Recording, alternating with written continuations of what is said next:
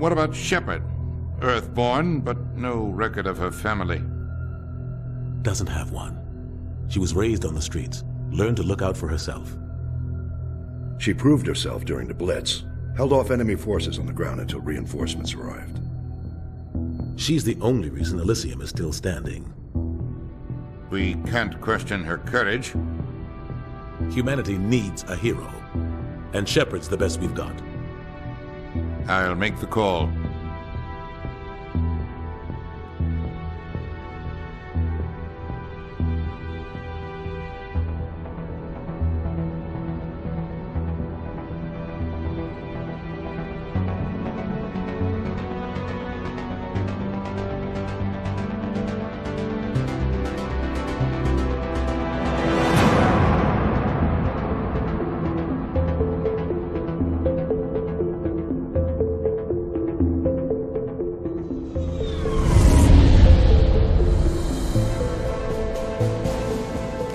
Prime relays in range. Initiating transmission sequence. Commander?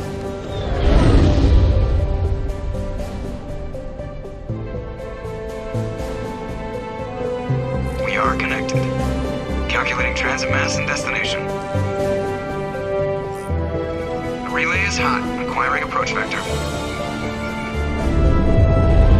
All stations secure for transit.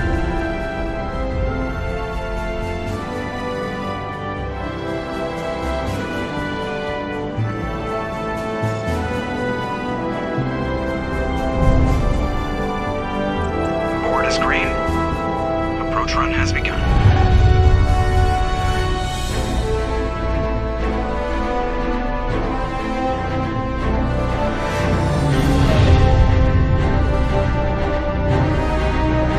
Hitting the relay in 3, 2,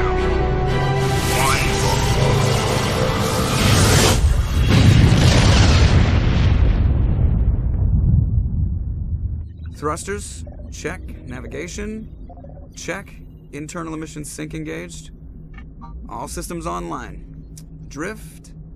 Just under 1500K. 1500 is good. Your captain will be pleased. I hate that guy. Nihilus gave you a compliment. So you hate him. You remember to zip up your jumpsuit on the way out of the bathroom? That's good. I just jumped us halfway across the galaxy and hit a target the size of a pinhead. So that's incredible. Besides, Spectres are trouble. I don't like having them on board. Call me paranoid. You're paranoid. The Council helped fund this project. They have a right to send someone to keep an eye on their investment. Yeah, that is the official story. But only an idiot believes the official story. They don't send Spectres on shakedown runs. So there's more going on here than the captain's letting on. Joker, status report. Just cleared the mass relay, Captain. Stealth systems engaged. Everything looks solid. Good. Find a comm buoy and link us into the network. I want mission reports relayed back to Alliance brass before we reach Eden Prime. Aye, aye, Captain. Better brace yourself, sir. I think Nihilus is headed your way. He's already here, Lieutenant. Tell Commander Shepard to meet me in the comm room for a debriefing. You get that, Commander? I'm on my way.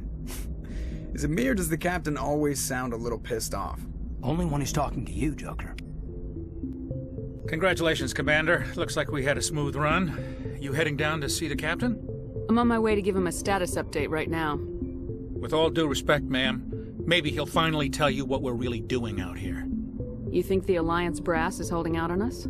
If all we're supposed to do is test out the stealth system, why is Captain Anderson in charge? And then there's Nihilus. Spectres are elite operatives, top covert agents.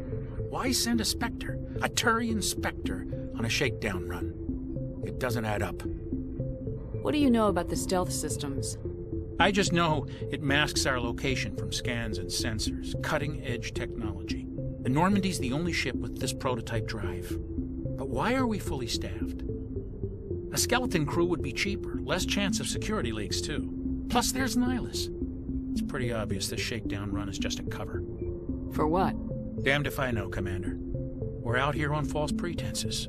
I'm not a fan of being left in the dark. Do you have a problem with the captain? No, ma'am. But I can't figure out what he's doing here. Captain Anderson is one of the most decorated Special Forces officers in the service. If he melted down all his medals, he could make a life-size statue of himself. You don't send a soldier like that on a do-nothing mission. He's treating this shakedown run too seriously.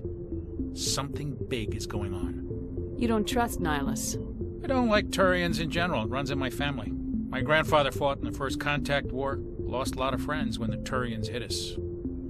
Nihilus is no ordinary Turian. You've got that right, Commander. We're an Alliance vessel, human military, but Nihilus doesn't answer to the captain like the rest of us. Spectres operate outside the normal chain of command. And they don't come along just to observe shakedown runs. Nihilus looks like he's expecting some heavy action. I don't like it. I'll see if I can get some answers when I see him. Good luck, Commander. What do you think, Commander? We won't be staying on Eden Prime too long, will we? I'm itching for some real action. I sincerely hope you're kidding, Corporal. Your real action usually ends with me patching up crew members in the infirmary. Only a fool goes looking for a fight, Corporal. Sorry, Commander, but this waiting's killing me. I've never been on a mission like this before, not one with a Spectre on board. What do you know about the Spectres? Only what I've heard. Spectre agents work directly for the Citadel Council. They usually work alone or in small groups. Spectres don't have any official power, though. Basically, they're a shadow organization with a mandate to preserve and protect galactic stability. Protect it at any cost. Don't forget that part. Spectres operate above the law. Why don't we have any of our own people in there? Spectres usually come from the Council races, like the Turians. We've been trying to get a human accepted into their ranks for years now. So far, it hasn't happened. Hey, Commander, you'd make a good Spectre. You're a war hero, right? Held off an entire enemy fleet during the Blitz single-handed? That's the kind of talent the Spectres are looking for. This is all just wild speculation. The Spectres aren't interested in recruiting humans, no matter how capable. How do you control agents with unlimited power? I suppose the Council could revoke the Spectre status of an agent who got out of hand. At that point, Citadel Security Services would take over. Those C-Sec grunts wouldn't stand a chance. The Spectres were 20 ordinary soldiers. The Spectres police themselves. An agent goes rogue, they send another agent to take him down. That's Spectre justice. The Corporal's confusing romantic legends with reality, Commander. What can you tell me about Nihilus? Turians are generally well respected by the other species. Their fleet has more patrols protecting Citadel space than any other. They don't always get on well with us, though. Some people find them too rigid. Others still blame them for the First Contact War. As for Nihilus, I haven't said more than 2 words to him. He usually only speaks to the captain. I heard Nihilus once took down an entire enemy platoon all by himself. Man, I can't believe I'm on a mission with an actual Spectre. You're from Eden Prime, aren't you, Jenkins? What's it like? It's very peaceful, Commander. They've been real careful with development, so you don't have any city noise or pollution. My parents lived on the outskirts of the colony. At night, I used to climb this big hill and stare across the fields back at the lights from the main settlement. It was gorgeous. But when I got older, I realized it was a little too calm and quiet for me. That's why I joined the Alliance. Even Paradise gets boring after a while. Any idea why Eden Prime was chosen as our destination? Not really sure, Commander. Eden Prime's one of our most stable colonies. Good place to take the Normandy for a shakedown run, I guess. No real danger there. There's gotta be something else going on. We've got a Spectre on board. That's why I'm so wound up. I can't wait for the real mission to start.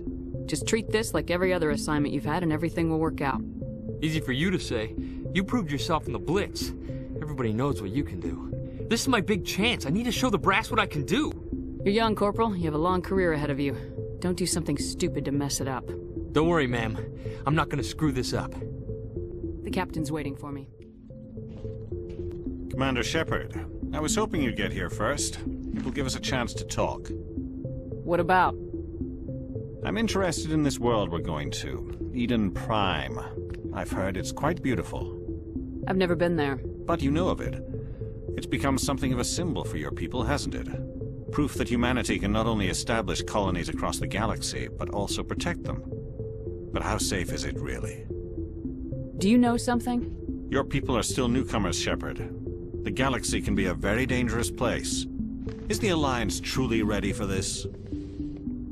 I think it's about time we told the commander what's really going on. This mission is far more than a simple shakedown run. I figured there was something you weren't telling us. We're making a covert pickup on Eden Prime. That's why we needed the stealth systems operational. There must be a reason you didn't tell me about this, sir? This comes down from the top, Commander. Information strictly on a need-to-know basis. A research team on Eden Prime unearthed some kind of beacon during an excavation. It was Prothean. I thought the Protheans vanished 50,000 years ago. Their legacy still remains. The mass relays, the Citadel, our ship drives. It's all based on Prothean technology. This is big, Shepard.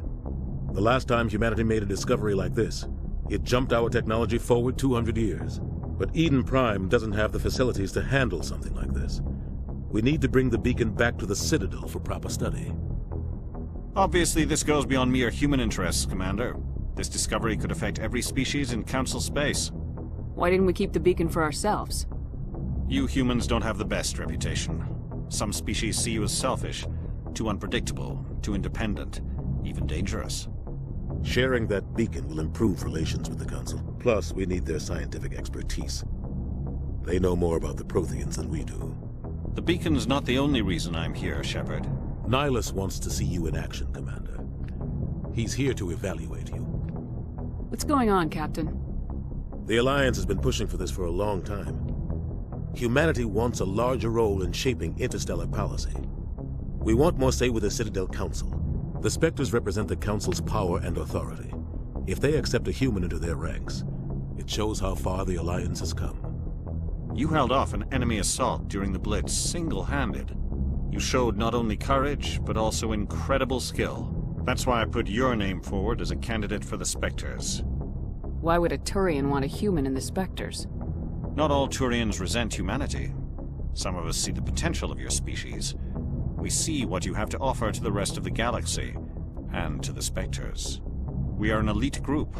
It's rare to find an individual with the skills we seek. I don't care that you're human, Shepard. I only care that you can do the job. I assume this is good for the Alliance. Earth needs this, Shepard. We're counting on you. I need to see your skills for myself, Commander. Eden Prime will be the first of several missions together. You'll be in charge of the ground team. Secure the beacon and get it onto the ship ASAP. Nihilus will accompany you to observe the mission. What do you know about the Protheans? Just what they taught us in school. They were a technologically advanced species that ruled the galaxy 50,000 years ago. Then they vanished.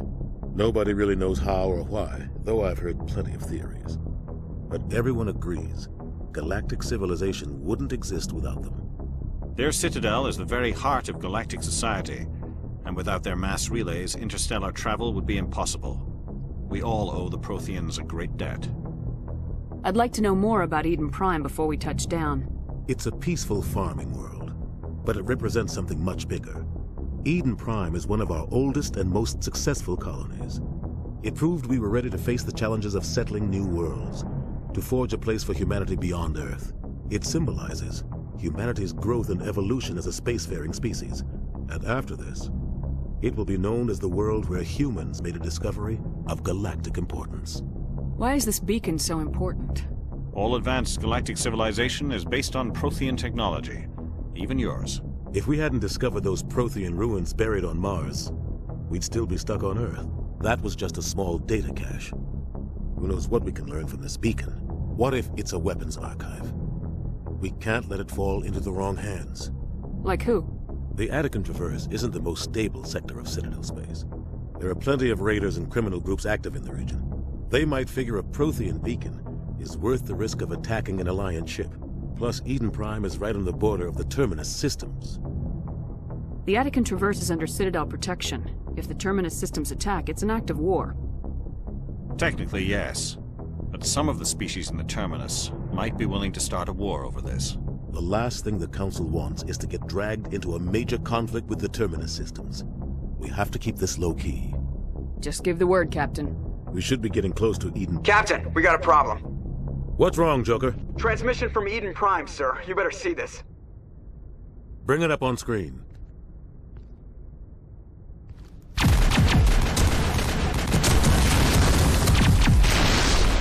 Get down!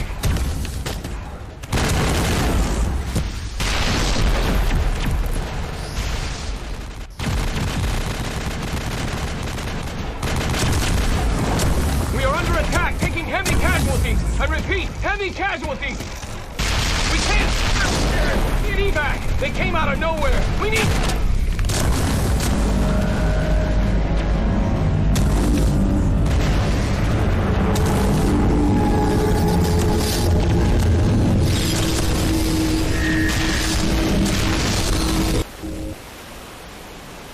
Everything cuts out after that. No comm traffic at all. Just goes dead. There's nothing. Reverse and hold at 38.5.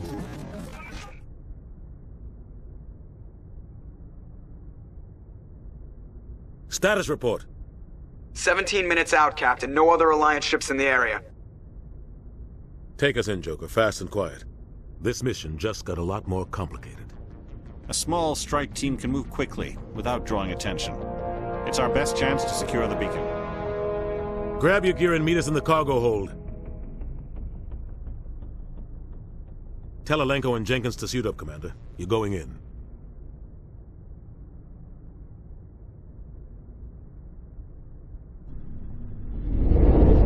Engaging stealth systems. Somebody was doing some serious digging here, Captain. Your team's the muscle in this operation, Commander. Go in heavy and head straight for the dig site.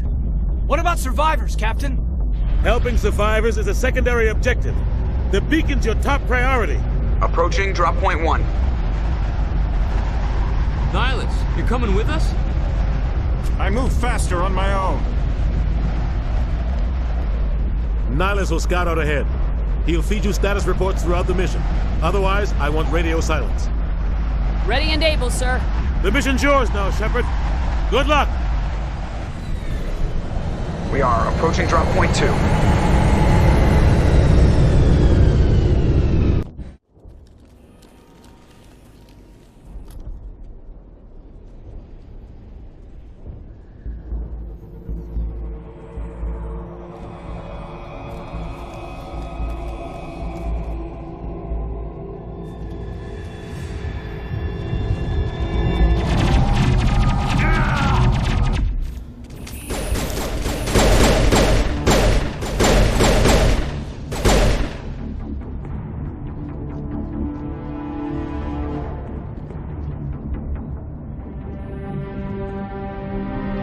Ripped right through his shields. We're at a chance. We'll see that he receives a proper service once the mission is complete. But I need you to stay focused. Aye, aye, man.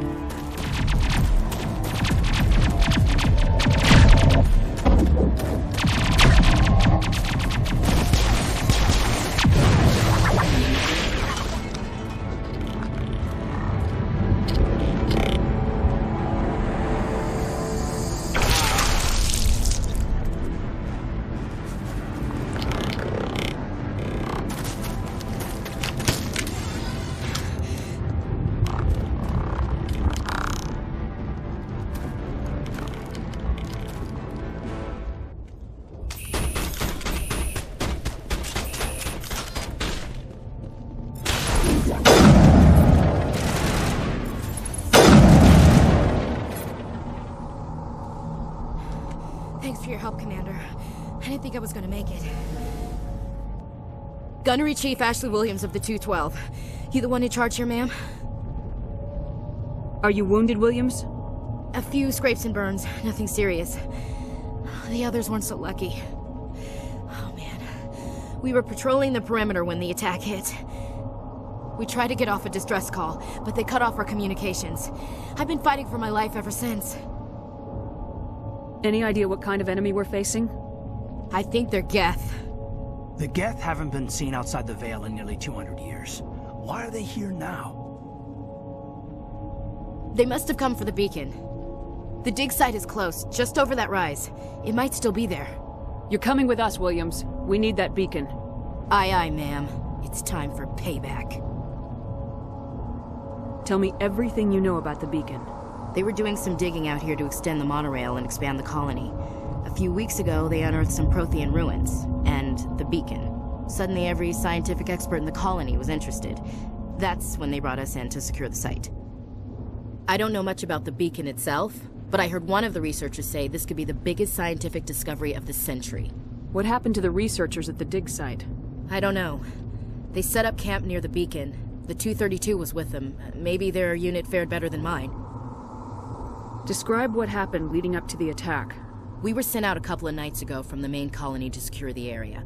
Seemed like a routine patrol, until the Geth hit us. We never knew they were coming. What else do you know about the Geth? Just what I remember from history class back in school. They're synthetics, non-organic life forms with limited AI programming, created by the Quarians a few centuries ago. They were supposed to be a source of cheap labor, but ended up turning on the Quarians and drove them into exile. Well, after that, they just kind of disappeared behind the Perseus Veil. Nobody's really heard much from them since. Have you seen a Turian Spectre around here? There aren't any Turians on Eden Prime, none that I've ever met. Not sure I'd be able to tell if one was a Spectre anyway. If you saw this guy, you'd know. Carries enough firepower to wipe out a whole platoon. Luckily, he's on our side. Sorry. Like I said, no Turians. Move out! This is the dig site. The beacon was right here. It must have been moved. By who? Our side or the Geth? Hard to say. Maybe we'll know more after we check out the research camp. You think anyone got out of here alive? If they were lucky. Maybe hiding up in the camp. It's just on the top of this ridge, up the ramps. Looks like they hit the camp hard. It's a good place for an ambush. Keep your guard up.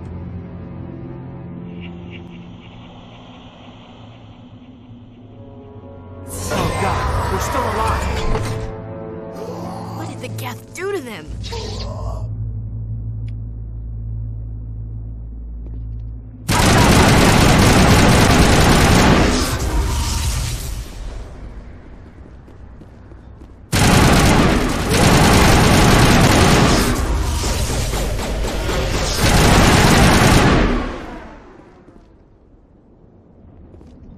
All targets down. Humans. Thank the Maker. Hurry! Close the door before they come back. Don't worry. We'll protect you. Thank you. I think we'll be okay now. It looks like everyone's gone. You're Dr. Warren, the one in charge of the excavation. Do you know what happened to the beacon? It was moved to the spaceport this morning. Manuel and I stayed behind to help pack up the camp. When the attack came, the Marines held them off long enough for us to hide. They gave their lives to save us. No one is saved. The age of humanity is ended. Soon, only ruin and corpses will remain. What else can you tell me about the attack? It all happened so fast. 1 second we were gathering up our equipment. The next we were hiding in the shed while the Geth swarmed over the camp. Agents of the Destroyers. Bringers of darkness. Heralds of our extinction. We could hear the battle outside. Gunfire, screams. I thought it would never end. Then everything went quiet. We just sat there, too afraid to move, until you came along. Can you tell me anything about the beacon? It's some type of data module from a galaxy-wide communications network. Remarkably well preserved. It could be the greatest scientific discovery of our lifetime. Miraculous new technologies, groundbreaking medical advances. Who knows what secrets are locked inside? We have unearthed the heart of evil. Awakened the beast. Unleashed the darkness. Manuel, please. This isn't the time. Did you notice a Turian in the area? I saw him. The Prophet. Leader of the enemy. He was here before the attack. That's impossible. Nihilus was with us in the Normandy before the attack. He couldn't have been here.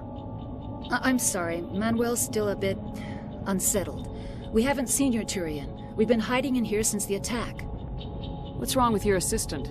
Manuel has a brilliant mind, but he's always been a bit unstable. Genius and madness are two sides of the same coin. Is it madness to see the future? To see the destruction rushing towards us? To understand there is no escape? No hope? No. I am not mad. I'm the only sane one left. I gave him an extra dose of his meds after the attack. Williams, take us to the spaceport. You can't stop it. Nobody can stop it. Night is falling. The darkness of eternity. Hush, Manuel. Go lie down. You'll feel better once the medication kicks in.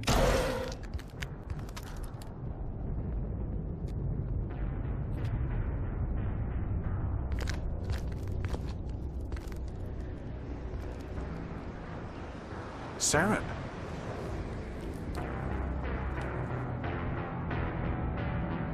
Nihilus. This isn't your mission, Saren. What are you doing here?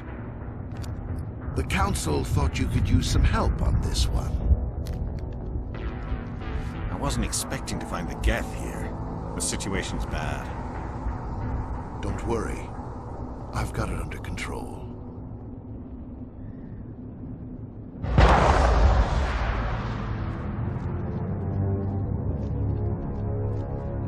What is that? Off in the distance. It's a ship. Look at the size of it.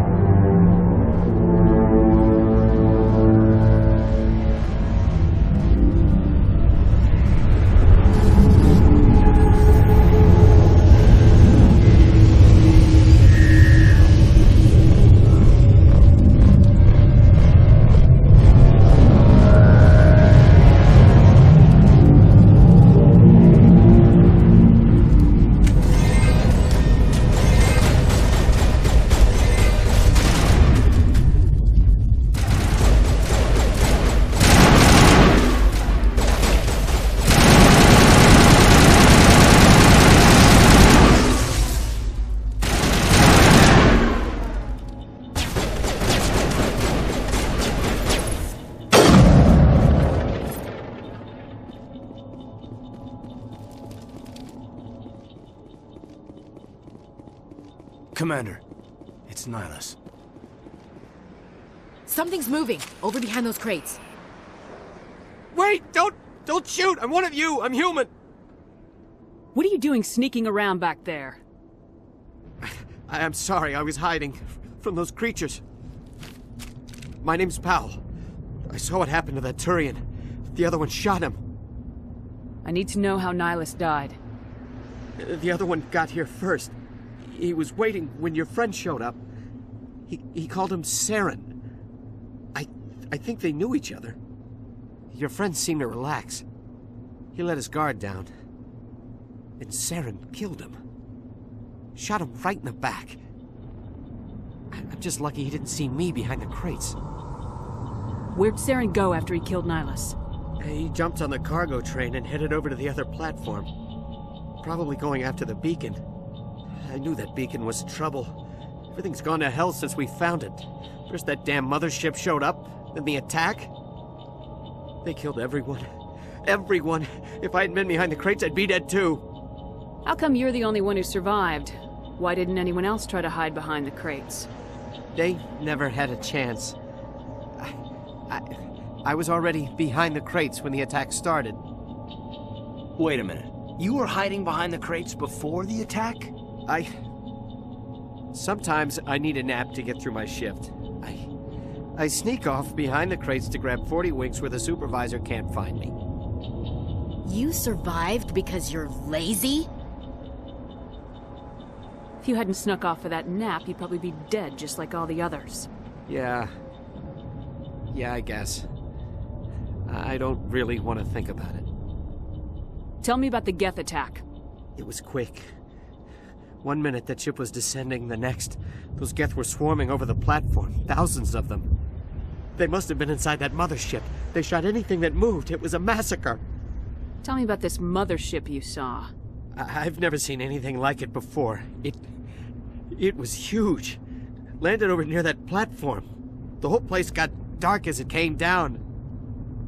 And it was making this noise, this sound that bored right into your brain. That's what woke me up. The attack came a few minutes later.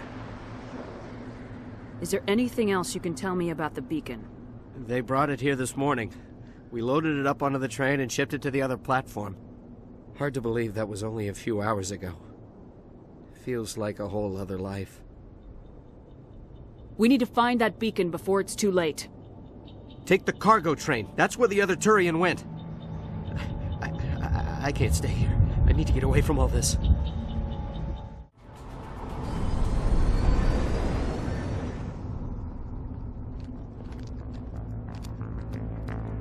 Set the charges. Destroy the entire colony. Leave no evidence that we were here.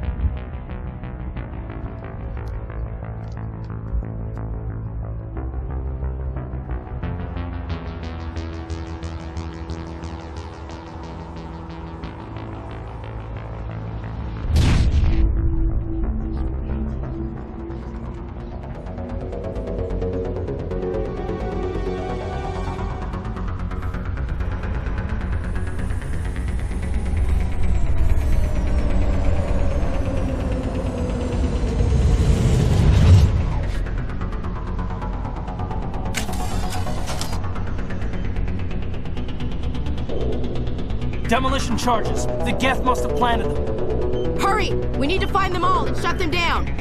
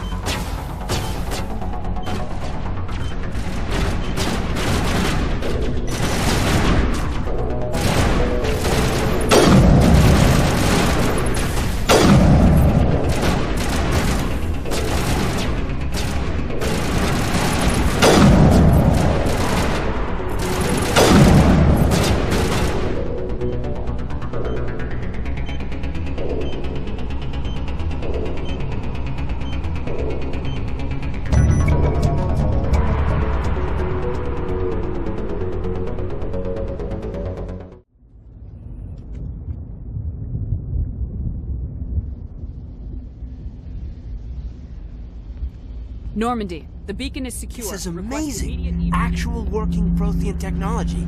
Unbelievable. It wasn't doing anything like that when they dug it up. Something must have activated it. Roger, Normandy. Standing by.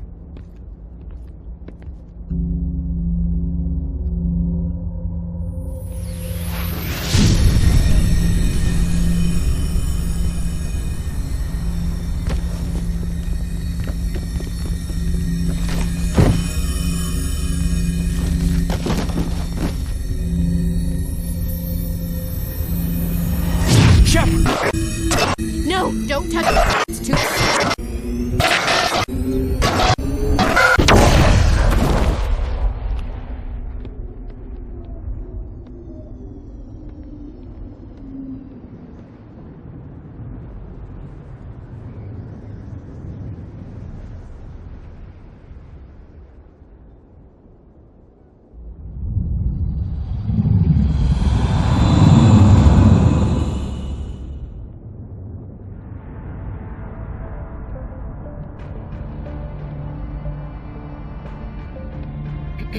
We identified the ship that touched down on Eden Prime. The Normandy, a human alliance vessel. It was under the command of Captain Anderson. They managed to save the colony. And the beacon. One of the humans may have used it.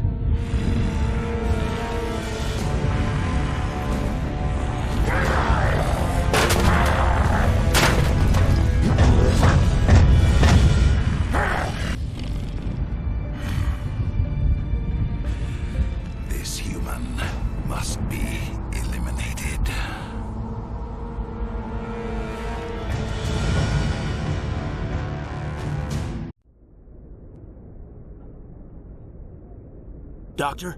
Dr. Chakwas. I think she's waking up.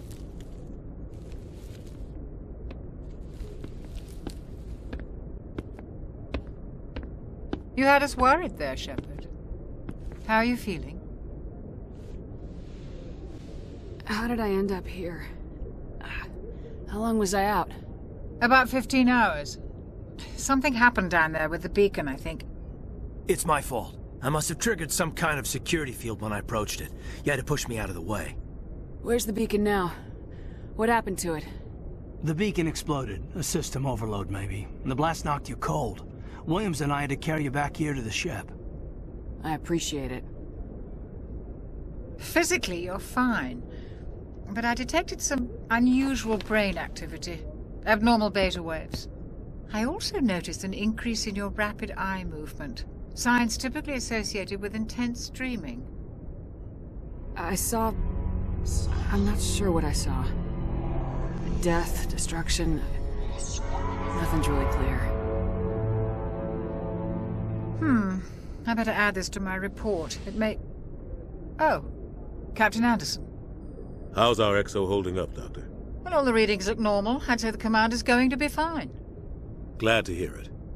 Shepard, I need to speak with you. In private. Aye, aye, Captain. I'll be in the mess if you need me. Sounds like that beacon hit you pretty hard, Commander. Are you sure you're okay? I don't like soldiers dying under my command. Jenkins wasn't your fault. You did a good job, Shepard. Did we leave Gunnery Chief Williams back on Eden Prime? I figured we could use a soldier like her. She's been reassigned to the Normandy. Williams is a good soldier. She deserves it. Lieutenant Alenko agrees with you. That's why I added her to our crew. You said you needed to see me in private, Captain? I won't lie to you, Shepard. Things look bad. Nihilus is dead. The beacon was destroyed and Geth are invading. The Council's going to want answers. I didn't do anything wrong, Captain. Hopefully the Council can see that. I'll stand behind you and your report, Shepard. You're a damned hero in my books. That's not why I'm here. It's Saren, that other Turian. Saren's a Spectre, one of the best. A living legend. But if he's working with the Geth, it means he's gone rogue. A rogue Spectre's trouble. Saren's dangerous, and he hates humans. Why? He thinks we're growing too fast, taking over the galaxy. A lot of aliens think that way. Most of them don't do anything about it. But Saren has allied himself with the Geth. I don't know how, I don't know why. I only know it had something to do with that beacon. You were there just before that beacon self-destructed. Did you see anything? Any clue that might tell us what Saren was after? Just before I lost consciousness, I had some kind of vision. A vision? A vision of what? I saw synthetics. Geth, maybe. Slaughtering people. Butchering them. We need to report this to the Council, Shepard. What are we gonna tell them? I had a bad dream? We don't know what information was stored in that beacon. Lost Prothean technology? Blueprints for some ancient weapon of mass destruction? Whatever it was. Saren took it. But I know Saren. I know his reputation is politics. He believes humans are a blight on the galaxy. This attack was an act of war. He has the secrets from the beacon.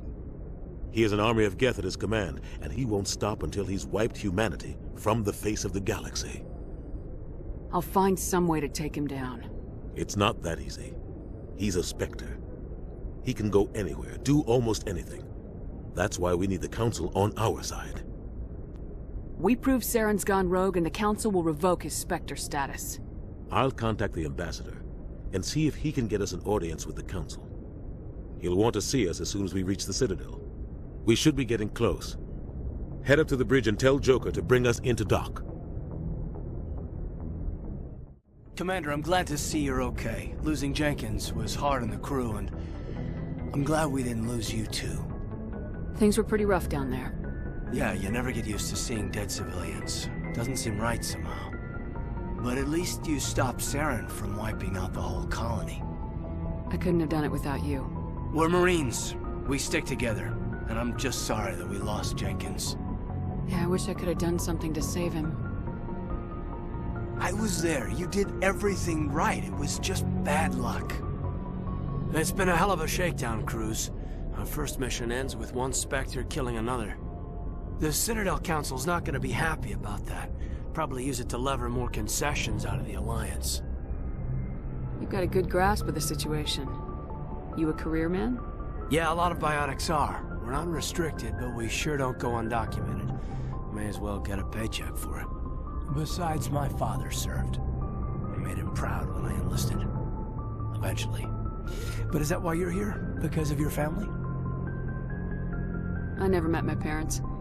If they wanted to see me, they'd have contacted me after that mess a few years back. Oh, that's right, the Blitz.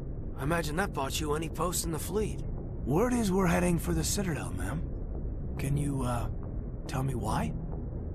The captain hopes the Ambassador can get an audience with the Council. Tell them what Saren's been up to.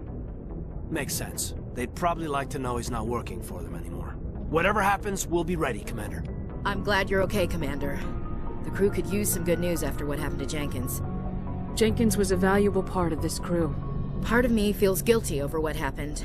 If Jenkins was still alive, I might not be here. You're a good soldier, Williams. You belong on the Normandy. Thanks, Commander.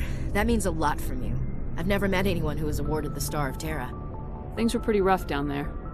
Are you okay? I've seen friends die before. Comes with being a Marine. But to see my whole unit wiped out, and you never get used to seeing dead civilians. But things would have been a lot worse if you hadn't shown up. We couldn't have done it without you, Williams. Thanks, Commander.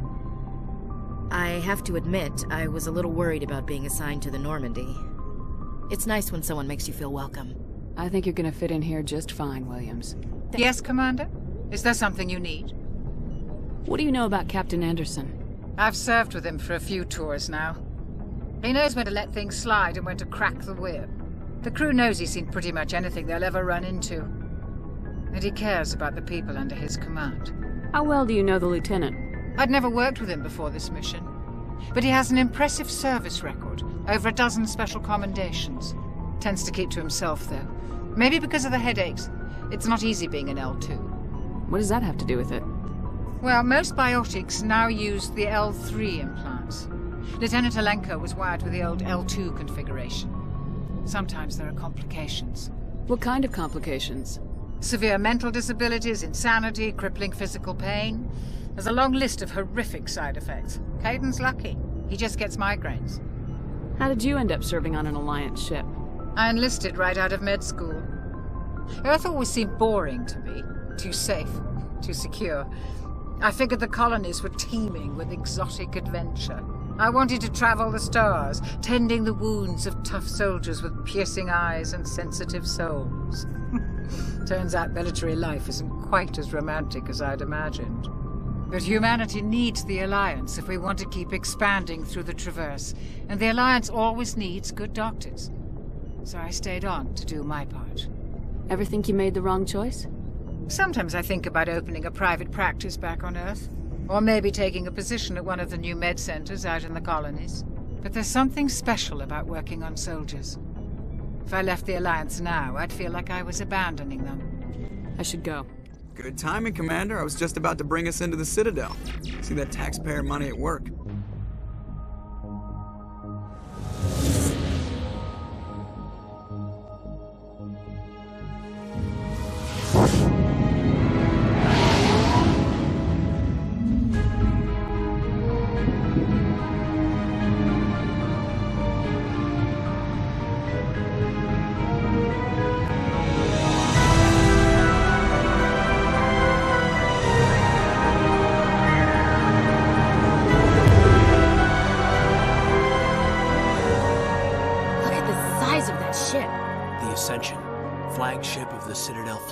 Well, size isn't everything.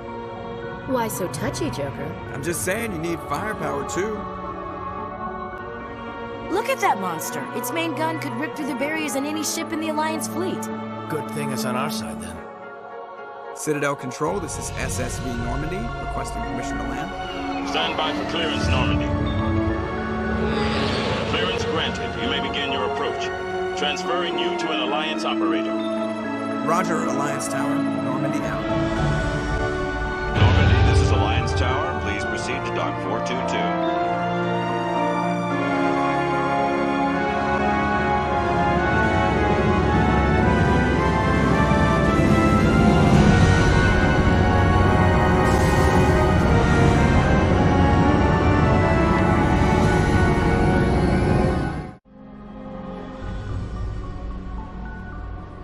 This is an outrage! The Council would step in if the Geth attacked a Turian colony? The Turians don't found colonies on the borders of the Terminus systems, Ambassador. Humanity was well aware of the risks when you went into the Traverse. What about Saren? You can't just ignore a rogue Spectre. I demand action! You don't get to make demands of the Council, Ambassador. Citadel Security is investigating your charges against Saren. We will discuss the CSEC findings at the hearing, not before. Captain Anderson, I see you brought half your crew with you. Just the ground team from Eden Prime, in case you had any questions. I have the mission reports. I assume they're accurate? They are. Sounds like you convinced the Council to give us an audience. They were not happy about it. Saren's their top agent. They don't like him being accused of treason. Saren's a threat to every human colony out there. If they don't stop him, I will. Settle down, Commander. You've already done more than enough to jeopardize your candidacy for the Spectres. The mission on Eden Prime was a chance to prove you could get the job done. Instead, Nihilus ended up dead and the beacon was destroyed. That's Saren's fault, not hers. Then we better hope the CSEC investigation turns up evidence to support our accusations. Otherwise, the Council might use this as an excuse to keep you out of the Spectres. Come with me, Captain.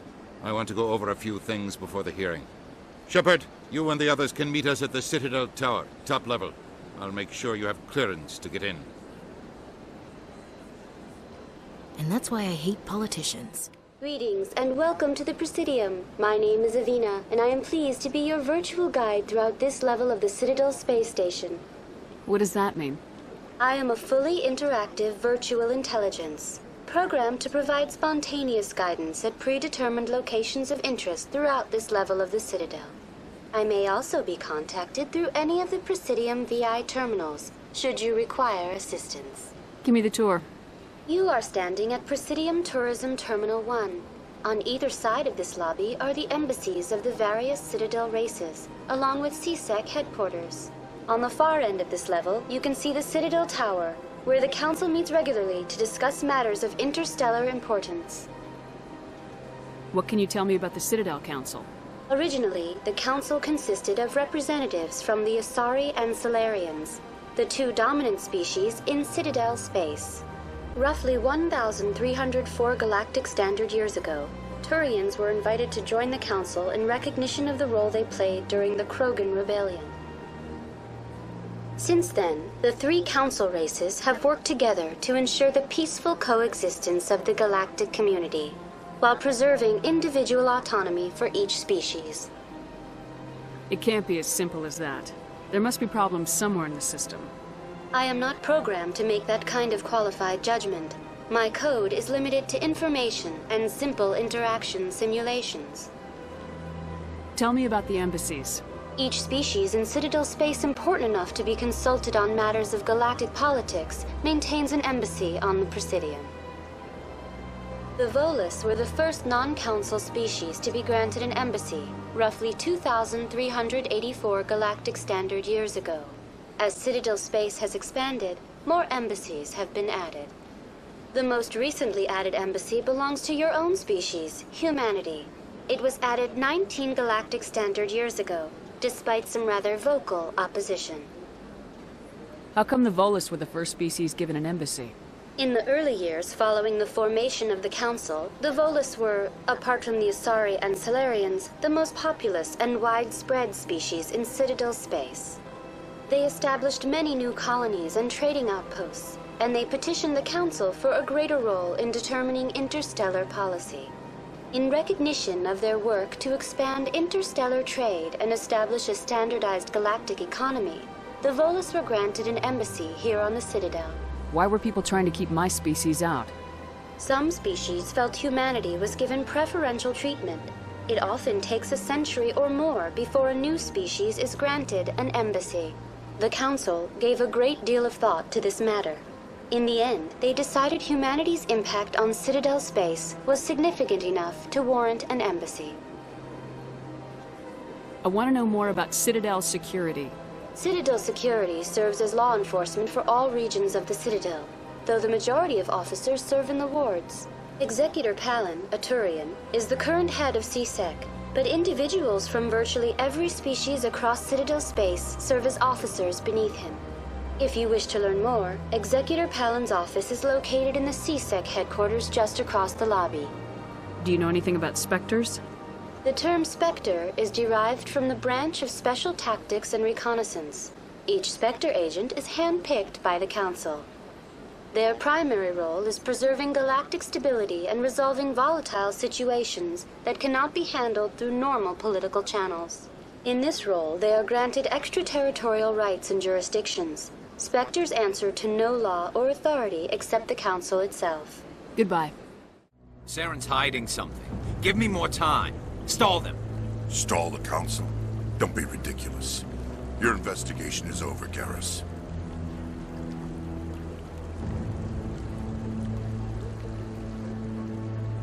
Commander Shepard, Garrus Vicarian. I was the officer in charge of the CSEC investigation into Saren. Who were you just talking to? That was Executor Palin. Head of Citadel Security, my boss. He'll be presenting my findings on Saren to the Council. Sounds like you really want to bring him down. I don't trust him. Something about him rubs me the wrong way. But he's a Spectre. Everything he touches is classified. I can't find any hard evidence. I think the Council's ready for us, Commander. The hearing's already started. Come on.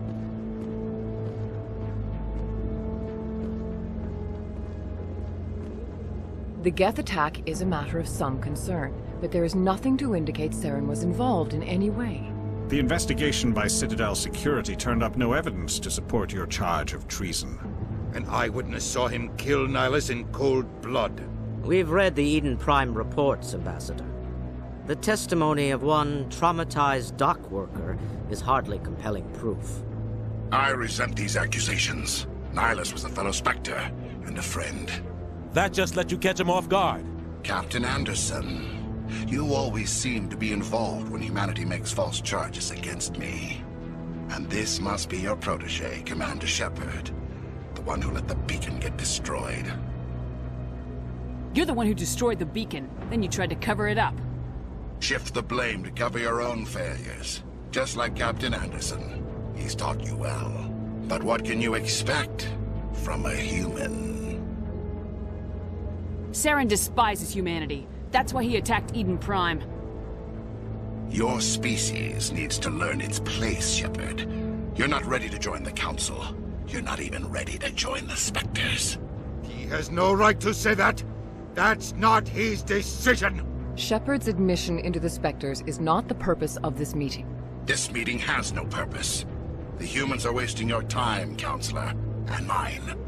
You can't hide behind the Council forever. There is still one outstanding issue. Commander Shepard's vision. It may have been triggered by the beacon. Are we allowing dreams into evidence now? How can I defend my innocence against this kind of testimony? I agree. Our judgment must be based on facts and evidence, not wild imaginings and reckless speculation. Do you have anything else to add, Commander Shepard? You've made your decision. I won't waste my breath.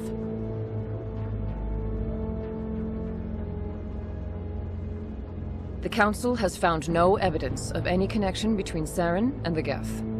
Ambassador, your petition to have him disbarred from the Spectres is denied. I'm glad to see justice was served. This meeting is adjourned.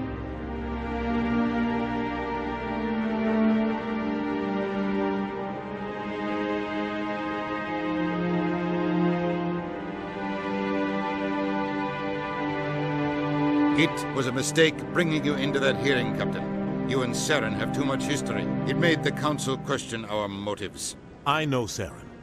He's working with the Geth for one reason. To exterminate the entire human race. Every colony we have is at risk. Every world we control is in danger. Even Earth isn't safe. Tell me about this history between you and Saren. I worked with him on a mission a long time ago. Things went bad. Real bad. We shouldn't talk about this here. But I know what he's like. And he has to be stopped. What's our next step? As a Spectre, he's virtually untouchable. We need to find some way to expose him. What about Garrus, that CSEC investigator? We saw him arguing with the Executor. That's right. He was asking for more time to finish his report. Seems like he was close to finding something on Saren. Any idea where we could find him? I have a contact in CSEC who can help us track Garrus down. His name is Harkin. Forget it. They suspended Harkin last month, drinking on the job. I won't waste my time with that loser. You won't have to.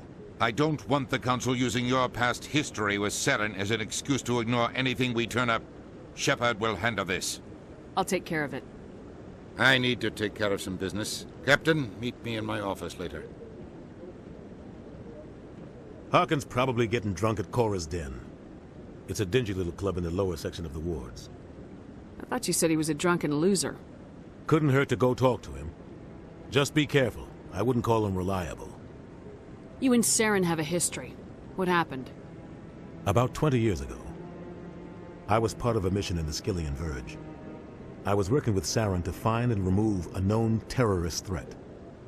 Saren eliminated his target, but a lot of people died along the way. Innocent people. And the official records just covered it all up. But I saw how he operates. no conscience, no hesitation. He'd kill 1,000 innocent civilians to end a war without a second thought. Killing innocents doesn't end wars. It causes them. I know how the world works, Commander.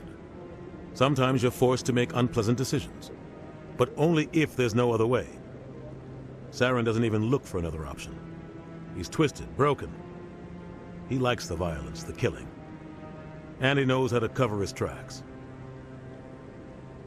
Our ambassador doesn't seem to get along with the Council. He's just frustrated. The Council's always preaching that we need to be part of the galactic community. But for them, it's a one-way street. They want us to expand and settle unstable regions like the Skillian Verge and the Attican Traverse. But when we run into trouble, they don't want to help us out. Everyone knows it's only a matter of time until we get a seat on the Council. The ambassador just thinks it should happen sooner rather than later. And I agree. I want to know more about the Spectres. They're not your typical government agency. They tend to work alone, behind the scenes. They take care of problems the Council can't. It's not easy preserving peace across an entire galaxy. The Council prefers to use diplomacy and negotiation. But sometimes more extreme measures are needed. What's their command structure like? There is no command structure. Each Spectre answers directly to the Council. Sometimes they're sent on specific missions. Other times, they act on their own. They tend to operate outside the law, do whatever it takes to accomplish their goals.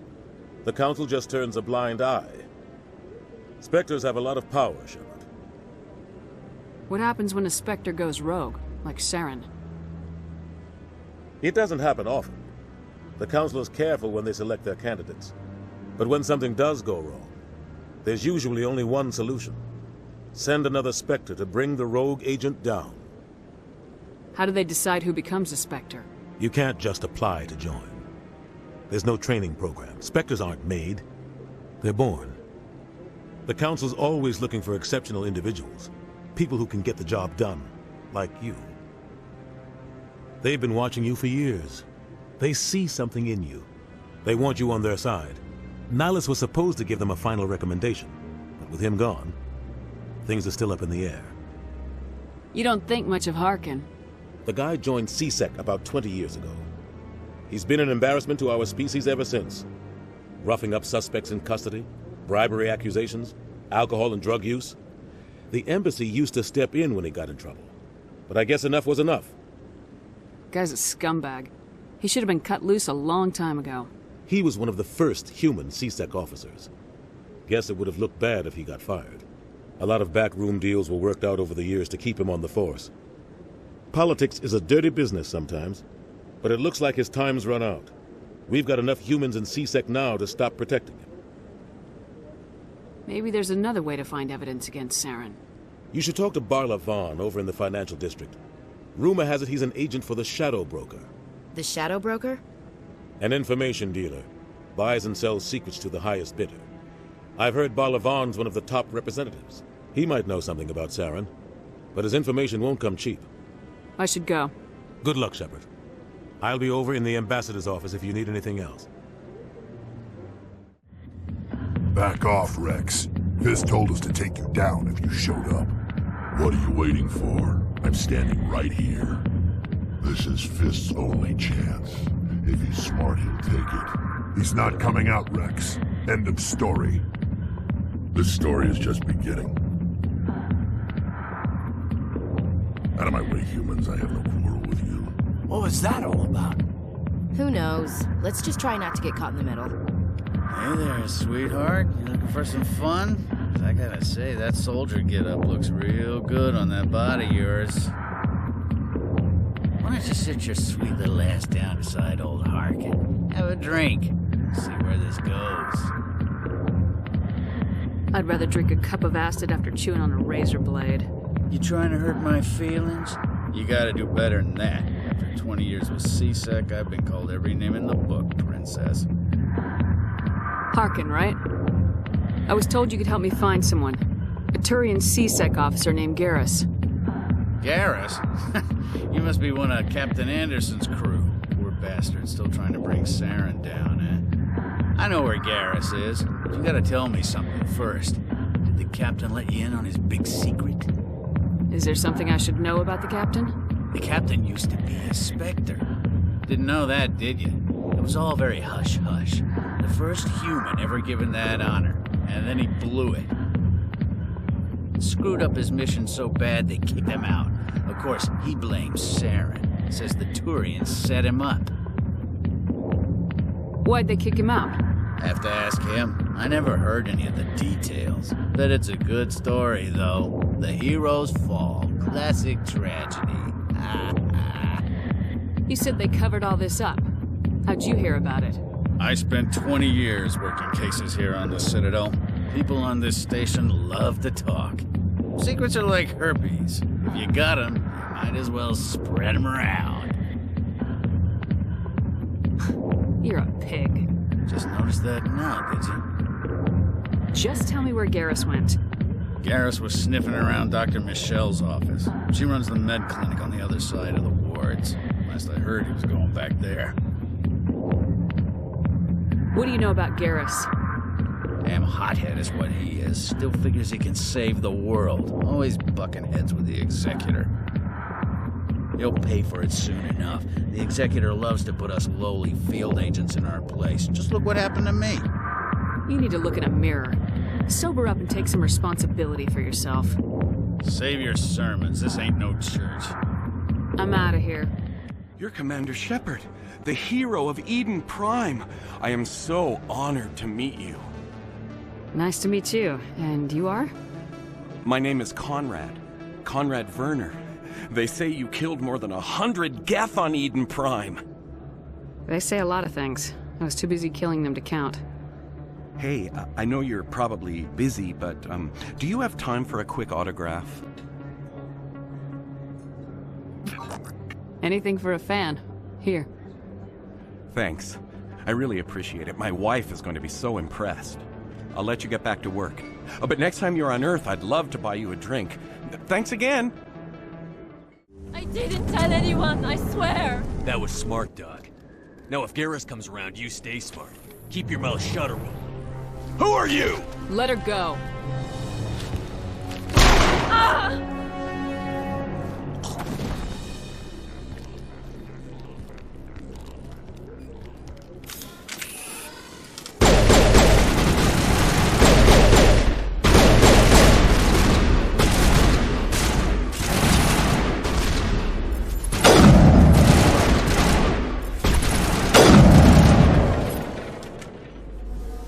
Perfect timing, Shepard. Gave me a clear shot at that bastard. What were you thinking? You could have hit the hostage. There wasn't time to think. I just reacted. I didn't mean to... Dr. Michelle, are you hurt?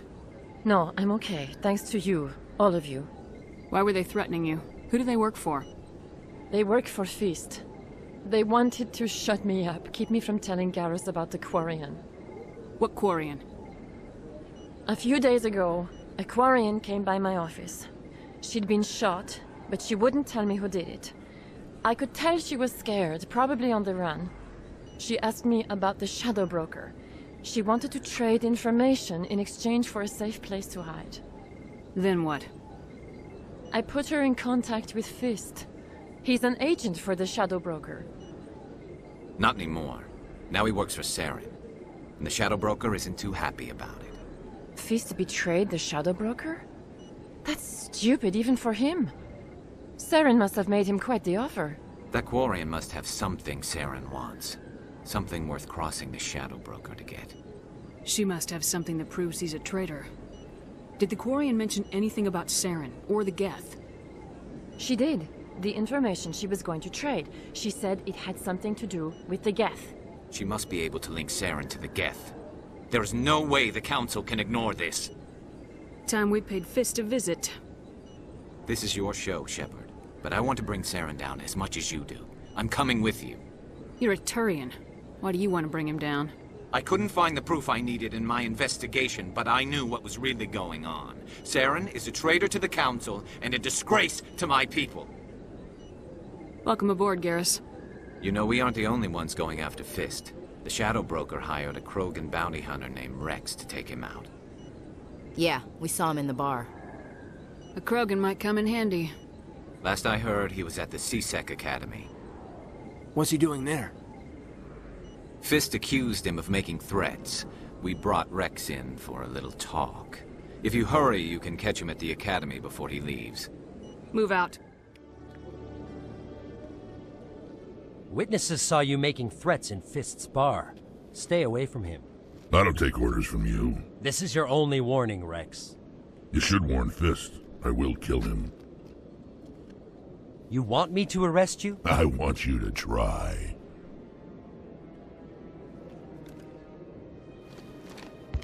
Go on. Get out of here. Do I know you, human? My name's Shepard. I'm going after Fist. Thought you might want to come along. Shepard. Commander Shepard. I've heard a lot about you. We're both warriors, Shepard. Out of respect, I'll give you a fair warning. I'm going to kill Fist. Fist knows you're coming. We'll have a better chance if we all work together. My people have a saying. Seek the enemy of your enemy, and you will find a friend. Does this mean you're part of my team, Rex? Let's go. I hate to keep Fist waiting. Looks like it's shut down. Fist knows. Over there!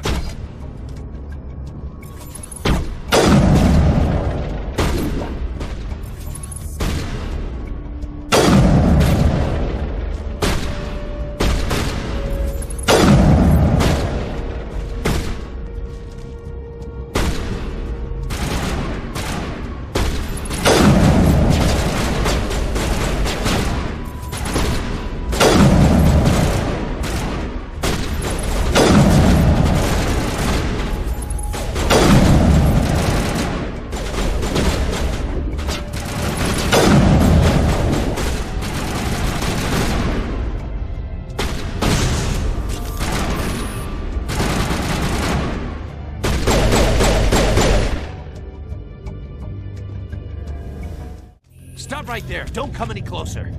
Warehouse workers. All the real guards must be dead. Stay back or we'll shoot. This would be a good time to find somewhere else to work. Yeah, right. That's a good idea. Yeah, I never liked Fist anyway. It would have been quicker to just kill them. Shooting people isn't always the answer.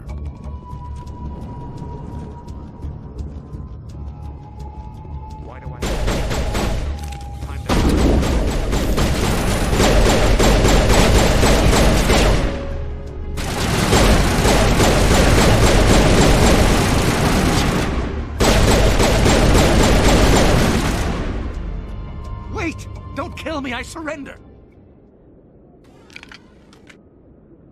Where's the Quarian? She's not here. I don't know where she is. That's the truth. He's no use to you now. Let me kill him. Wait. I don't know where the Quarian is, but I know where you can find her. The Quarian isn't here. Said she'd only deal with the Shadow Broker himself. Face to face? Impossible. Even I was hired through an agent. Nobody meets the Shadow Broker. Ever. Even I don't know his true identity. But she didn't know that. I told her I'd set a meeting up. But when she shows up, it'll be Saren's men waiting for her. Give me the location, now. Here on the wards, the back alley by the markets. She's supposed to meet them right now. You can make it if you hurry. What are you doing? The Shadow Broker paid me to kill him. I don't leave jobs half done. We don't shoot unarmed prisoners. How many people died because of him? He brought this on himself. Besides, we have more pressing concerns. That Quarian's dead if we don't go now. Did you bring it? Where's the Shadow Broker? Where's Fist? They'll be here. Where's the evidence? No way. The deal's off.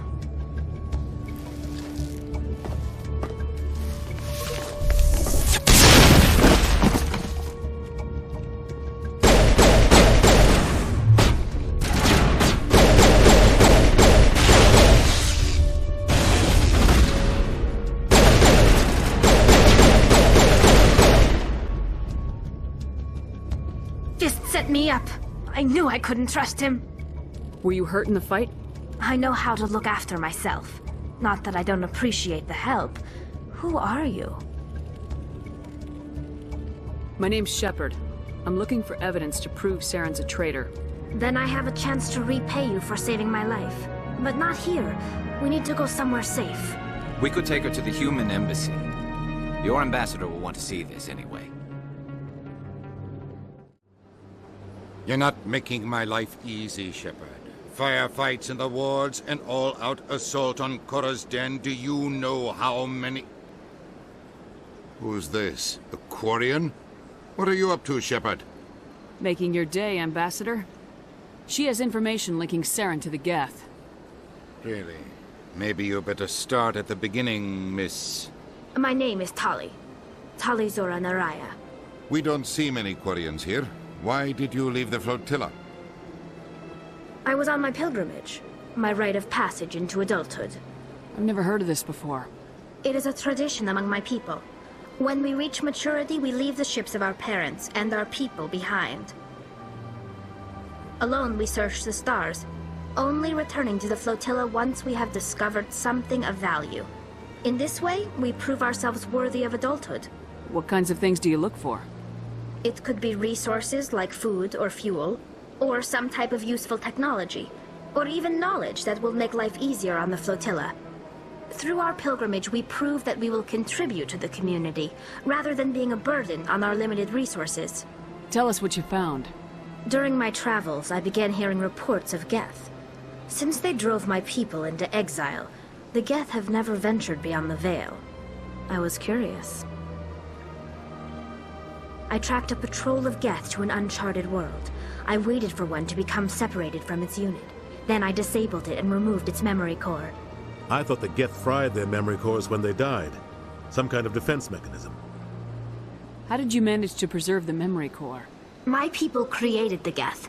If you're quick, careful, and lucky, small caches of data can sometimes be saved. Most of the core was wiped clean, but I salvaged something from its audio banks. Eden Prime was a major victory. The beacon has brought us one step closer to finding the conduit. That's Saren's voice. This proves he was involved in the attack. He said Eden Prime brought him one step closer to finding the conduit. Any idea what that means? The conduit must have something to do with the beacon. Maybe it's some kind of Prothean technology. Like a weapon. Wait, there's more. Saren wasn't working alone. Eden Prime was a major victory. The beacon has brought us one step closer to finding the conduit. And one step closer to the return of the Reapers. I don't recognize that other voice, the one talking about Reapers. Are they some kind of new alien species? According to the memory core, the Reapers were a hyper-advanced machine race that existed 50,000 years ago. The Reapers hunted the Protheans to total extinction, and then they vanished. At least, that's what the Geth believe. Sounds a little far-fetched. The vision on Eden Prime. I understand it now. I saw the Protheans being wiped out by the Reapers. The Geth revere the Reapers as gods, the pinnacle of non-organic life. And they believe Saren knows how to bring the Reapers back. The Council is just going to love this. The Reapers are a threat to every species in Citadel space. We have to tell them. No matter what they think about the rest of this, those audio files prove Saren's a traitor. The Captain's right. We need to present this to the Council right away. What about her? The Quarian? My name is Tali. You saw me in the alley, Commander. You know what I can do. Let me come with you. I thought you were on your pilgrimage. The pilgrimage proves we are willing to give of ourselves for the greater good. What does it say about me if I turn my back on this? Saren is a danger to the entire galaxy. My pilgrimage can wait. I'll take all the help I can get. Thanks. You won't regret this. Anderson and I will go ahead to get things ready with the Council. Take a few minutes to collect yourself, then meet us in the tower. Commander Shepard, my name is Samesh Bhatia. Forgive the intrusion, but I have nowhere else to turn. What do you need? My wife was a Marine. She was in the 212 on Eden Prime. Wait, the 212? Your wife was Serviceman Nirali Bhatia. I'm Gunnery Chief Ashley Williams. I served in her unit. Chief Williams, it is a pleasure. Nirali spoke of you with great respect. I'm so sorry for your loss, Mr. Bhatia. Nirali was a good woman. What can we do for you? I've requested that my wife's body be returned to me for cremation, but the military has refused my request. Why did they refuse your request? There's got to be some reason. I don't know. All I know is that they have declared it impossible for my wife to be returned to me. We'll look into it. The man in charge of my case is Mr. Bosker. When I last saw him, he was in the expensive bar over there. Thank you for your time. I just want to give my wife a proper funeral, and the respect she deserves. My goodness, you're Commander Shepard. Your activities made for quite a briefing in the Diplomatic Corps. Is there something I can do to assist you? Yes. A man named Samesh Bhatia is having some trouble claiming his wife's body. Ah, Mr. Bhatia. A good man in an understandably frustrating position. I wish I could help him. Serviceman Nirali Bhatia died on Eden Prime, as Mr. Bhatia no doubt told you. Her wounds are inconsistent with any type of weapon damage we've seen before. That is why her body is being held. You think that her body might be dangerous or contaminated? No, Commander. Nirali Bhatia is not dangerous. Her body is in fact extremely valuable to the Alliance. The tests we're conducting may lead to better defenses against Geth attacks. Respectfully, Serviceman Bhatia may save more lives in death than she did in life. How long do you think this research is going to take? This is a long-term study. I wouldn't expect the bodies to be released for a year or longer. You gotta have a lot of bodies. Can't you release one?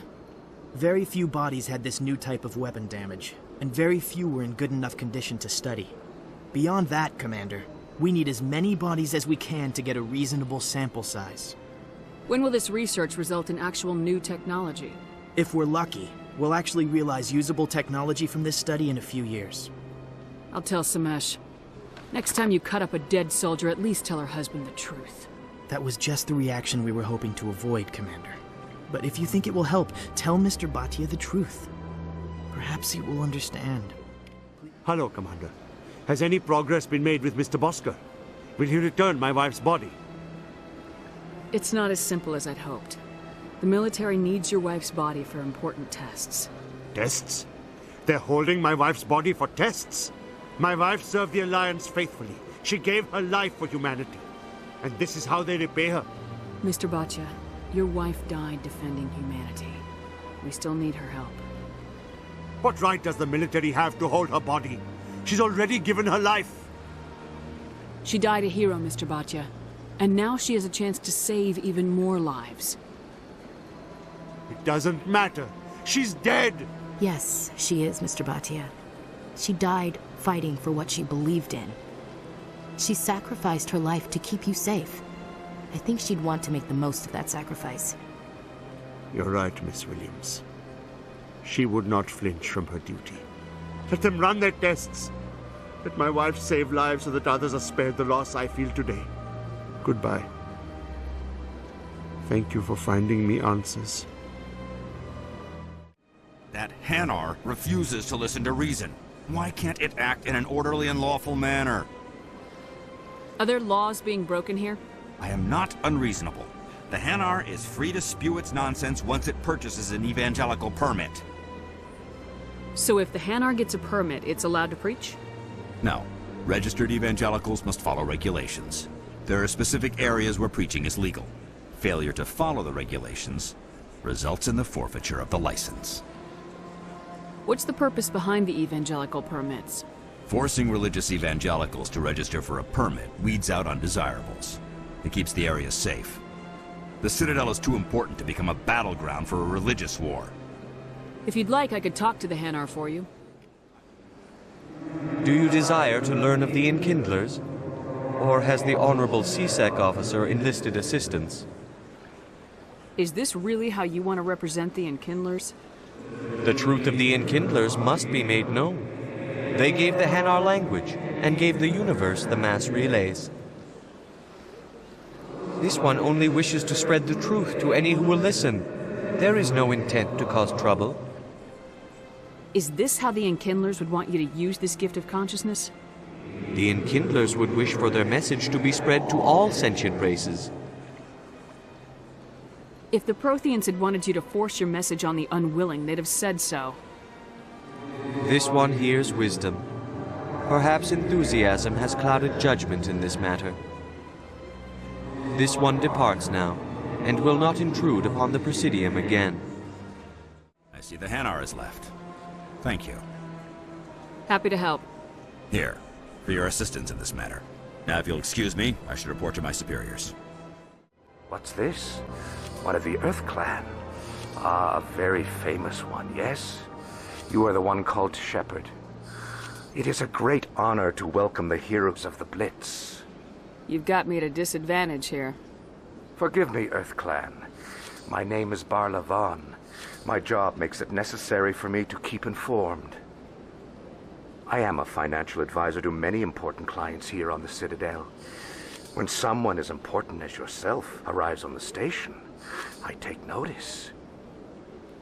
Tell me more about your job. Galactic finance is incredibly complex. A mix of laws and regulations from dozens of interstellar economies. I'm an expert in how all these economies interact. For a fee, I share my expertise. I also offer premium services for those clients who need someone to conduct business without drawing unwanted attention. Discreet and efficient. That's my motto. Sounds pretty shady. Everything I do falls completely within the bounds of interstellar commerce law. Even so, many of my clients would prefer their transactions remain undisclosed. For example, suppose a Hanar ambassador was petitioning the Council to reduce tariffs on Hanar goods. How would it look if he had money invested in a Hanar exporting company? Even if his true motives were to help his people, he would be accused of advancing the petition for his own personal gain. I can keep his personal finances private. What's it like living here on the Citadel? The station is without a doubt the greatest wonder in the galaxy. It is a technological marvel, but its true splendor goes much deeper than the hull and engines. From the Presidium to the wards, the entire station is a testament to the success of the Council. All the species of Citadel spaced together in a single, strong community. I should go. Come on. Udina's presenting the Quarians' evidence to the Council. Eden Prime was a major victory. The beacon has brought us one step closer to finding the conduit. And one step closer to the return of the Reapers. You wanted proof? There it is. This evidence is irrefutable, Ambassador. Saren will be stripped of his Spectre status, and all efforts will be made to bring him in to answer for his crimes. I recognize the other voice, the one speaking with Saren. Matriarch Benezia. Who is she? Matriarchs are powerful Asari who have entered the final stage of their lives. Revered for their wisdom and experience, they serve as guides and mentors to my people. Matriarch Benezia is a powerful biotic, and she had many followers. She will make a formidable ally for Saren. I'm more interested in the Reapers. What do you know about them? Only what was extracted from the Geth's memory core. The Reapers were an ancient race of machines that wiped out the Protheans. Then they vanished. The Geth believe the Reapers are gods, and Saren is the prophet for their return. We think the conduit is the key to bringing them back. Saren's searching for it. That's why he attacked Eden Prime. Do we even know what this conduit is? Saren thinks it can bring back the Reapers. That's bad enough. Listen to what you're saying. Saren wants to bring back the machines that wiped out all life in the galaxy? Impossible. It has to be. Where did the Reapers go? Why did they vanish? How come we found no trace of their existence? If they were real, we'd have found something. I tried to warn you about Saren, and you refused to face the truth. Don't make the same mistake again. This is different.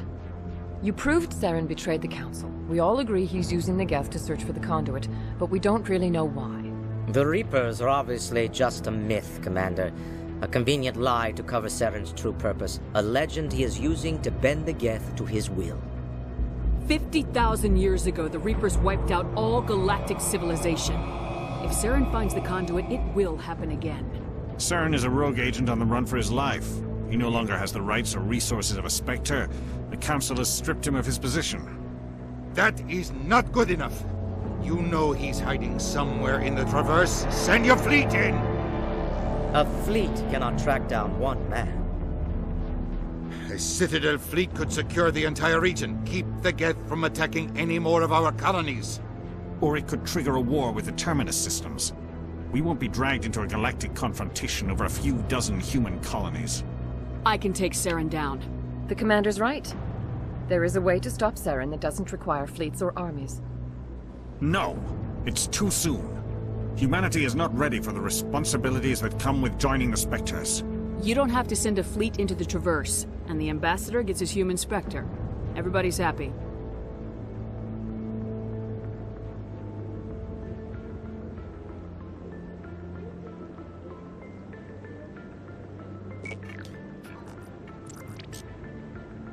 Commander Shepard, step forward.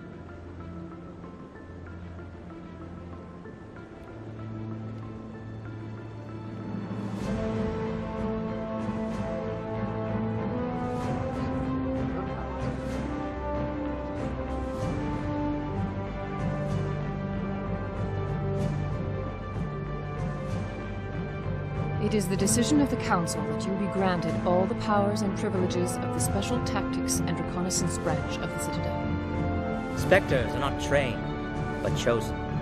Individuals forged in the fire of service and battle. Those whose actions elevate them above the rank and file. Spectres are an ideal, a symbol, the embodiment of courage, determination, and self-reliance.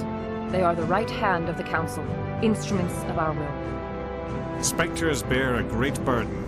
They are protectors of galactic peace, both our first and last line of defense. The safety of the galaxy is theirs to uphold. You are the first human Spectre, Commander.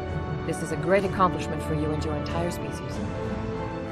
I'm honored, Counselor.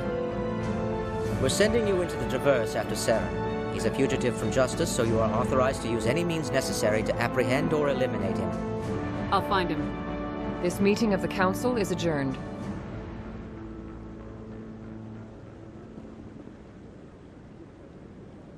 Congratulations, Commander. We've got a lot of work to do, Shepard. You're going to need a ship, a crew, supplies. You'll get access to special equipment and training now.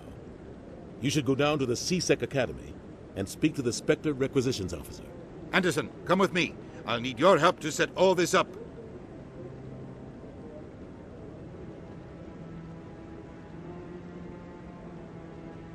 I expected your ambassador to be more grateful. He didn't even thank you. Until I find Saren, I haven't done anything. Come on. Right behind you, Commander. One sec. Hooking you up.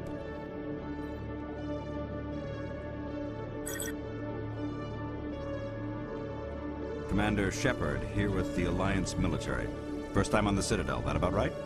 How did you know all that? I'm the CSEC Requisitions Officer. I need to make sure our buyers are authorized. So, will you be purchasing anything today, Commander Shepard? Show me what you got. Sounds good. Just let me set you up. Oh, this must be a mistake. System's telling me to offer you our select stock. Spectre? Well, I'd heard about that, but I didn't realize it was you. Sorry, Commander. Just show me what you got. I'll open the rare stocks for you, Commander. Enjoy. Greetings, Earth Clan. I believe congratulations are in order, Commander Shepard. You are the first human to join the Spectres, yes?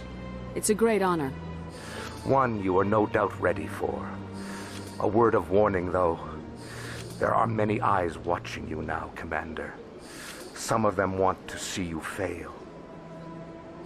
I, however, wish you only success. Perform well and you bring the Earth Clan one step closer to joining the Council. And if they let your people in, maybe there is hope for my own species one day, yes? Tell me more about the Shadow Broker. Most people think I deal in finances, but my real currency is knowledge. I trade information, and it has made me very wealthy. But the Shadow Broker is the true master. Every day he buys and sells secrets that could topple governments, always giving them to the highest bidder. Yet somehow he never seems to upset the natural balance of power. All those secrets being passed around seem to even out. Nobody ends up with an advantage in the end. Any guess what his identity might be? I don't know. Nobody does. The Shadow Broker could be any race, any gender. I have a theory that it's actually an entire group working under one identity.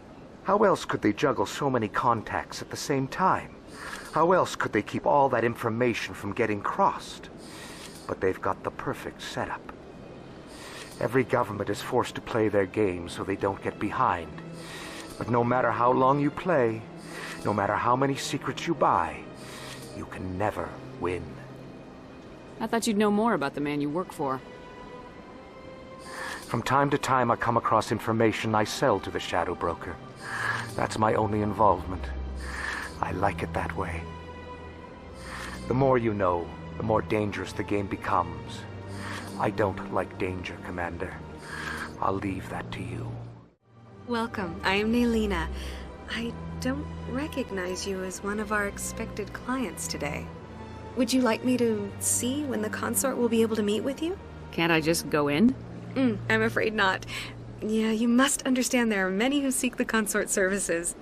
But if you wish to leave your name, she'll make every effort to meet with you. What is the consort? What does she do? It's difficult to explain. She's many things to many people, and something different for each. Some seek her for advice, some for entertainment, others still for pleasure. Most of the time, our clients won't realize what they were seeking until after she has provided it for them. You make her sound like some kind of oracle. No, not in the usual sense. She's merely a woman with remarkable compassion and a generous spirit.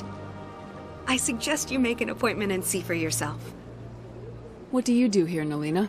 I'm one of the consort's acolytes. Many of the people here today will not see the consort, but they expect to be attended to just the same. It's our job to ensure that they leave contented. What exactly do you attend to? Well, each acolyte has her unique abilities. Some soothe with song, others with conversation. As much as possible, we seek to match the needs of our clients to the skills of our acolytes. My specialty is touch. My fingertips can find every tension point in your body and relieve it. I'd like to try out your services. Excellent. I'll add you to our client list. We should be able to see you in 3 or 4 months. Nobody's worth that much of a wait. Well, that's not for me to judge. I have your name and you'll be contacted. Is there anything else? I think I'm done here. Oh, well, I hope you'll return again in the future. We always enjoy seeing new clients. Nelina. Yes, Shaira? Send the commander up to see me. I wish to speak with her. Yes, of course, mistress.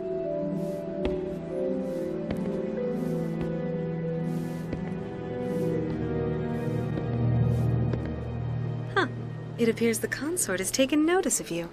She'd like to meet with you now. What does she want to see me for? I don't know. You'll have to ask her yourself. Just head upstairs. She'll be waiting for you. That is close enough, Commander. I've heard a great many things about you since your arrival here in our citadel. What exactly do you do? That depends on your needs. I offer advice to some, comfort to others. I have a certain problem that could use your expertise. Maybe I can help. I have a friend, Septimus, a retired Turian general. I won't discuss the details, but he wanted me to be more than I could be. We had a falling out. Now he spends his days in Korra's den, drinking and spreading lies about me. If you would speak to him as a fellow soldier, I believe he will listen to you and let the matter be. What happened between you? I respect his privacy too much to go into the details. If he wishes to tell you what happened, that is his prerogative. What exactly do you want me to tell him? Appeal to his sense of honor. Remind him of his position as a general. If you can convince him to stop spreading lies about me, I would be very grateful. Commander, what do you want? I'm here on Shayira's behalf. Your lies are hurting her. Good! Her lies have been killing me for days. I've seen a lot of horrible things in my days, and there's only one woman in this damn galaxy that helps me forget it. This is pathetic. What could a woman do to put you in this state? Because she rejected me! Me! Septimus Oraka, General of the Turian Fleet. Is she really worth it? There must be other women. It's not just any woman I want. It's her, and her alone. Look, kid, I appreciate what you're trying to do, but don't waste your time. General, did you ever win a battle by moping in a bar? Ha, war. That's what this feels like, all right. How did I let it come to this? So you think it's that easy? Just straighten up and act like a general? It damn well couldn't hurt. Huh. Maybe you're right, Commander. Shayira's worth the effort, even if she won't have me back. This is no place for someone of your stature, General. All right, I'll go to her. After I've had a cold shower or two. Say, you're a bright kid. Would you be interested in earning a few extra credits? What do you want me to do? There's an Elcor diplomat out there who believes Shayira gave up his secrets. Why does he think that? Because I told him. Look, I just need you to convince him of the truth.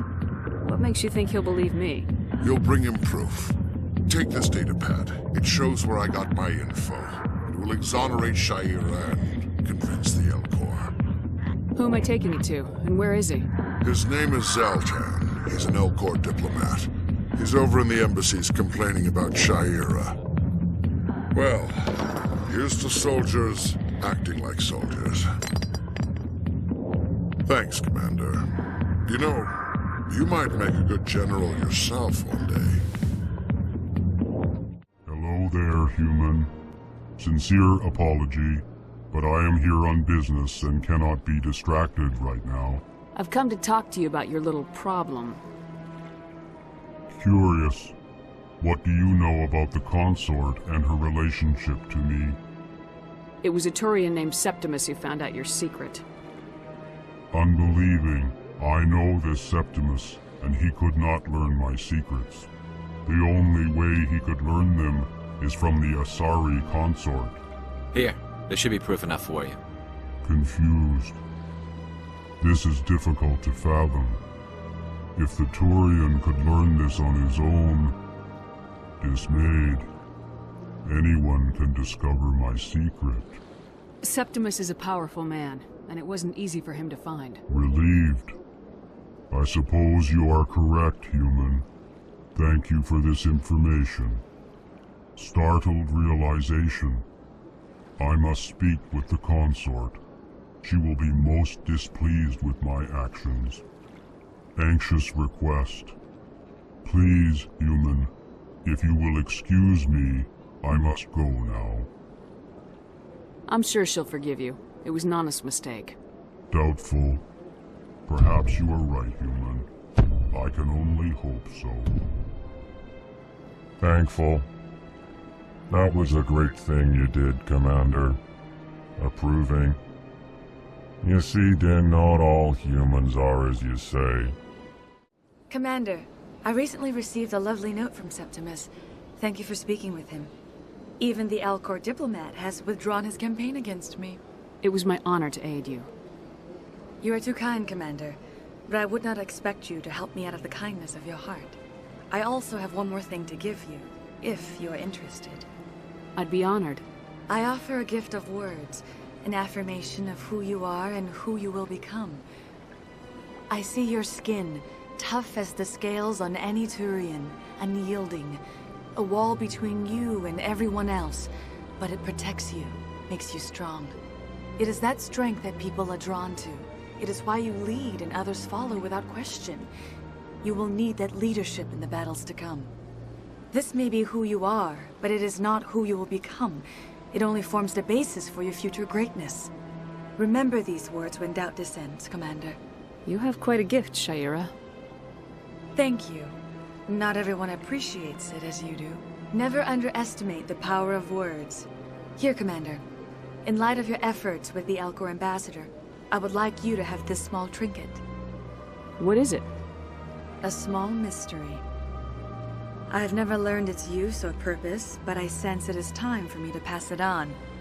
And now I must ask you to leave. I have done everything I can for you. I've got big news for you, Shepard. Captain Anderson is stepping down as commanding officer of the Normandy. The ship is yours now. She's quick and quiet, and you know the crew. Perfect ship for a Spectre. Treat her well, Commander. I want the truth. Why are you stepping down, sir? You needed your own ship. A Spectre can't answer to anyone but the Council. And it's time for me to step down. Come clean with me, Captain. You owe me that much. I was in your shoes 20 years ago, Shepard. They were considering me for the Spectres. What happened? I failed. I couldn't make the cut. It's not something I'm proud of. Ask me later and I'll tell you the whole story. For now, all you need to know is, I was sent on a mission with Saren, and he made sure the Council rejected me. I had my shot. It came and went. Now you have a chance to make up for my mistakes. I won't let you down, sir. Saren's gone. Don't even try to find him. But we know what he's after. The conduit. He's got his Geth scouring the Traverse looking for clues. We had reports of Geth in the Pharos system shortly before our colony there dropped out of contact, and there have been sightings around Noveria. Find out what Saren was after on Pharos and Noveria. Maybe you can figure out where the conduit is before he does. The Reapers are the real threat. I'm with the Council on this one, Shepard. I'm not sure they even exist. But if they do exist, the conduit's the key to bringing them back. Stop Saren from getting the conduit, and we stop the Reapers from returning. I'll stop him. We have one more lead. Matriarch Benezia, the other voice in that recording. She has a daughter, a scientist who specializes in the Protheans. We don't know if she's involved, but it might be a good idea to try and find her. See what she knows. Her name's Liara, Dr. Liara Tassoni. We have reports she was exploring an archaeological dig on one of the uncharted worlds in the Artemis Tau cluster. Sounds like we should head for the Artemis Tau cluster. It's your decision, Commander. You're a Spectre now. You don't answer to us. But your actions still reflect on humanity as a whole. You make a mess and I get stuck cleaning it up. I'll try not to make things any harder on you, Ambassador. Glad to hear it, Commander. Remember, you were a human long before you were a Spectre. I have a meeting to get to. Captain Anderson can answer any questions you might have.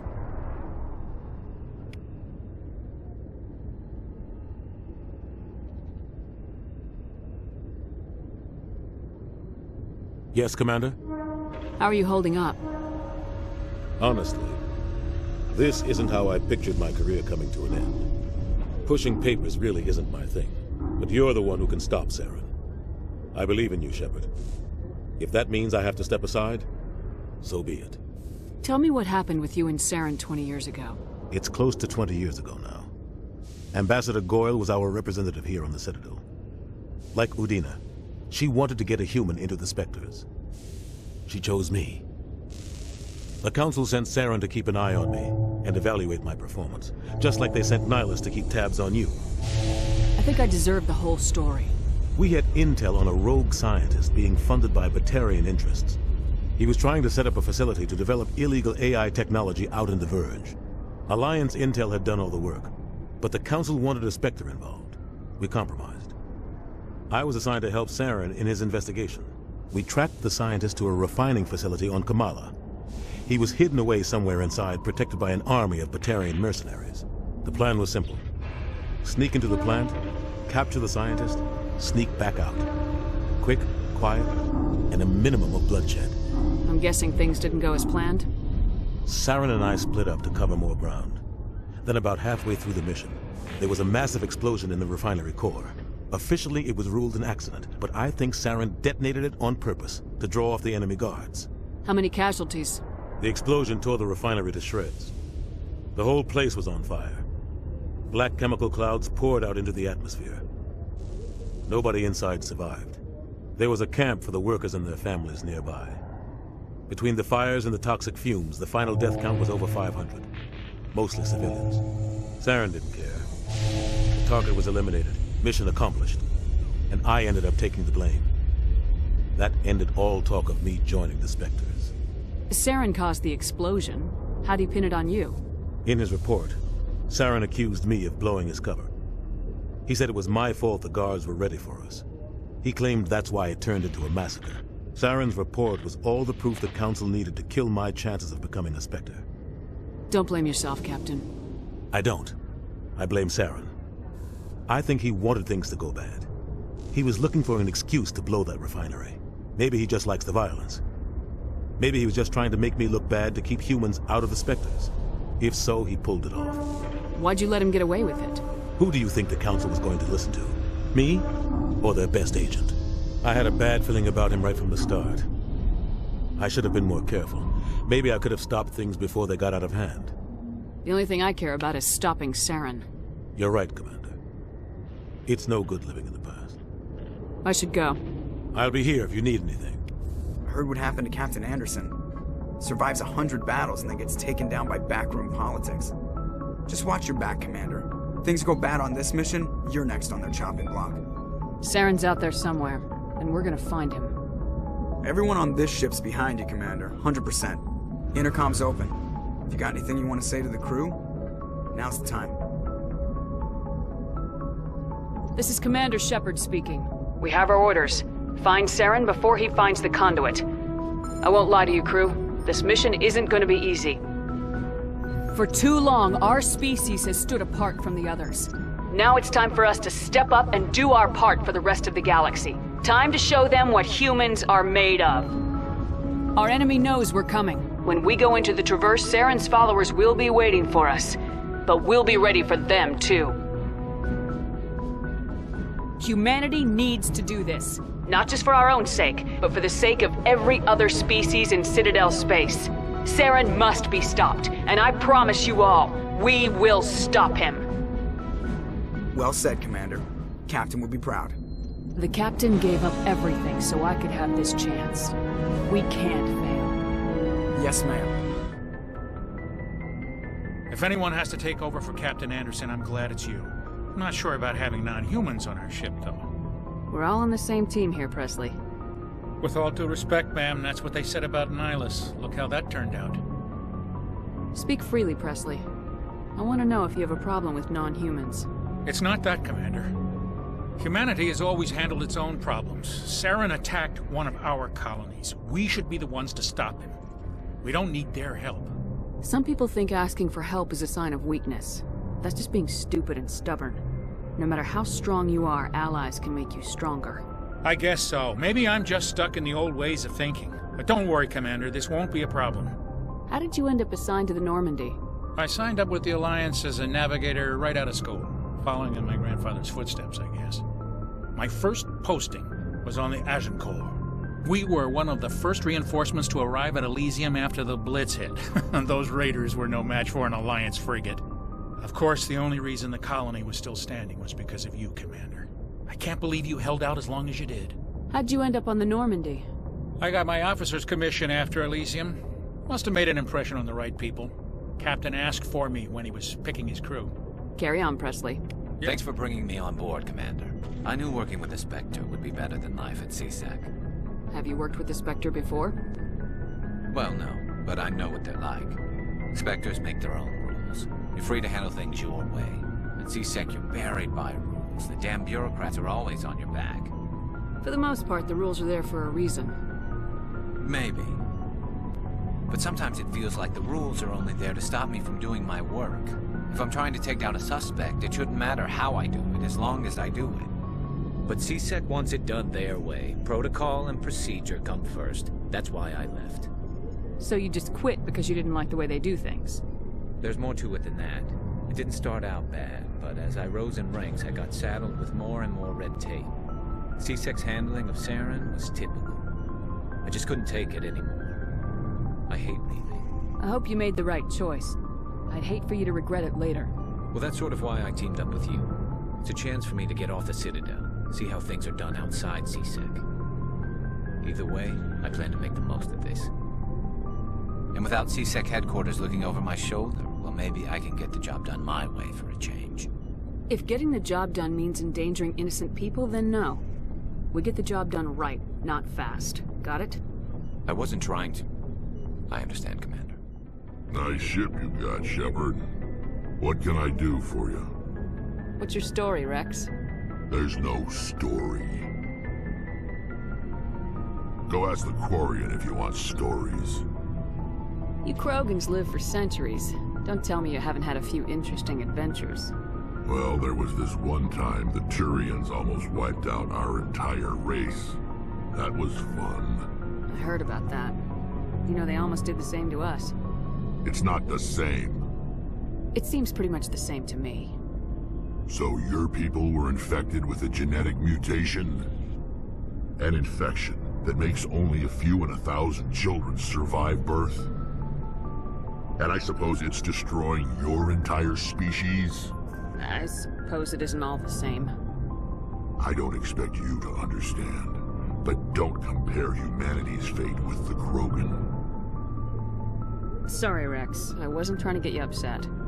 Your ignorance doesn't upset me, Shepard.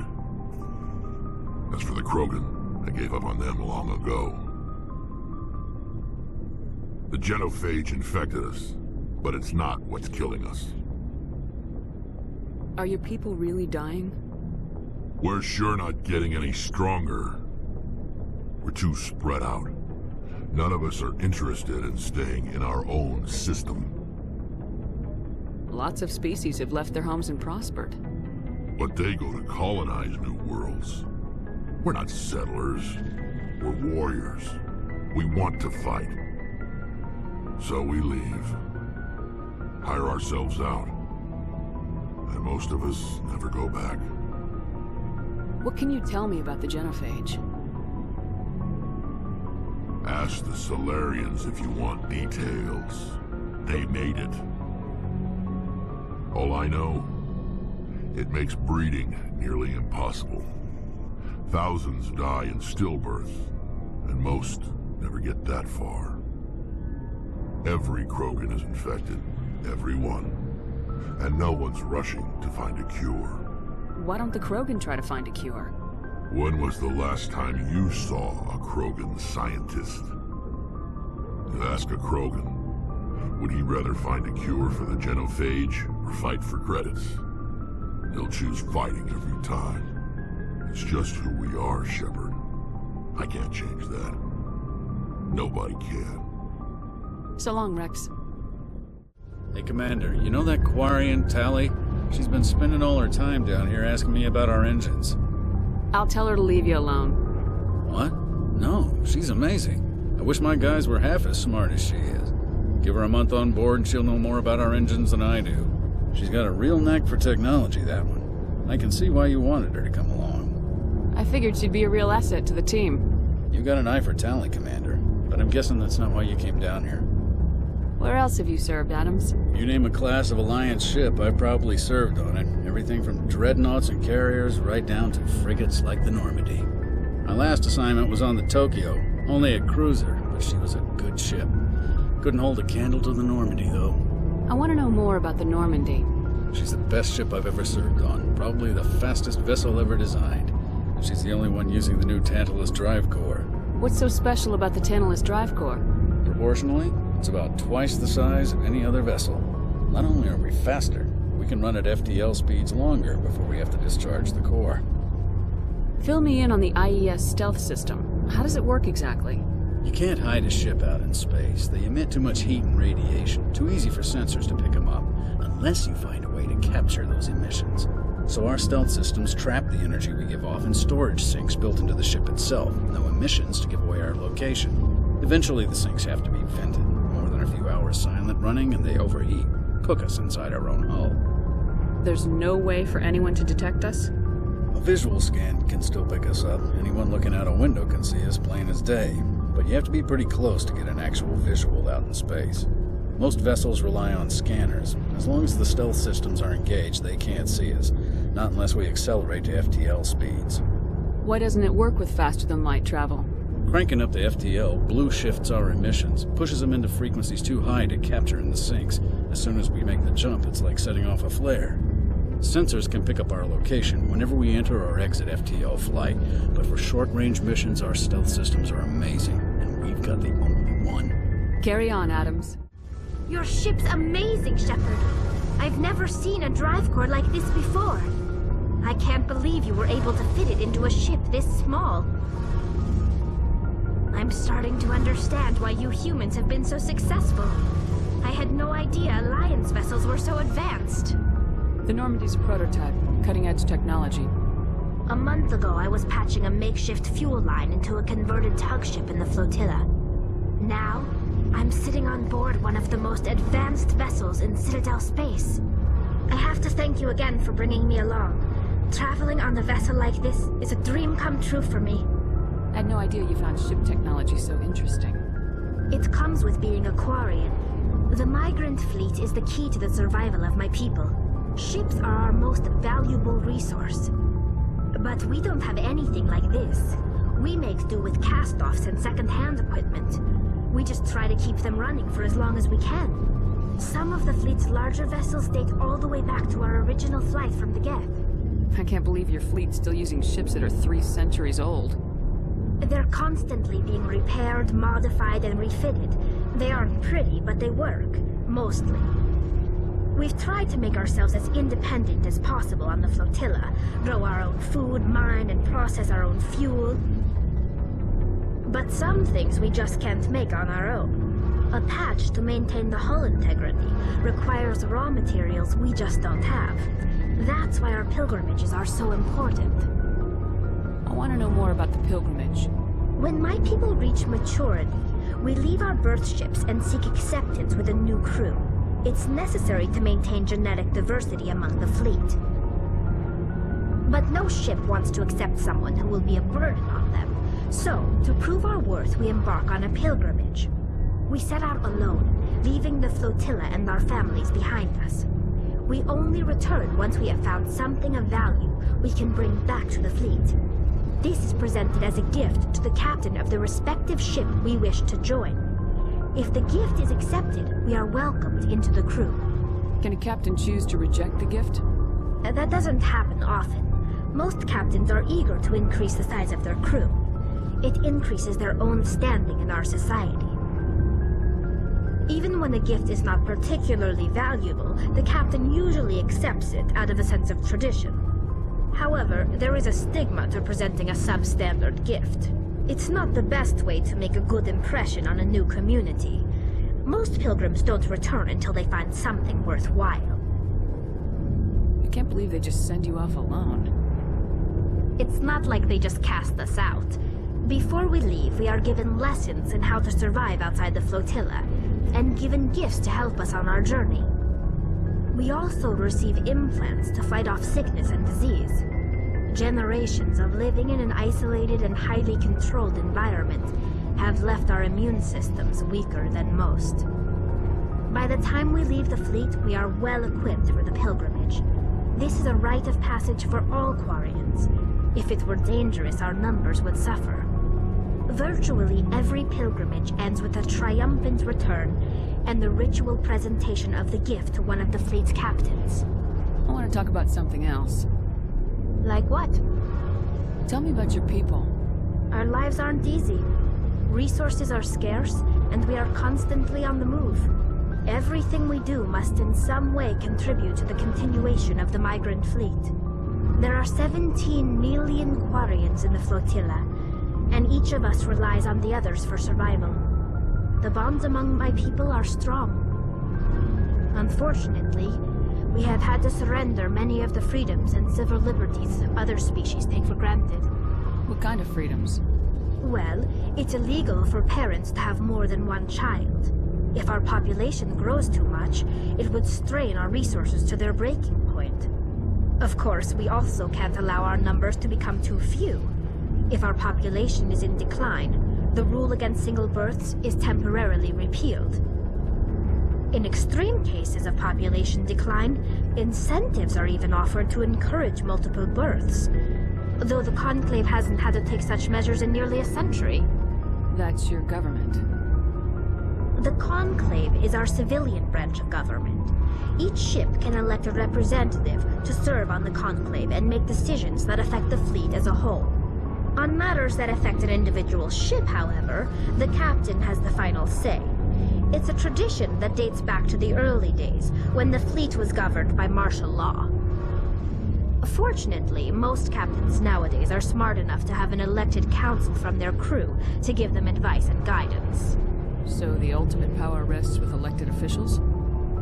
In practice, the Conclave and the respective council for each ship tend to set the rules that govern our daily lives. But in theory, we are still under military jurisdiction. The 5 top-ranking military officials in the fleet serve on the Admiralty Board. These 5 have the power to overrule any decision by the Conclave in case of emergency. To do so requires unanimous agreement among the Admiralty, and they can only do this once. After that, the entire board must resign their posts. It's a safeguard that served us well. In nearly 3 centuries, the Admiralty Board has only overruled the Conclave 4 times. I want to know more about the Geth. I doubt I can tell you anything you don't already know. It's been almost 3 centuries since they drove my people into exile. All I know is the story of their origins. What they were when we created them, and how they turned on us. Interesting. The Geth were originally created to serve as an automated manual labor force. Initially, their intelligence was as limited as any VI.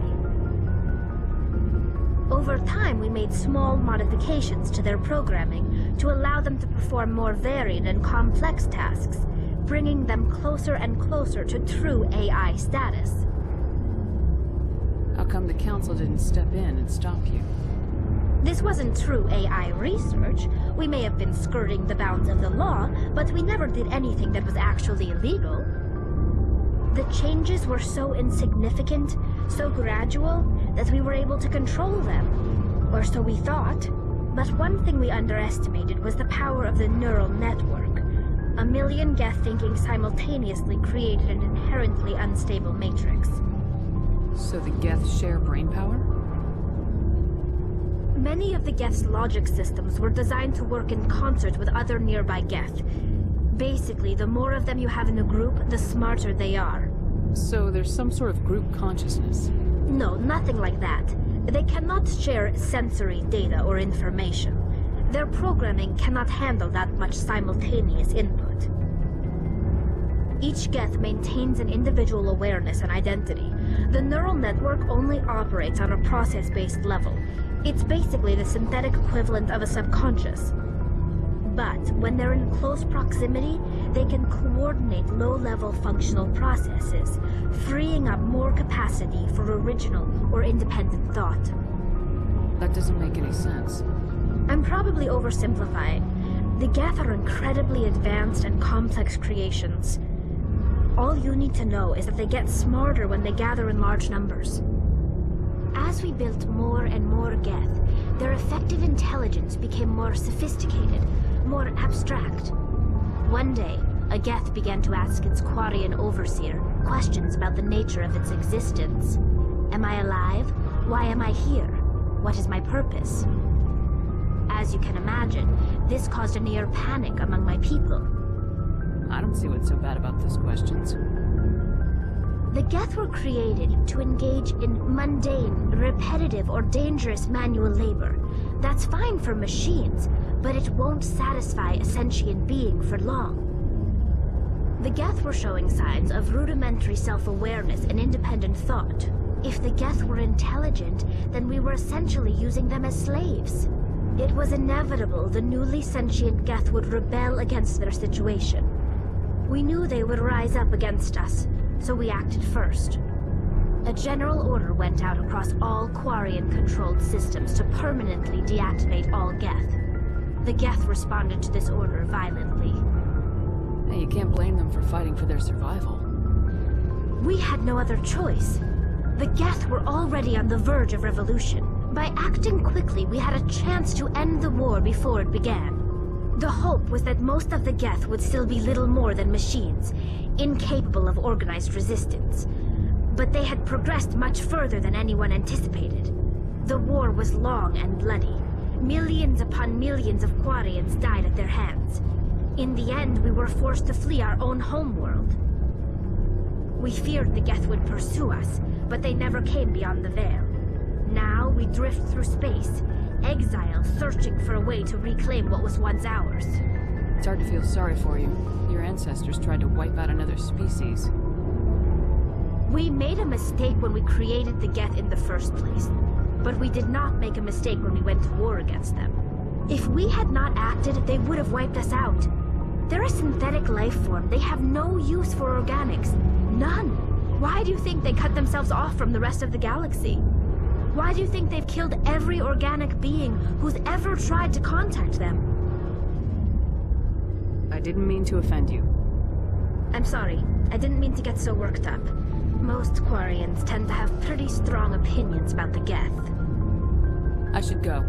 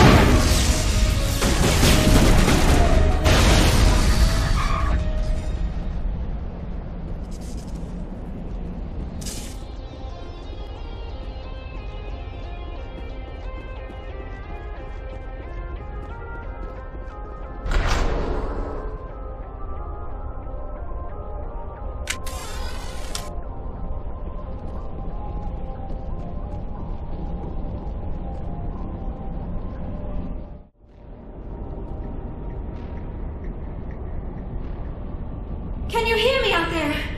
I'm trapped. I need help. Liara Tassoni, I presume? Thank the goddess. I did not think anyone would come looking for me. Listen, this thing I'm in is a Prothean security device. I cannot move, so I need you to get me out of it, all right? How did you end up in there? I was exploring the ruins when the Geth showed up, so I hid in here. Can you believe that? Geth, beyond the veil!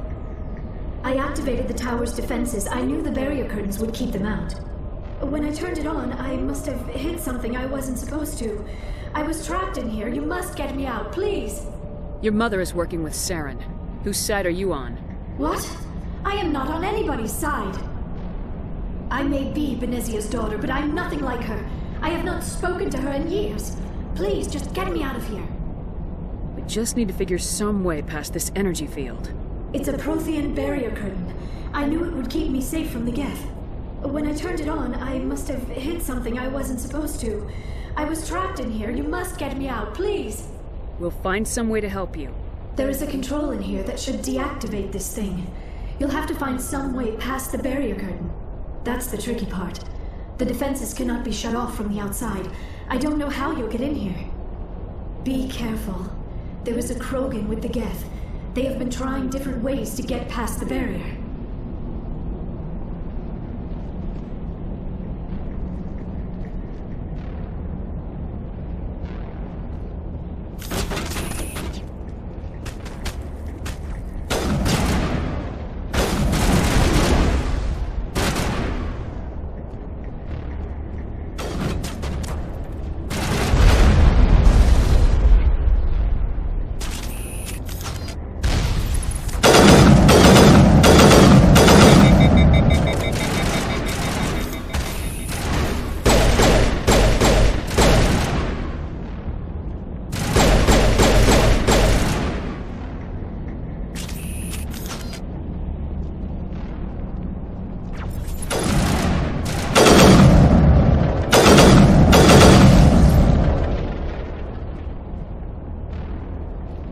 I think we're good, Shepard.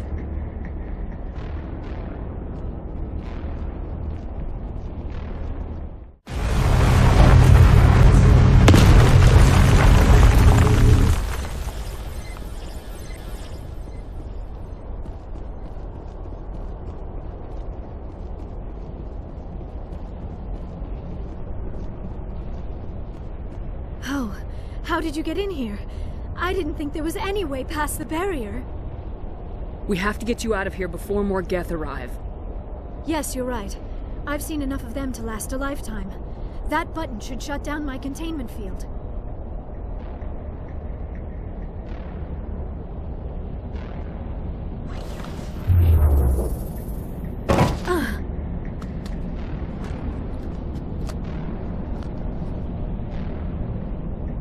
Any idea how we get out of this place? There is an elevator back in the center of the tower. At least I think it's an elevator. It should take us out of here. Come on! I still cannot believe all this. Why would the Geth come after me? Do you think Benezia's involved? Saren's looking for the conduit. You're a Prothean expert. He probably wants you to help him find it. The conduit, but I don't know. What the hell was that? These ruins are not stable. That mining laser must have triggered a seismic event. We have to hurry. The whole place is caving in. Joker, get the Normandy airborne and lock in on my signal. On the double, mister!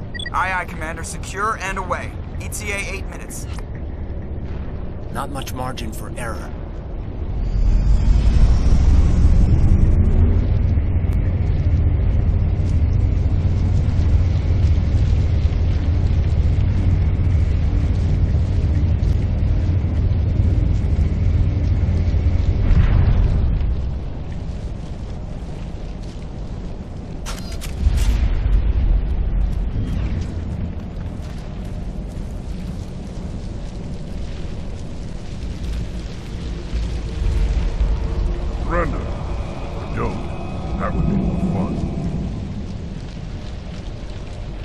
Reason you're in my way? The same reason you're here. The Asari. Thanks for getting rid of those energy fields for us. Hand the doctor over. Whatever it is you want, you are not getting it from me. She'll stay with us, thanks. Not an option. Saren wants her, and he always gets what he wants. Kill him. Spare the Asari if you can. If not, doesn't matter.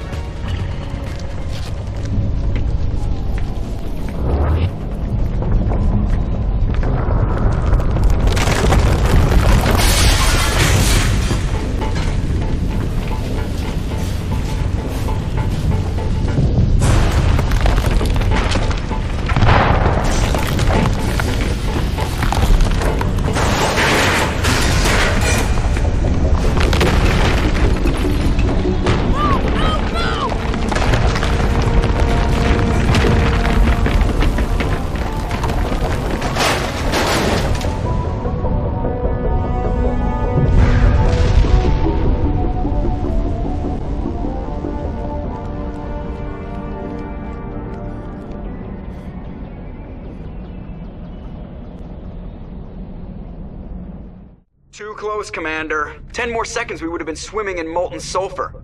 The Normandy isn't equipped to land in exploding volcanoes. They tend to fry our sensors and melt our hull. Just for future reference. We almost died out there, and your pilot is making jokes? Joker pulled our asses out of there.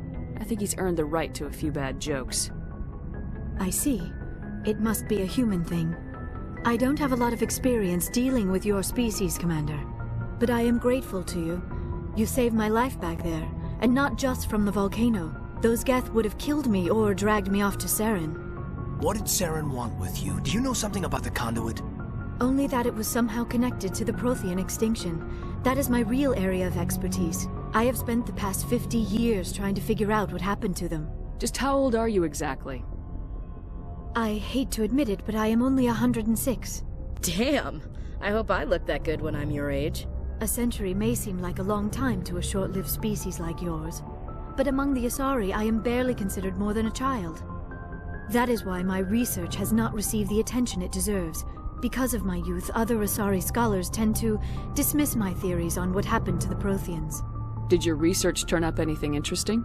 What is interesting is what I did not turn up. There is remarkably little archaeological evidence of the Protheans, and even less that might explain why they disappeared. It is almost as if someone did not want the mystery solved. It is like someone came along after the Protheans were gone and cleansed the galaxy of clues. But here is the incredible part. According to my findings, the Protheans were not the first galactic civilization to mysteriously vanish. This cycle began long before them. Where'd you come up with this theory? I thought there wasn't any evidence. I have been working on this for 50 years. I have tracked down every scrap and shred of evidence. Eventually, subtle patterns start to emerge, patterns that hint at the truth. It is difficult to explain to someone else. I cannot point to one specific thing to prove my case. It is more a feeling derived from a half-century of dedicated research. But I know I'm right, and eventually I will be able to prove it. There were other civilizations before the Protheans. This cycle has repeated itself many times over. What cycle? What are you talking about? The galaxy is built on a cycle of extinction. Each time a great civilization rises up, it is suddenly and violently cast down. Only ruins survive. The Protheans rose up from a single world until their empire spanned the entire galaxy. Yet even they climbed to the top on the remains of those who came before. Their greatest achievements, the mass relays and the Citadel, are based on the technology of those who came before them.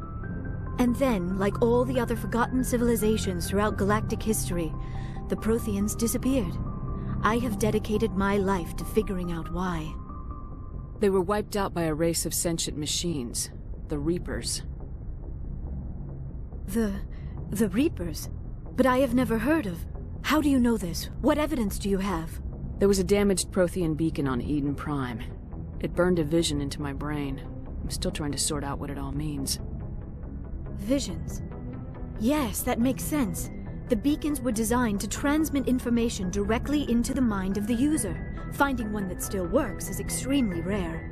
No wonder the Geth attacked Eden Prime. The chance to acquire a working beacon, even a badly damaged one, is worth almost any risk. But the beacons were only programmed to interact with Prothean physiology. Whatever information you received would have been confused, unclear. I am amazed you were able to make sense of it at all. A lesser mind would have been utterly destroyed by the process. You must be remarkably strong-willed, Commander. This isn't helping us find Saren, or the conduit. Of course, you're right. I am sorry, my scientific curiosity got the better of me. Unfortunately, I do not have any information that could help you find the conduit, or Saren. I don't know why Saren wanted you out of the picture, but I think we'll be a lot better off if we bring you along. Thank you, Commander. Saren might come after me again. I cannot think of anywhere safer than here on your ship. And my knowledge of the Protheans might be useful later on. And her biotics will come in handy when the fighting starts. Good to have you on the team, Liara. Thank you, Commander. I am very grateful. Oh, I am afraid I am feeling a bit lightheaded. When was the last time you ate, or slept? Dr. Chakwa should take a look at you. It is probably just mental exhaustion, coupled with the shock of discovering the Protheans' true fate. I need some time to process all this. Still, it could not hurt to be examined by a medical professional. It will give me the chance to think things over. Are we finished here, Commander? We can talk again after you've seen the doctor.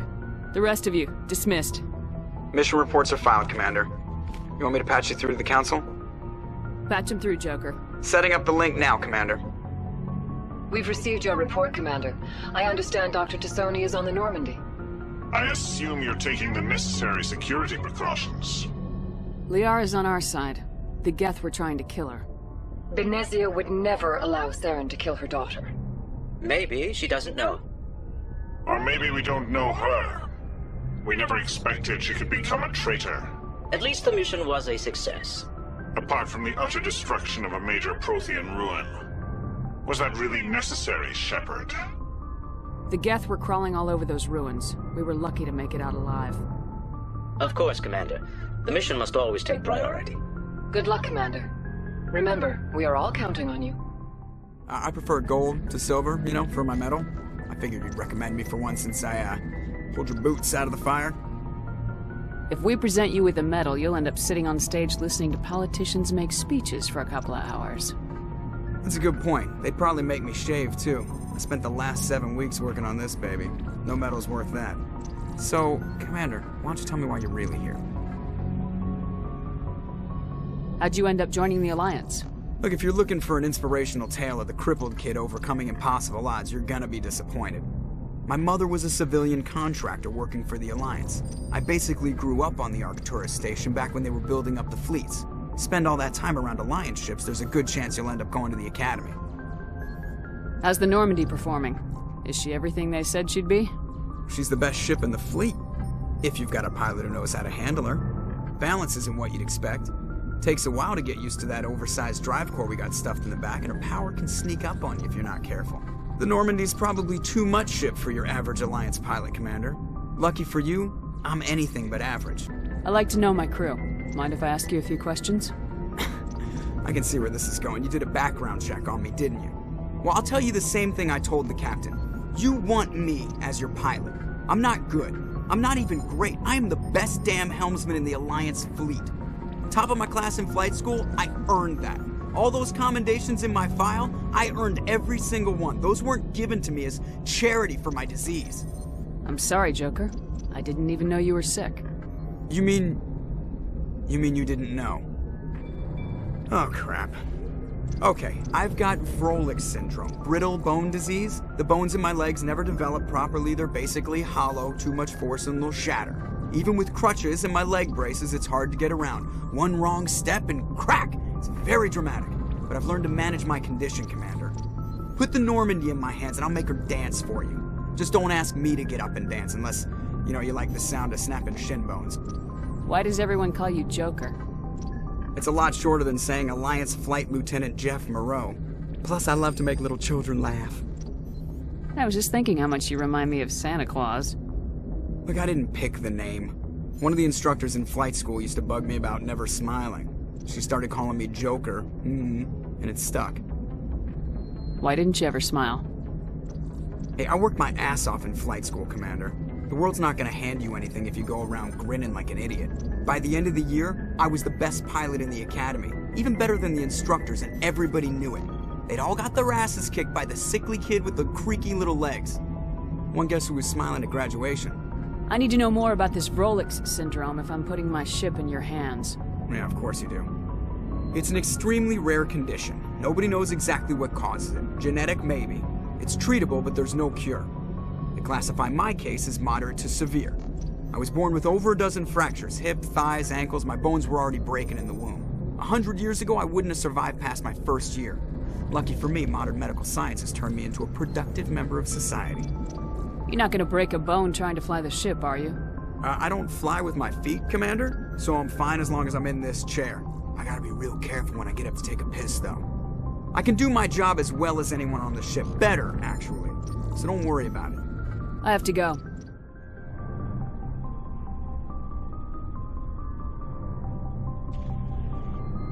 Commander, do you have a minute? I always make time for my officers. Off the record, I think there's something wrong here. This Saren is looking for records on some kind of galactic extinction, but we can't get backup from the Council? Sorry, Commander. There's writing on the wall here, but someone isn't reading it. The Council doesn't want to believe anything's wrong. I'd call it human nature, but... I hear you. It just seems like a group that's been around as long as the Council should see this coming. It's funny, we finally get out here, and the final frontier was already settled. And the residents don't even seem impressed by the view. Or the dangers. Well, well. You're a romantic. Did you sign on for the dream, Malenko? Secure a man's future in space? Yeah, I read a lot of those books when I was a kid, where the hero goes to space to prove himself worthy of a woman he loves, or, you know, for justice. Or maybe I was a romantic in the beginning, but I thought about it after brain camp. Biotic acclimation and temperance training. I'm not looking for the dream. I just want to do some good. See what's out here. Sorry if I got too informal. Protocol wasn't a big focus back in Bot. Tell me about it. Biotic acclimation and temperance didn't last past the airlock. To the kids they hauled in, it was brain camp. Sorry, hauled in is unkind. We were encouraged to commit to an evaluation of our abilities so an understanding of biotics could be compiled. There are worse results of accidental exposure to element 0 in the womb. Beats the brain tumors some kids grew up with. Is there some question about how you were exposed? My mother was downwind of a transport crash. It was before there were human biotics, a little after the discovery of the Martian ruins. It only gets iffy around 63 when kinetics was running out of first-gen subjects. Until then, they'd relied on accidentals. Bunch of guys in suits show up at your door after school, and next thing you know, you're out on Jump Zero. Jump Zero is Gagarin Station, right? What's it like? Yeah, that's the official name. Biggest and farthest facility we had for decades. Right on the termination shock, the outer edge of the solar system. It's where they did all the Goose Chase FTL research before we caught on to using mass effect fields. It was a sterile research platform when I was there. There were other kids in the same boat, right? At least you weren't alone out there. That's true. We did have a little circle that'd get together every night before lights out. We didn't have much to do, though. It was a research platform then, and kinetics kept Jump Zero off the extranet to prevent leaks. Then you must have had plenty of time to get to know each other. Yeah. We'd sit around and bull every night after dinner, play cards or network games. There was this girl named Rana, who had a little circle grow up around her. She was from Turkey. Her family was very rich. But she was smart and charming as hell. Beautiful, but not stuck up about it. Like you, I guess. Ma'am. Sounds like she was special to you. She was. Maybe she felt the same, but things never felt together. Training.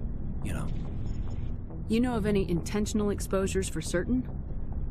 No one knows. Doesn't mean they didn't happen. As big as the exposures were, it was hard to track down accidentals. It was different then. No one knew the potential, so there wasn't a lot of regulation. Anything Kinetics did was gold. I'm not saying they intentionally detonated drives over our outposts, but in retrospect, they were damn quick on the scene. Jump Zero's a long way from home. What was it like?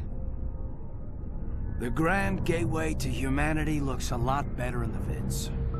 Anyway, this was supposed to be a casual debrief, not a bull session about stuff that happened years ago. We have to depend on each other in combat. I like knowing what kind of man I have at my back. I understand, ma'am. I won't let you down. You, make a habit of getting this personal with everyone? Of course. But I don't enjoy it with everyone. We'll talk again later. I'll need some time to process that, Commander. But, yeah, I'd like that.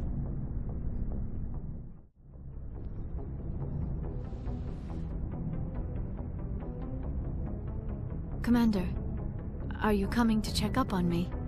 You look much better. How are you feeling? Dr. Chakwas assures me I am going to be fine. I was impressed with her knowledge of Asari physiology. You're in good hands. Dr. Chakwas knows what she's doing. I never properly thanked you for saving me from the Geth, Commander. If you hadn't shown up... I'm just glad we got there in time. So am I. I know you took a chance bringing me aboard this ship. I have seen the way your crew looks at me. They do not trust me. But I am not like Benezia. I will do whatever I can to help you stop Saren. I promise. Don't worry, Liara. I trust you. I know you won't let me down. It means a lot to hear you say that, Commander. Thank you. Tell me about yourself, Liara. Me?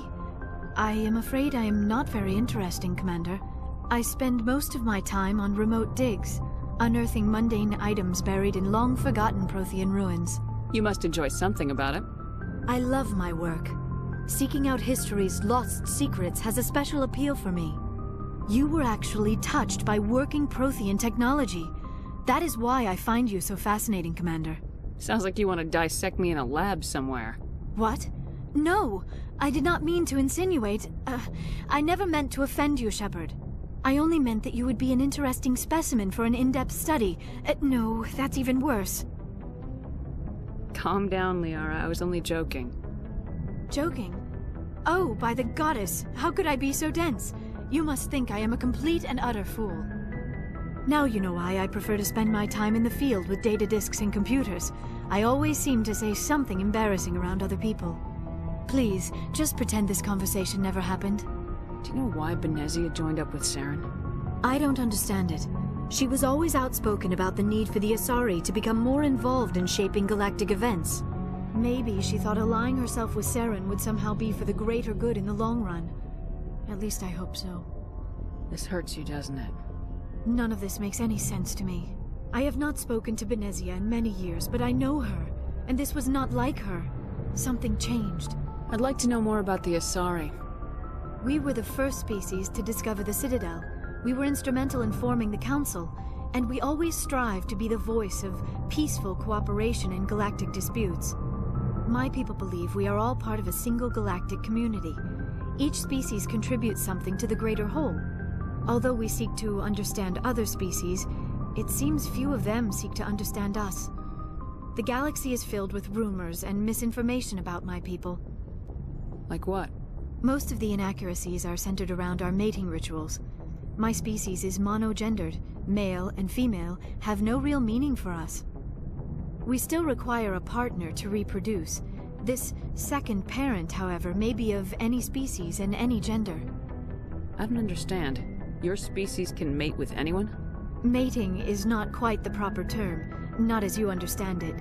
Physical contact may or may not be involved, but it is not an essential element of the union. The true connection is mental. Our physiology allows us to meld with other beings. We can touch the very depths of their minds. We explore the genetic memory of their species. We share the most basic elements of their individual and racial identities. We then pass these traits on to our daughters. It is how we learn to grow as a species and how we develop a greater understanding of other races. What happens to your partner after the union? Every relationship is different. Some unions are a single encounter with both parents parting ways afterwards. Others can be more long-term. Sometimes an Asari and her partner will stay together for many decades. Do you know who Matriarch Benezia chose as her partner? She rarely spoke of her partner. Though I know my father, if you want to use that term, was another Asari. Benezia never told you her partner's name? Union with our own kind is no longer common, not for the purposes of reproduction. Most Asari believe it weakens our species. Asari daughters inherit racial traits from the father species. If both parents are Asari, then nothing has been gained, or so conventional wisdom would hold. I am what is sometimes called a pureblood. Though no Asari would ever be cruel enough to say the word to my face, it is a great insult among my people. It is possible Benezia's partner was embarrassed by their union. She may have been too ashamed to publicly acknowledge me as her offspring. How could anyone abandon their own child? I cannot answer that. This is all speculation on my part. It is possible she wanted to be part of my life, but something happened to her before she had the chance. Benezia never spoke of her partner. Whatever happened, it caused her too much pain to dwell on it. She raised me by herself, though that is not uncommon. Many Asari raise their children alone, particularly if the father species is short-lived. Often the partner will pass on long before the child reaches maturity. You Asari live for 1,000 years. What happens when your partner dies? Few sapient species live as long as my kind. We have learned to take a philosophical approach to our unions. We do not focus on the inevitable loss of our partners. Instead, we enjoy the time we spend with them. And even after they're gone, a part of them lives on in us. The union is a connection that transcends both time and space. I should go. Commander? What's your opinion of the last mission? Not sure I buy Dr. Tassoni's story about her and her mom not talking. They're family, right? I think she's being straight with us. Or at least I don't think she lies very often. Yeah, she's probably really bad at it. Hey, want me to ask her about her sex life? Might be illuminating. I don't think she's used to teasing, good-natured or otherwise. No fun, Commander. Too bad those ruins got destroyed. I mean, they lasted thousands of years. That's impressive. Do you have a few minutes to talk? One-on-one? Sure. I was hoping to get a minute of your time. Off the record. I keep an open-door policy. If you have any concerns, lay them on me. All right. I know things are different aboard the Normandy, but I'm concerned about the aliens, Vicarian and Rex. With all due respect, Commander, should they have full access to the ship? Don't mince words, Chief. What's your concern? This is the most advanced ship in the Alliance Navy. I don't think we should give them free rein to poke around the vital systems. Engines, sensors, weapons. You don't trust the Alliance's allies? I'm not sure I'd call the Council races allies. We, humanity, have to learn to rely on ourselves. Standing up for ourselves doesn't mean standing alone. I don't think we should turn down allies. I just think we shouldn't bet everything on them staying allies. As noble as the Council members seem now, if their backs are against the wall, they'll abandon us. You got a pessimistic view of the universe, Williams. A pessimist is what an optimist calls a realist. Look, if you're fighting a bear and the only way for you to survive is to sick your dog on it and run, you'll do it. As much as you love your dog, it isn't human. It's not racism, not really. Members of their species will always be more important to them than humans are. These seem like deeply held beliefs, Williams. What made you think this way? My family's defended the Alliance since it was founded. My father, grandfather, great-grandmother, they all picked up a rifle and swore the oath of service. I guess we just tend to think of Earth's interests as our own. It doesn't sound like you've worked with aliens before. No, ma'am. Mainly I've been groundside, part of the surface garrison forces. I did get a rotation on a space station for training. Every Marine a rifleman, every rifleman ZG certified. That's odd. Your record is spotless and your technical scores are exemplary. You should be serving with the fleet. Anyway, that's why I haven't served with many aliens, Commander. I never knew my family. Grew up an orphan on Earth. Anybody in your family I'd have heard of? Couldn't say, Commander. So why are you out here? Just trying to get away from Earth? Mainly I wanted to serve. Protect the Alliance, save lives, you know? Glad to hear it. I'd hate to think you were out here for a free college education. Alright, I can see where your concerns are coming from, Williams. But this is a multilateral mission. You're gonna have to work with aliens, like it or not. It won't be a problem, Commander. You say jump, I say how high. You tell me to kiss a Turian, I'll ask which cheek. I'm glad there won't be a problem. Anything else you need, Commander? Dismissed, Chief. Ma'am. Commander, how are you? Why did you want to be a C-Sec officer in the first place? That's a good question. There were several reasons, I guess. Like what? Probably the same as most officers. I wanted to fight injustice, wanted to help people. I guess my father had something to do with it too. He was C-Sec, one of the best. I grew up hearing about his accomplishments or seeing his picture on the vids after a big arrest. He's taking my resignation pretty hard. That's tough. But you'd think he'd be impressed you're going after Saren. My father's a C-Sec man to the bone. Do things right or don't do them at all, he says. He thinks I'm being too rash, too impatient. He's worried I'll become just like Saren. He actually talked me out of becoming a Spectre when I was younger, for the same reasons. You were asked to be a Spectre? Well, I was targeted as a possible Spectre candidate. Me and about 1,000 other Turian military recruits. I could have received special training, but my father didn't like it. He despises the Spectres. He hates the idea of someone having unlimited power with no accountability. He wouldn't like you, Commander. No offense. I suppose I can understand his concern. You can. But Saren's not going to play by our rules, C-Sec's rules. If you want to nail Saren, you need to send someone who isn't restricted by policies and procedures. You're a quick learner, Garrus. We'll beat him at his own game. It's the only way to stop someone like him. So, we've got Saren on the run. It won't be long now. Saren's good, but I'm better. Good. He's rotten. To the core. I could tell as soon as I met him. Why didn't you tell me this sooner? I would have if I thought it was important. I think I'd like to hear about it just the same. This was a while ago. A bunch of mercs were bragging about a job out near the edges of the Terminus systems. They said it paid well and the boss was never around to ride them. They said he was looking for more men, too. So I checked it out. I didn't know Saren was openly recruiting mercs. It wasn't that open, and he only showed his face once. We'd been raiding ships in the area for months when we took out this massive cargo freighter. Our biggest haul yet. I was on board checking bodies for valuables, looking for some extra credits. That's when I saw him. What did Saren want with the ship? I don't know what he wanted. He was just moving through the ship, watching. A couple of the mercs called him by name, but he never spoke to them. Never spoke to anyone. I had a really bad feeling about him, so I got the hell out. Didn't even wait to get paid. What kind of cargo was the freighter carrying? What was Saren after? I don't know. All I saw on that ship was food and medical supplies. There were some basic weapons, but nothing big. If there was anything of value on that ship, I didn't see it. That's why I didn't mention it sooner. Whose ship was it? It was a Volus trading vessel.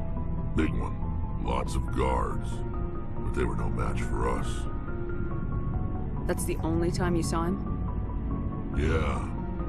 Didn't even know who he was. Still wouldn't if I hadn't joined up with you.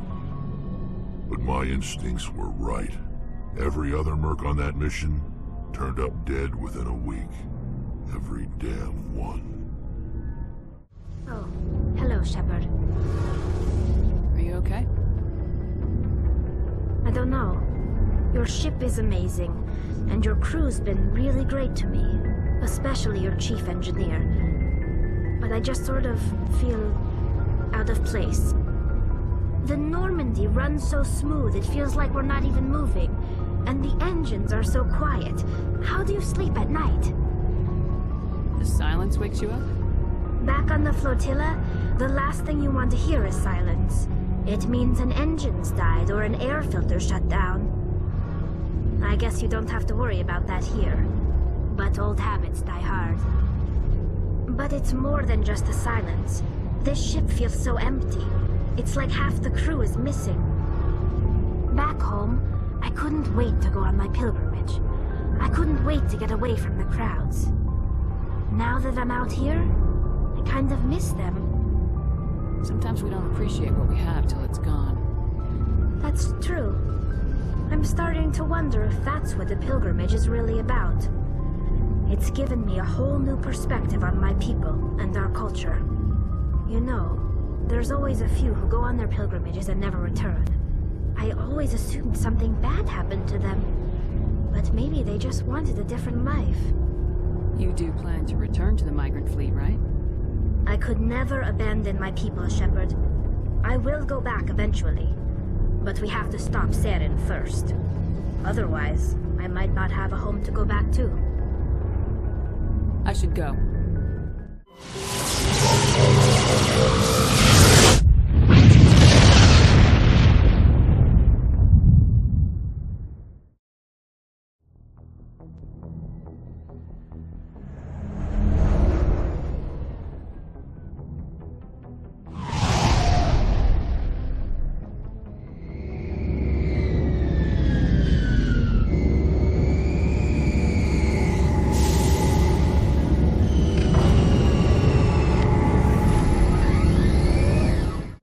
We saw your ship.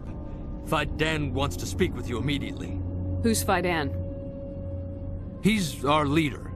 He needs your help to prepare for the Geth. They're making another push. Please, up the stairs past the freighter. Take cover!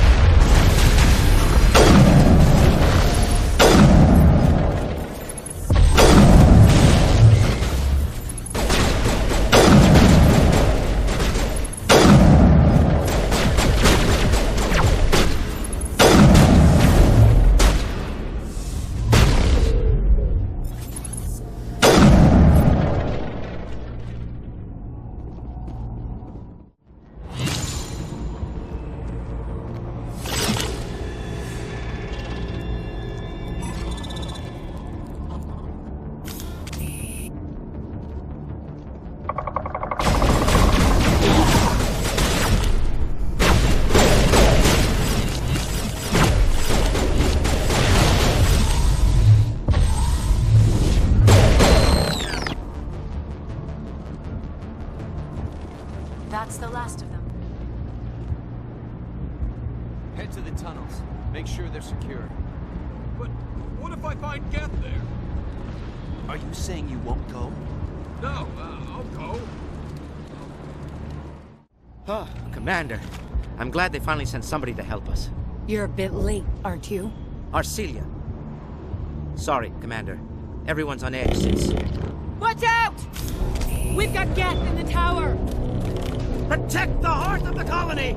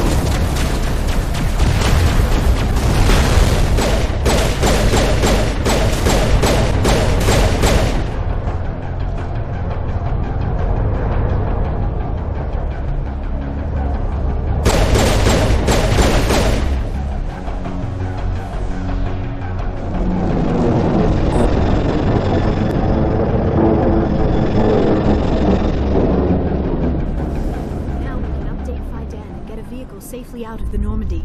The Geth base is our next objective. The tower's secure. Thanks to you, Commander. I'm just glad your colony's safe. I appreciate your concern and your efforts against the Geth. They may have been slowed, but they'll be back. They always come back. What do they want? If you want answers, go ask them yourselves. We don't know what they're after. They came, they attacked us, that's all we know. Their main base is at the ExoGeni headquarters.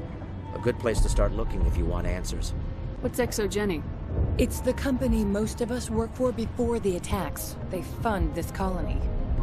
The Skyway leads directly to ExoGeni headquarters. You can't miss it. Of course, there's an army of Geth between here and there. I didn't expect this would be easy. Then maybe I can get this colony operational again. What can you tell me about the defenses the Geth have set up? I don't have any details, but I'll wager it's a lot more fortified than the command post. They landed at least one Geth ship at ExoGeni, and I've seen large walking tanks on the Skyway. Expect a hard fight. What do you need done to get this place back on its feet? We need those Geth destroyed. Arcelia's right. There are still Geth in the tunnels. We also have more mundane problems like food, water, and power.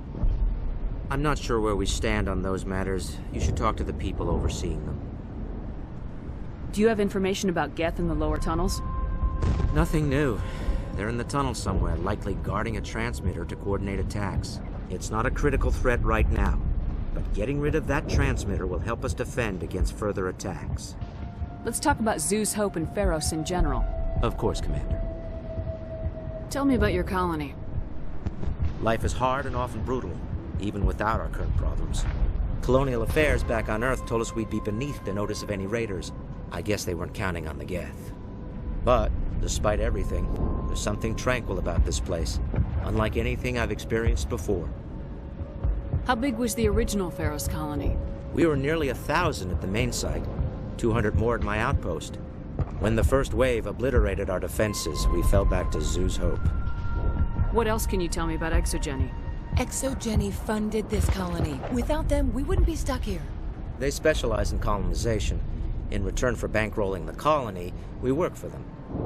Their main goal is the retrieval of valuable artifacts or resources. Except there isn't anything here. Or if there is, we didn't find it. I wonder if that's what the Geth are looking for. Perhaps. As she said, we never found anything of value. Of course, the Geth could know something we don't. I'll talk to you when I learn more. Watch out! Scout! I don't know how much more I can take.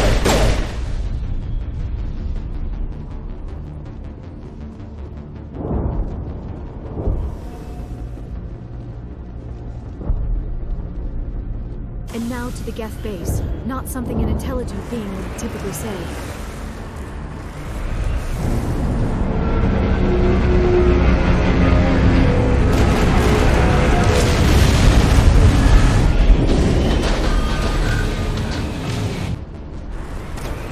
The last batch went south. What are they looking for?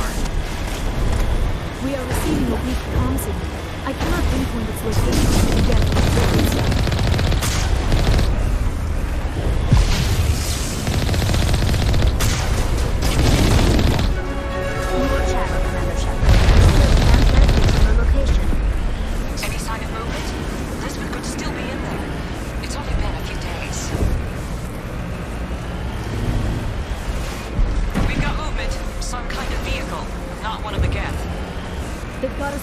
We must be close.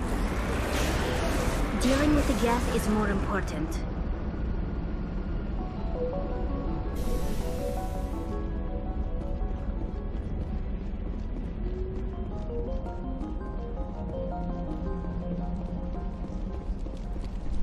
That's close enough! Relax, Jong. They're obviously not Geth. Get back, Juliana. Who are you? What do you want? Commander Shepard. I'm here to remove your Geth problem. You see? You worry too much. And you trust too easily, Juliana. I'm just glad to see a friendly face. I thought we were the only humans left on this planet. Phi Dan and some of the members of Zeus Hope are still alive. I thought you said they were all dead. I said they were probably all dead. They're surviving despite everything the Geth have done to them. We know what that's like. Those damn synthetics are relentless. I'll do whatever I can to keep them away from you. But I need some information. What kind of information? Ignore him. The Geth are up in the Exogeny headquarters, just a bit further along the Skyway. Those headquarters are private property, soldier. Remove the Geth and nothing else. I'm not interested in your company's secrets. Commander, before you go, my daughter, Lisbeth, she's missing. They shouldn't waste time poking around. We can do a proper accounting of our casualties after the Geth are gone. That's my daughter you're talking about. She's still alive. I know it. Where's your daughter, Juliana? She was working in the Exogeny building when the attacks came. Oh, yeah, there were several places she could hide. For a short time. If she's in there, I'll get her out. Thank you, Commander. Thank you. Stay bunkered down until I find out what the Geth are after.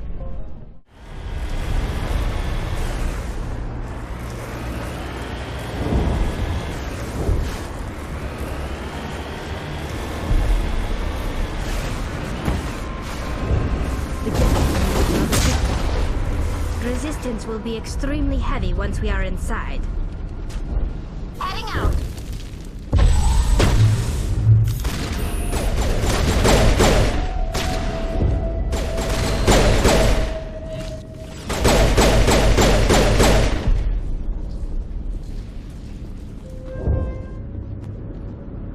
A one-way trip down, Commander Shepard.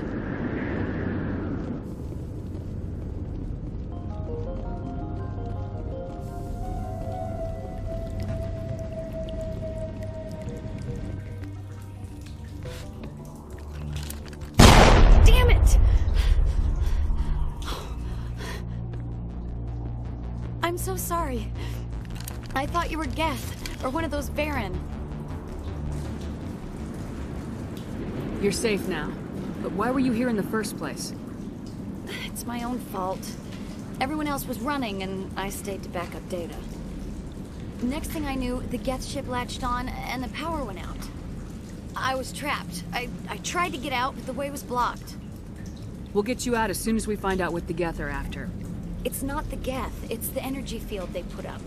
They don't want anyone else getting access to the... I'm here for the Geth. It's very important that I find out what they're after. I don't know for certain, but I'm guessing they're here for the Thorian. Thorian? What is that exactly? It's an indigenous life form. Exogeny was studying it. What else can you tell me? Do you know where I can find this Thorian? I might be able to, but not with those Geth crawling around everywhere. Look, we need to get out of here, past that field. Do you know how we can shut it down? No, not exactly. But I think the Geth ship is powering it. I've noticed the Geth laying power cables everywhere. You could follow those cables, but there's Geth all over the place. Tell me what you know about the Thorian. I really don't know that much about it. I think it's some kind of plant being. I know it's very old. Thousands of years, even. Why do you think the Geth would be interested in the Thorian? It's just a plant. I don't know why the Geth would care. Exogeny was studying it, but I don't think they found anything special. Tell me about yourself. I'm just a research assistant for Exogeny. I came here with my mother. I don't even know if she made it out alive. She's with some others from the colony. She's safe for now. She's alive? Oh, thank God. I thought I was the only one left. Please, Commander, just get that field down so I can see my mother again. You stay put. I'll go open some doors. Oh, here, take my ID. This should get you past any locked doors.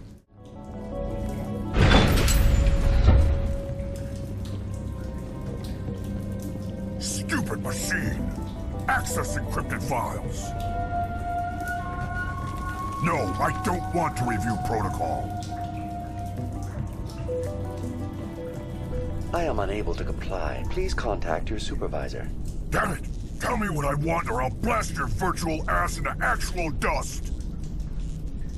Please contact your supervisor for a level 4 security exemption, or make an appointment with... Stupid machine! If there is nothing else, please step aside. There is a queue forming behind you for the use of this console.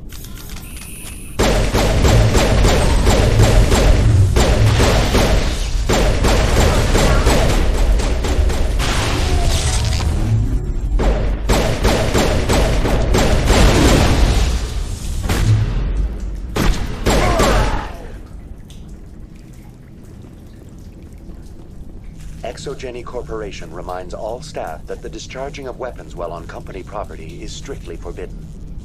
Welcome back, Research Assistant Elizabeth Bainham. What can I do for you? How do you know I'm Lisbeth? Your access card identifies you as Elizabeth Bainham. Is there something you require, Dr. Bainham? What information was the last user attempting to access? Fetching data. The previous user was attempting to access details on the study of subject species 37, the Thorian. Tell me everything you told the Krogan. I was unable to provide the previous user with any relevant data. Aside from lacking proper access, there has been no new data available on species 37. All sensors monitoring the observation post at Zoo's Hope have been inactive for several cycles. What does Zoo's Hope have to do with the Thorian? Species 37 is located within the substructure of the Zoo's Hope outpost. Tell me everything you know about the Thorian. The Thorian is a simple plant life form that exhibits a sentient behavior uncommon with other flora. Through dispersion and the eventual inhalation of spores, it can affect and control other organisms, including humans. The Zoo's Hope control group has yielded interesting results. Before sensors went offline, almost 85% of all test subjects were infected. Are you saying Exogeny knew its people were getting infected? It was deemed necessary to assess the true potential of species 37. That explains their strange behavior. Your pilot should be warned. Joker! Come in, Joker! Damn it! That field's blocking us. We must find a way around the field. We must get back to Zoo's Hope. VI, what can you tell me about the Geth ship and the field it's generating? I have limited data on the Geth. They have effectively blocked all sensors within the facility. I have detected unusual power fluctuations, but am unable to determine the source. What do you know about the Geth? I have no specifics on the Geth as they relate to this facility. All sensors have been purposely decommissioned since their arrival. I want to know about Exogeny Corporation. Exogeny Corporation is at the forefront of human expansion in the new galactic economy, funding colonial development and securing resource rights to ensure our progress as a species. Further inquiries regarding company policy may be directed to Consumer Information Services during regular business hours. Who's in charge here? Who organized the research? All decisions about local resource analysis and acquisition are made by on-site management, deferring to the board of directors only when seasonal quotas are missed or exceeded. Individual employee records are confidential. Tell me about the Thorian. Species 37 was discovered several weeks ago when a small team was infected with spores while examining ruins near the Zoo's Hope outpost. The outpost was quarantined immediately, and study of the infection began. Within 21 days, 58% of colonists exhibited altered behavior. Within 28 days, 85%. What's the size of this thing? The Thorian appears to be a diffused creature. Its cognitive abilities are centered in large nerve bundles, but it receives data from kilometers of meandering tendrils. We have discovered bundles approximately 1 meter in diameter, but these seem insufficient to coordinate the massive sensory potential it possesses. It may simply process such stimulation slowly, or perhaps there is a nerve cluster of a greater magnitude we have not yet encountered. Is it intelligent? Can I reason with it? The Thorian does not exhibit the focused behavior of a predator. The release of spores is an act of survival, not aggression. It does trigger advanced behaviors in the humans it enslaves, but we have yet to discover whether it recognizes or is capable of recognizing humans as more than tools. It is sufficiently alien as to defy classification at this time. Do you know how the creature controls its slaves? The will subversion manifests as intense pain if directives are ignored. The effect is severe enough that subjects are soon conditioned against even minor thoughts of rebellion. Observation suggests the Thorian views its thralls in a utilitarian way. Care is apparently taken to avoid injuring them, much as a craftsman avoids damaging his tools. As long as no action is taken against the creature's objectives, the subjects are free to pantomime a normal existence until specifically tasked with something. Where's the center of this thing? The Thorian is present as a weave of tendrils across much of the lower surface of Pharos. Observation of enslaved subjects suggests there may be key clusters that are tended by thralls. Unfortunately, direct observation of species 37 is limited, or non-existent. That's enough for now.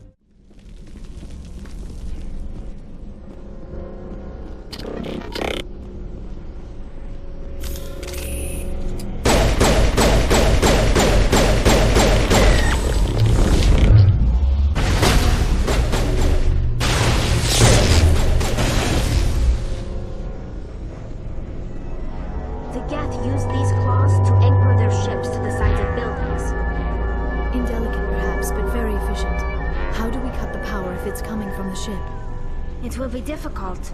We can check the other claws for weaknesses, but the Geth are very thorough. This structure seems to have significance for the Geth. Is it possible they set up this room to serve as a sacred temple of sorts? The Geth blur the line between organic and synthetic life. It's natural to assume they seek understanding from a higher power.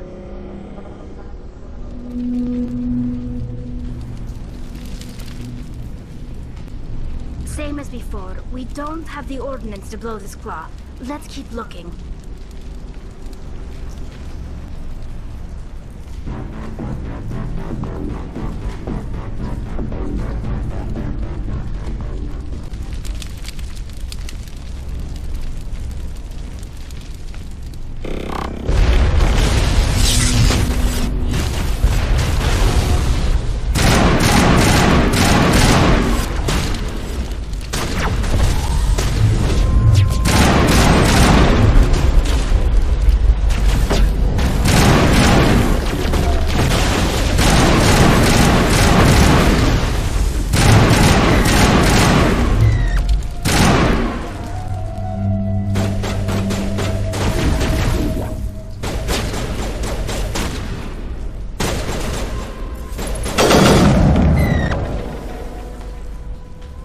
Interesting, Commander Shepard.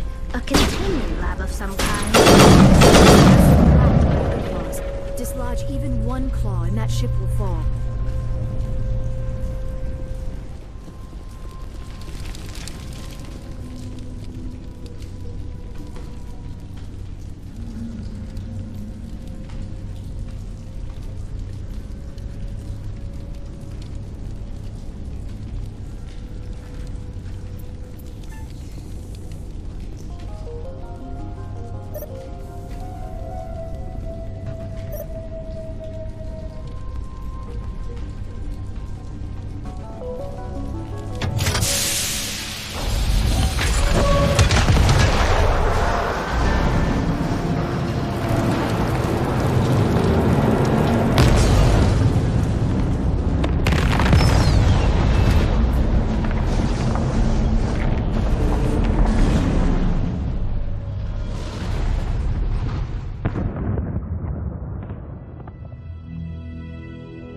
Very good.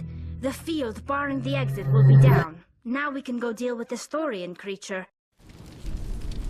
I hope that ship was full of those Geth bastards. I repeat, Normandy to shore party. Are you reading? Anyone there? Normandy to shore party. Come on, Commander. Talk to me. Is that you, Joker? What's going on over there? We're in lockdown here, Commander. Something happened to the colonists. They're banging on the hull, trying to claw their way inside the ship. They're freaking out. They can't do any real damage. We're on our way back. Just hold your position.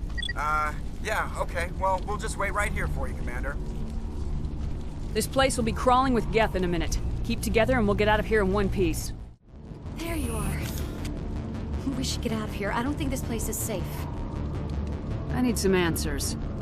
You knew more about the Thorian than you let on. I was afraid. I wanted to stop the tests, but they threatened me. Told me I'd be next. When the Geth attacked, I stayed behind to send a message to Colonial Affairs.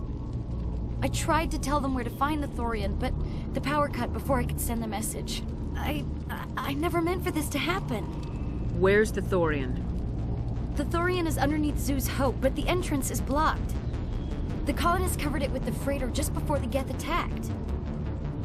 But why are the Geth after the Thorian? What could Saren want with it? Well, it does have unique mind control capabilities. That's what Exogeny was interested in. Normandy to shore party, come in. What is it, Joker? We're getting a lot of Geth comm chatter. Looks like they're headed your way. Thanks for the heads up, Joker. You heard the man. Let's move out. I'm coming with you. I might be able to help. Undo the mess I helped create.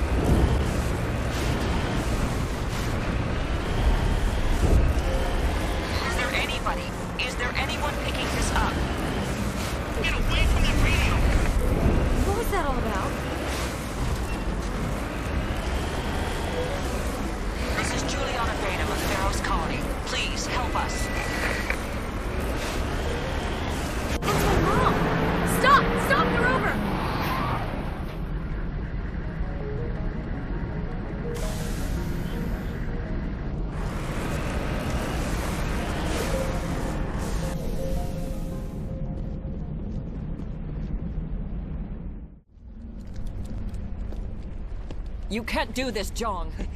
Everyone shut up! Let me think. What's going on? You won't get away with this. Get her out of here! Get away from her, you son of a bitch! Lisbeth! Damn it! Come out where I can see you! All of you! Shepard, damn it. I knew it was too much to hope the Geth would kill you. I found some interesting facts about you in the exogenic database. I know what you did during the Blitz, but your heroics aren't needed here. What do you think you're doing, Zhang? Communications are back up. Exogenic wants this place purged. This is a human colony, Zhang. You can't just repurpose us. It's not just you. There's something here far more valuable than a few colonists. You're after the one unique thing Pharos has, the Thorian. The what? It's a telepathic life form living under Zoo's hope. It's taking control of the colonists there. Exogeny knew all along. You won't get away with this, Jong. So you keep saying, but nobody's gonna miss a few colonists. I won't let you hurt these people anymore. Drop your weapon or be prepared to use it. If that's the way it has to be, heck, come on, come on!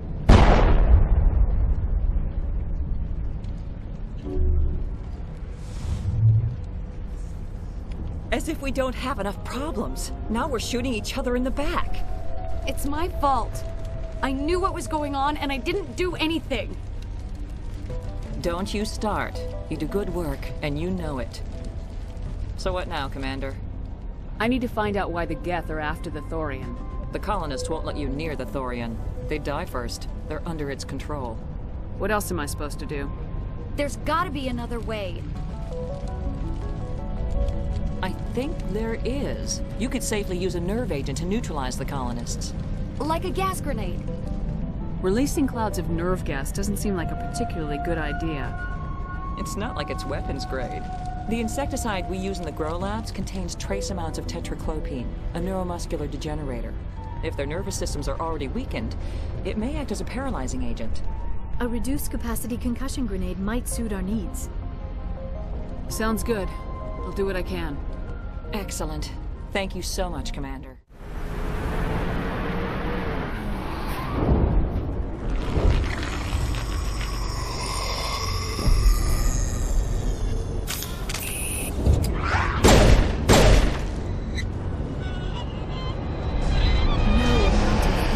Could have altered a human to that extent. I wonder what is going on here. No hitting the colonists, even if the Thorian makes them fire on us. That's what the gas grenades are for. As you order, Commander Shepard.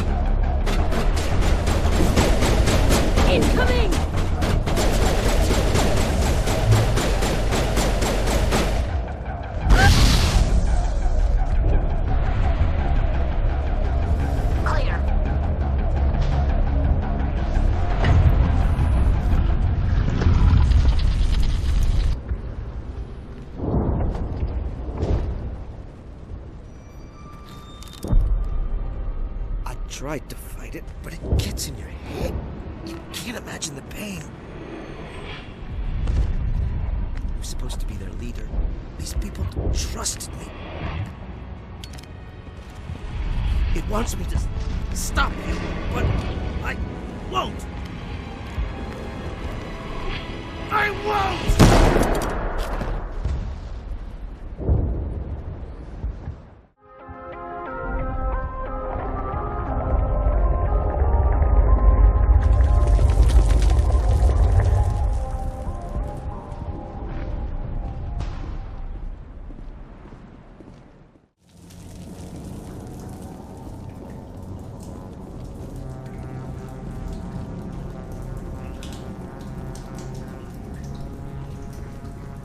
Alright, we just need to find this creature and determine what it...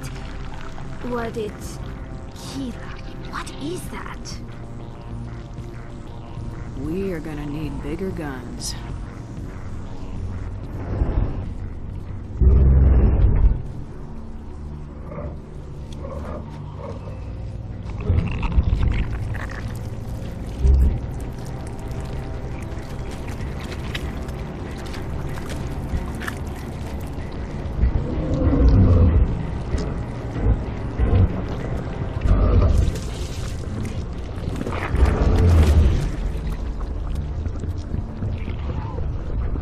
Invaders, your every step is a transgression. 1,000 feelers appraise you as meat, good only to dig or decompose. I speak for the old growth as I did for Saren. You are within and before the Thorian. It commands that you be in awe. You gave something to Saren, something I need. Saren sought knowledge of those who are gone. The old growth listened to flesh for the first time in the long cycle. Trades were made. Then cold ones began killing the flesh that would tend the next cycle. Flesh fairly given. The old growth sees the air you push as lies. It will listen no more. I won't let you keep your thralls. Release them, now. No more will the Thorian listen to those that scurry. Your lives are short, but have gone on too long. Your blood will feed the ground and the new growth.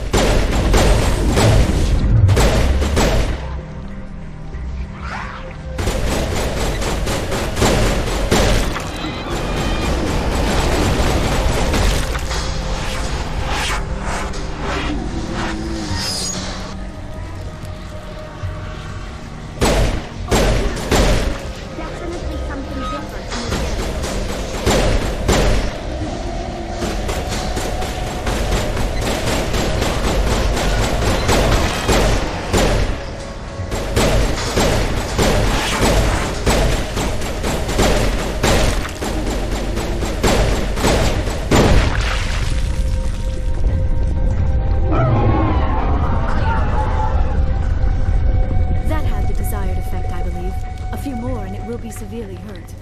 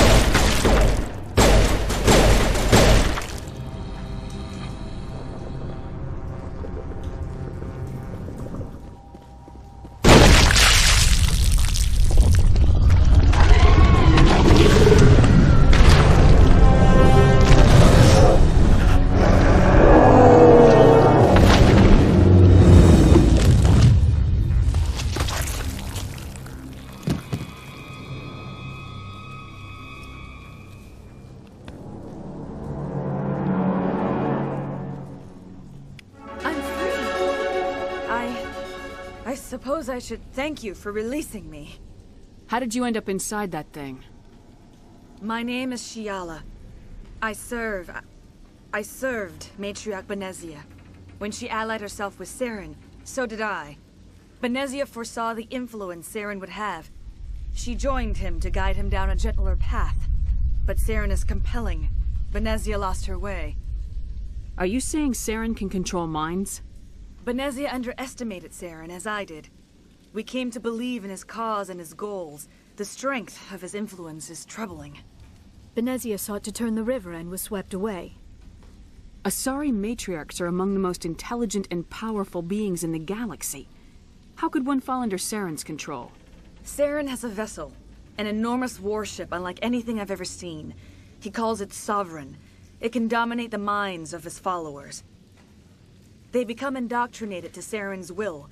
The process is subtle. It can take days, weeks, but in the end, it is absolute. I was a willing slave when Saren brought me to this world.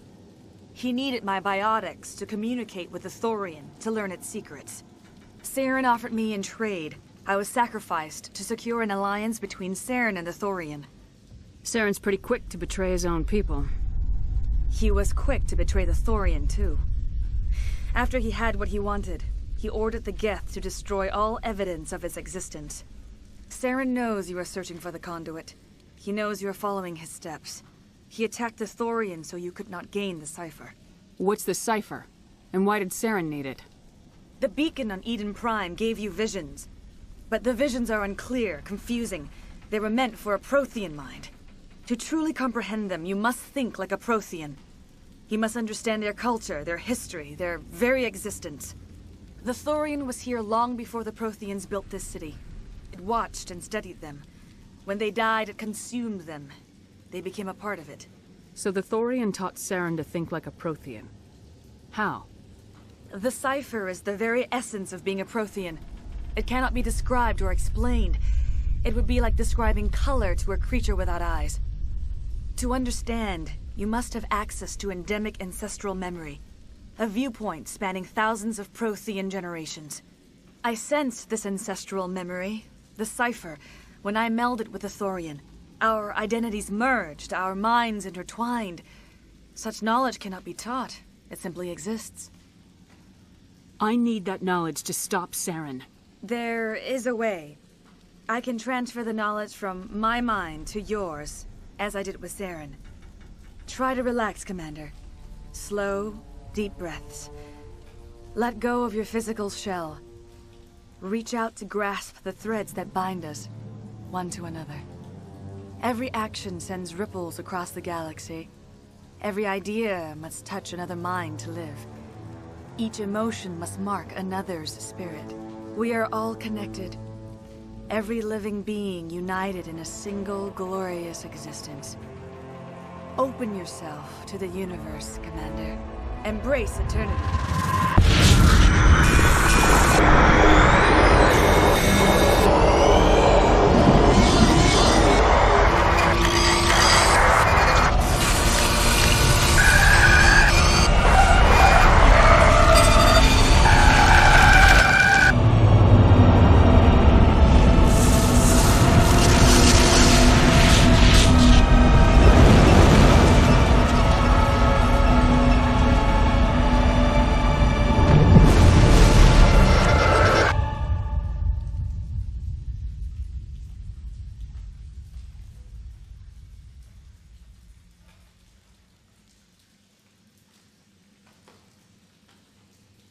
I have given you the cipher, just as it was given to Saren. The ancestral memories of the Protheans are a part of you now. What was that? Commander Shepard, are you all right? I saw something. It still didn't make any sense. You have been given a great gift. The experience of an entire people. It will take time for your mind to process this information. We should get you back to the ship where you can be monitored. I'm sorry if you have suffered, but there was no other way. You needed the cipher. In time, it will help you understand the vision from the beacon. Tell me more about this ship Saren has. Sovereign is alien. I do not know how it was built or where it comes from. Its design does not match that of any known spacefaring species. It dwarfs any vessel in the Citadel or Alliance fleets. Its weapons are devastating, its defenses virtually impenetrable. With it, Saren believes he is unstoppable. You said Saren uses it to manipulate his followers. The indoctrination. There is an energy about Sovereign. You feel drawn to the ship. It makes Saren's arguments more persuasive, more compelling. Spend enough time in Sovereign's presence and you will lose yourself. There is no other way to explain it. I want to know more about Benezia. Benezia was greatly respected among our people. A powerful biotic, even for an Asari. She was widely known as a teacher of philosophy and religion. She always sought the paths of peace and harmony. She joined with Saren because she hoped to turn him away from his path of destruction. Instead, she became one of his most powerful allies.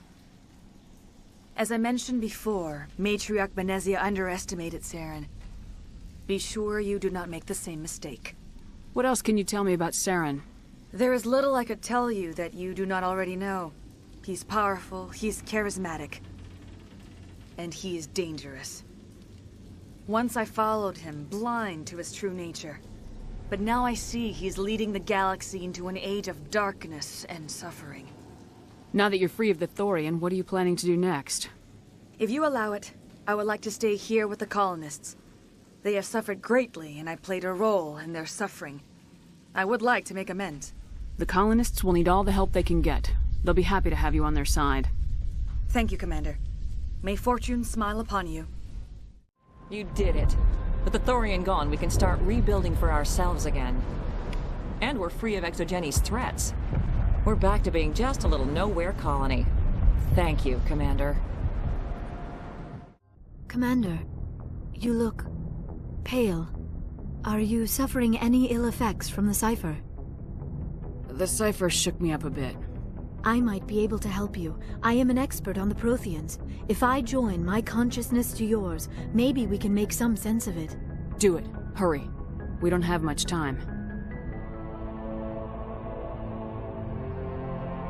Relax, Commander. Embrace eternity.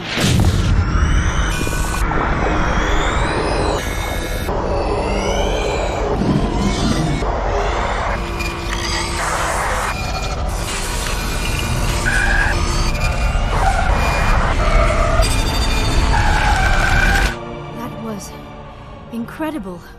All this time, all my research, yet I never dreamed. I am sorry. The images were so vivid. I never imagined the experience would be so intense. You are remarkably strong-willed, Commander. What you have been through, what you have seen, would have destroyed a lesser mind. Did you see anything? The beacon on Eden Prime must have been badly damaged. Large parts of the vision are missing. The data transferred into the Commander's mind is incomplete. You sure you didn't come across any kind of clue or hint? Something we might have missed? Everything I saw you already know. You were right about the Reapers. The Protheans were destroyed by a race of sentient machines. I think it is obvious there is a connection between the Reapers, the Prothean extinction, and the Conduit, but I did not see anything that would help us find it. What's our next move? I was able to interpret the data relayed through your vision, what was there at least, but something was missing. Saren must have the missing information. Maybe he found another beacon. If we can find the missing data from your vision, I can... I am sorry. The joining is exhausting. I should go to the medical bay and lie down for a moment. Dr. Chalkwash should take a look at you. That will not be necessary. I just need some rest. Somewhere quiet. We're done here. Dismissed. I've sent off the Pharos report, Commander. You want me to patch you through to the Council? Patch him through, Joker. Setting up the link now, Commander. Commander, Exogeny should have told us about the Thorian. It would have made your job much easier. You might have been able to capture it for study instead of destroying it. The Thorian liked to enslave minds. Anyone who studied it would have ended up as one of its thralls. Perhaps it's for the best, then. At least the colony was saved. Of course it was saved. Shepard would go to any lengths to help a human colony. Being human had nothing to do with it.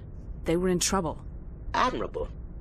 But sometimes Spectres have to make sacrifices. I hope you're willing to do that when the time comes. Goodbye, Commander. We will be waiting for your next report.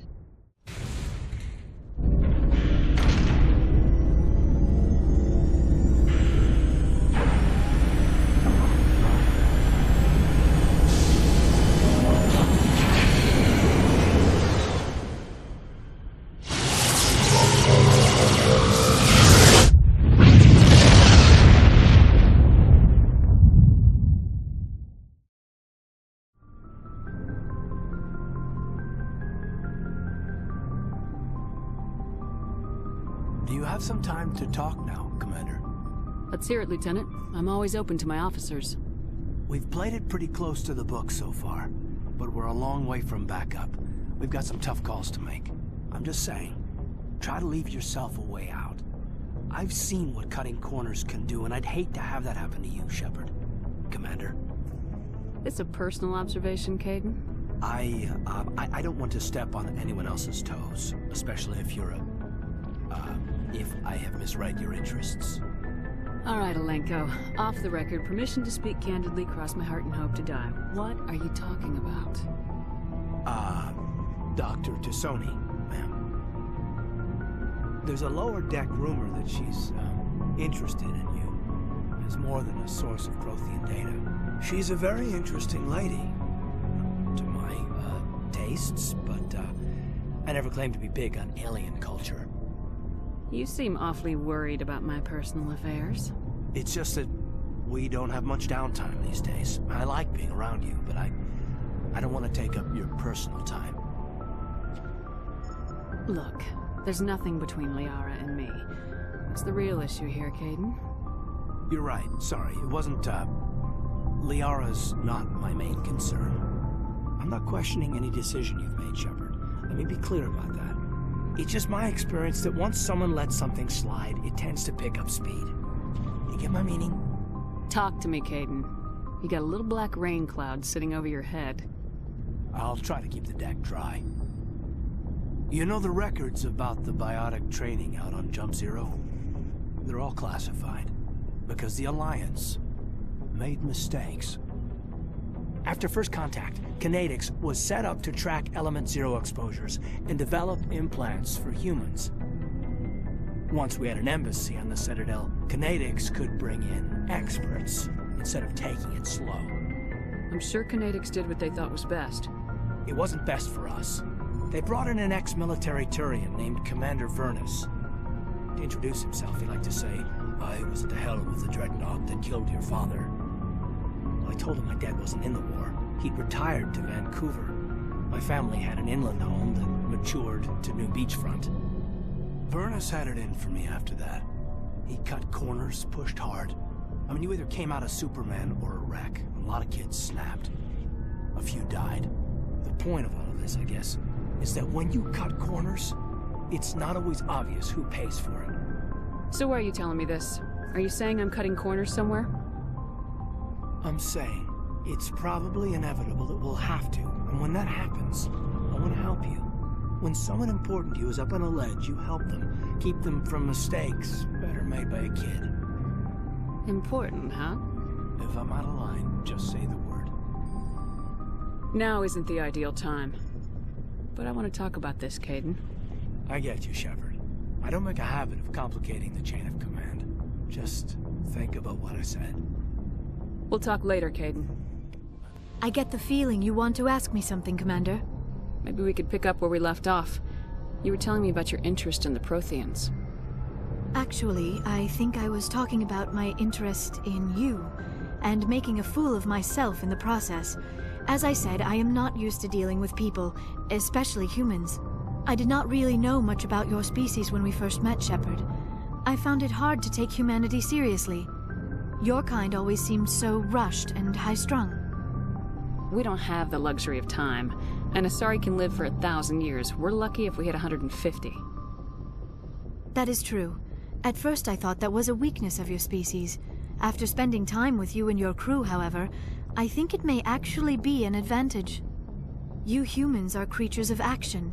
You pursue your goals with an almost indomitable determination. It is an admirable trait, but also an intimidating one. You're scared of us? Unfortunately, the rest of the galaxy sees humanity as something of a bully. You run over anyone in your path to get what you want. It is up to people like you to change their minds, Shepard. Why me? There is a reason the Council chose you to become a Spectre. They saw something special in you. The best of what humanity has to offer. I looked into your history. I know what you did during the Blitz. It was a remarkable display of courage and heroism. Why are you so interested in me? I wanted to know more about you. To understand what made you into the woman you are. There is something compelling about you, Shepard. Are you sure you're interested in me? Or is it my visions of the Protheans? I admit, your connection to the Protheans had something to do with my initial interest. But it has grown beyond that. You intrigue me, Shepard. But I was not sure if it was appropriate to act on my feelings. I thought there might already be a relationship between you and Lieutenant Alenko. The Lieutenant and I are just friends. Nothing more. My mistake, then. I am not as adept at understanding human relationships as I thought. But what about us, Shepard? Is there a mutual attraction, or was I wrong about that too? No, you were right. There is something between us. I knew it, and I knew you felt it too. But does this not seem rather strange? Why do I feel so close to you? We have only known each other a short time. We are from two different species. We have almost nothing in common. This makes no sense. These things never make sense. They just happen and we get swept up in the storm. You make it sound so chaotic, so dangerous. I'll keep you safe. I am not looking for a protector. This is all a bit overwhelming. I am not used to this. You. I need some time. Take all the time you need, Liara. I'll be here. Thank you, Shepard. Let's just talk about something else for now. I should go. Commander? What's your opinion of the last mission? Gotta admire those colonials. That's about the worst place for a colony I've ever seen. Given the option, I'd get the hell out of Dodge. Do you have a few minutes to talk? One-on-one? Sure. I was just watching some mail from home. Oh, before I go, we saw Caden in a news vid about the Normandy. He's cute. Later, sis. Let's pretend this never happened. Are you interested in the Lieutenant, Chief? No, ma'am. And anyway, Scuttlebutt says he's already sweeting someone. What's up? You didn't come by to eavesdrop on family mail. Your family seems to be important to you. Yeah, we've always been close. Me and my sisters especially. With Dad on duty so much, I had to help Mom raise them. Did your father serve with the fleet? Yeah, took any crap posting he could get that offered space time. You know what? He worked his ass off trying to get recognized, but he never made it above serviceman 3rd class. He was real proud when I made Chief. First thing he did was salute. What about your mother? You haven't mentioned her. You must know what military wives are like. Strong because they have to be, able to raise kids while Dad's away on a 6-month cruise. She has a degree in planetary geology. She and Dad both wanted to see new worlds. She gave up her career to raise us, though. You have more than one sister? Sounds like a big family. Yeah, I'm the oldest, then Abby, then Lynn. Sarah's the youngest. She's still in high school. With 4 girls, Dad used to say he felt more outnumbered at home than on maneuvers. Where did you grow up? All over. We transferred a half a dozen times before I finished grade school. You go where personnel command sends you, right? I guess that's why I'm so tight with my sisters. We'd have to leave all our friends every 2 or 3 years. After helping raise them, your sisters still talk to you? Amazing. Things were tense between Sarah and me for a while. Then we bonded. Sounds like a story. You like sharing? Sarah got herself a boyfriend who wanted to go faster than she did, Mike. I didn't think he was a bad kid, just pushy. Lynn would send me these worried vid mails, and I'd tell her to relax. Where were you when this was going on? I was on active duty. Sarah's graduating high school this year. This was only a couple of years back. They were on Amaterasu. At the time, I was assigned to Chernobog. Same cluster, but a dozen Hellwire away. Close enough to talk regularly, too far to make it back in an emergency. I couldn't afford a fast packet flight. If he really liked her, he wouldn't be pushy. Yeah, of course. If he didn't ask at all, I'd wonder if he thought Sarah was ugly. Damned if you do, damned if you don't. Mike thought they'd go for a romantic walk in the woods, because he figured it was past time they did the deed. She levered Mike face first into a tree and left. Didn't have a scratch on her. Good thing Mom and Dad had us all learn some kind of self-defense. I took emergency leave and walked Sarah to school for a few days. You traveled all the way home to walk your sister to school. It was only a dozen light years, like a day's cruise. It's not like I was going to Earth or something. My last day out, Mike was waiting for us. Sarah had told her friends, so everyone at school knew what he did. He wasn't happy. I wanted to snap him in half, but Sarah gave me this look, this let me handle it, I need to do this alone look. She kept her cool, God bless her, as he screamed in her face. She just let him vent. Then he tried to punch her. I swear, she just flowed around him. Next thing I knew, he's face down on the sidewalk, and there's blood everywhere. That's unbelievable. Sarah must be as good as you. Better. I'm more or less a straight-up puncher. When he swung, she wasn't there anymore, and he fell. She helped him stop the bleeding and had me call an ambulance.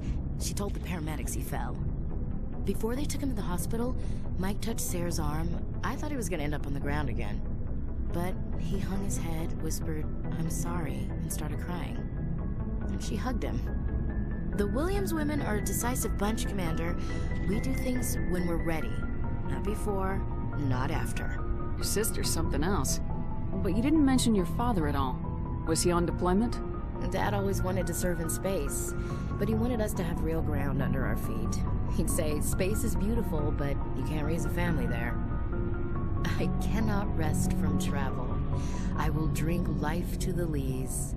All times I've enjoyed greatly, have suffered greatly, both with those that loved me and alone. For always roaming with a hungry heart, much have I seen and known, cities of men and manners, climates, councils, governments. I never thought I'd hear you reciting poetry. Just because I can drill you between the eyes at 100 meters doesn't mean I can't like sensitive stuff. Just don't spread it around. Ulysses was my dad's favorite poem. Every time he shipped out, he recorded me reading it. He had a dozen versions when he retired. Does he still like it? I sure hope so. I read it to his grave every time I go home. Dad passed on a few years back. He's probably still watching, though. You mean from wherever we go after death? Dead on, Skipper. He's with God now. That's not a problem with you, is it? That I believe in God? Everyone has the right to believe what they want. It says so in the Alliance Charter, only with fancier words. I'm glad you're open-minded about it. I've met a few people who are really weirded out by my faith. Because I work in space, I can't believe in a higher power? Jeez. Hello, have you people looked out the window? How can you look at this galaxy and not believe in something? I should get back to my duties. Didn't mean to take up so much of your time. Dismissed, Chief. Ma'am. Commander, good to see you. You've been with CSEC a while. Have you seen much action? Well, not as much as you, but yeah, I've seen some interesting things. I bet you have. Anything in particular that stands out?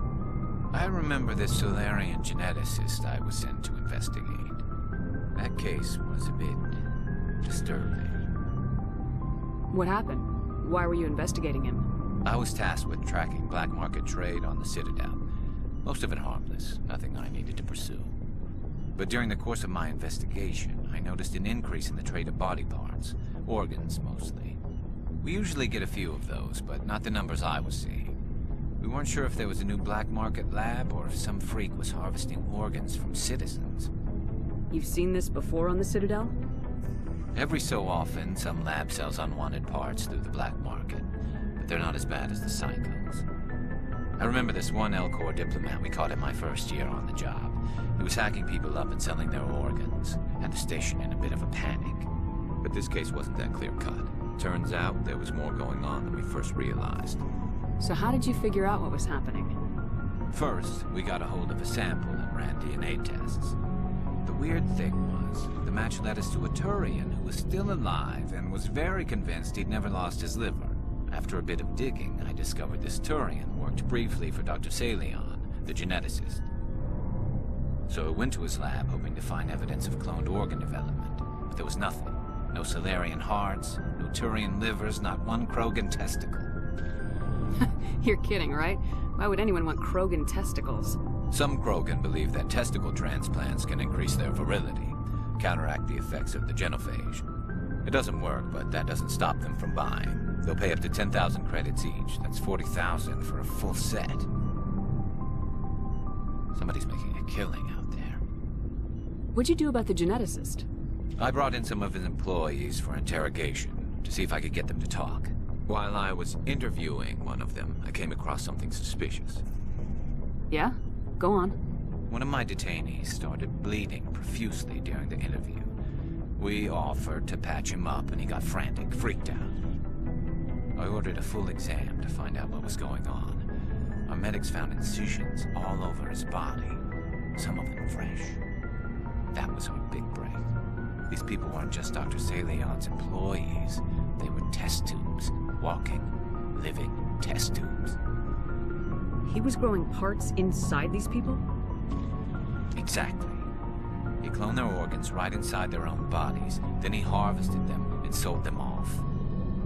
Most of the victims were poor. He'd pay them each a small percentage of the sales, but only if the organs were good. Sometimes an organ wouldn't grow properly, so he'd just leave it in them. Most of them were a mess, but only on the inside, hidden so nobody could see it. I hope he got what he deserved. That's the worst part. We never caught him. Why not? What the hell happened? He ran, blew his lab, grabbed some of his employees, and headed for the nearest space dock. By the time I found out, his ship was already leaving. He threatened to kill his hostages if we tried to stop him. But you went after him anyway, right? I ordered Citadel Defense to shoot him down, but CSEC headquarters countermanded my order. They were worried about the hostages, worried about civilian casualties if the ship was destroyed so close to the Citadel. I told them those hostages were dead anyway. He just used them to make more organs. They wouldn't listen. Well, you can't get them all. No, but letting him get away like that. All they had to do was disable that ship, stop him from running. Maybe the hostages die, maybe they don't, but at least we stopped the bastard responsible for it all. I suppose I can see both sides. But what's done is done. I suppose. Can't waste too much time worrying about it now. Just wish I could have stopped him. That's all. Do you have any idea what happened to Dr. Salion? I sent out feelers from time to time, hoping to find something. I thought I'd found him a while back. He changed ships and changed his name to Dr. Hart, his idea of a joke, I guess. I told the military, but they weren't convinced it was him. I got the transponder frequency for his new ship, but I just can't get anyone to check it out. I'll check out the coordinates when I get a chance. I was hoping you'd say that. But Commander, take me with you when you go. If it's Salion, I want to be there when you find him.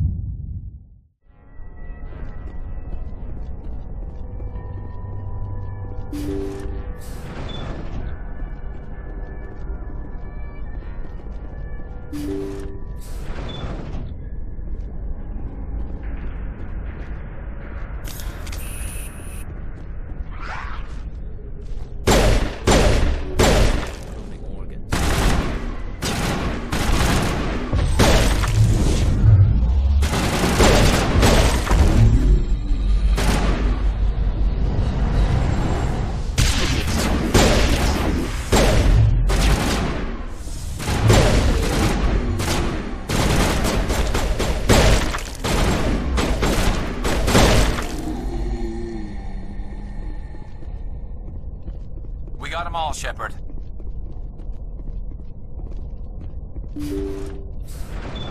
Thank you. Thank you for saving me from those things. Commander, that's him. That's Dr. Salion. What? My name is Hart. Dr. Hart. Please, get me out of here. Are you sure it's him? Positive. There's no escape this time, Doctor. I'd harvest your organs first, but we don't have the time. You're crazy. He's crazy! Please, don't let him do this to me. We'll take him in, drop him off with the military. But we have him. We can't let him get away. Not again. If he dies, we'll never know what he's been up to, or how he did it. We'll take him in, interrogate him, and he'll serve his time. Okay. You're right. You're a very lucky Solarian. You owe the Commander your life. Oh, thank you so very much. I smell trouble! And so he dies anyway. What was the point of that? You can't predict how people will act, Garrus, but you can control how you'll respond. In the end, that's what really matters. Yeah. I don't think I ever met anyone like you, Commander. Well, I guess we're done here.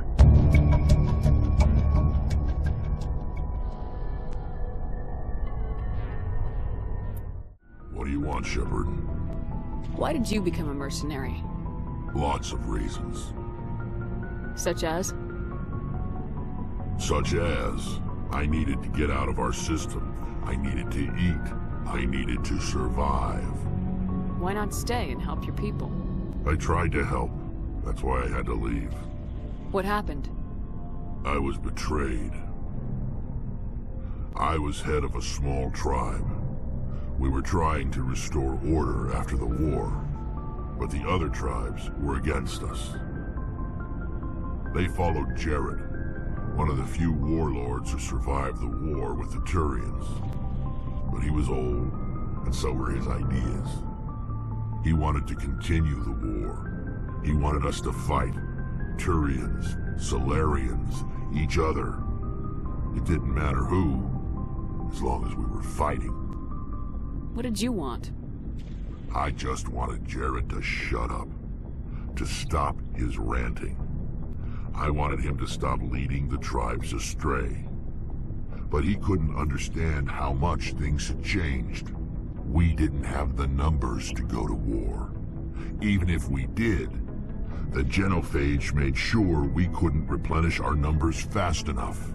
I told them all to forget about war. We needed to focus on breeding, at least for one generation. And for a while, we were getting through.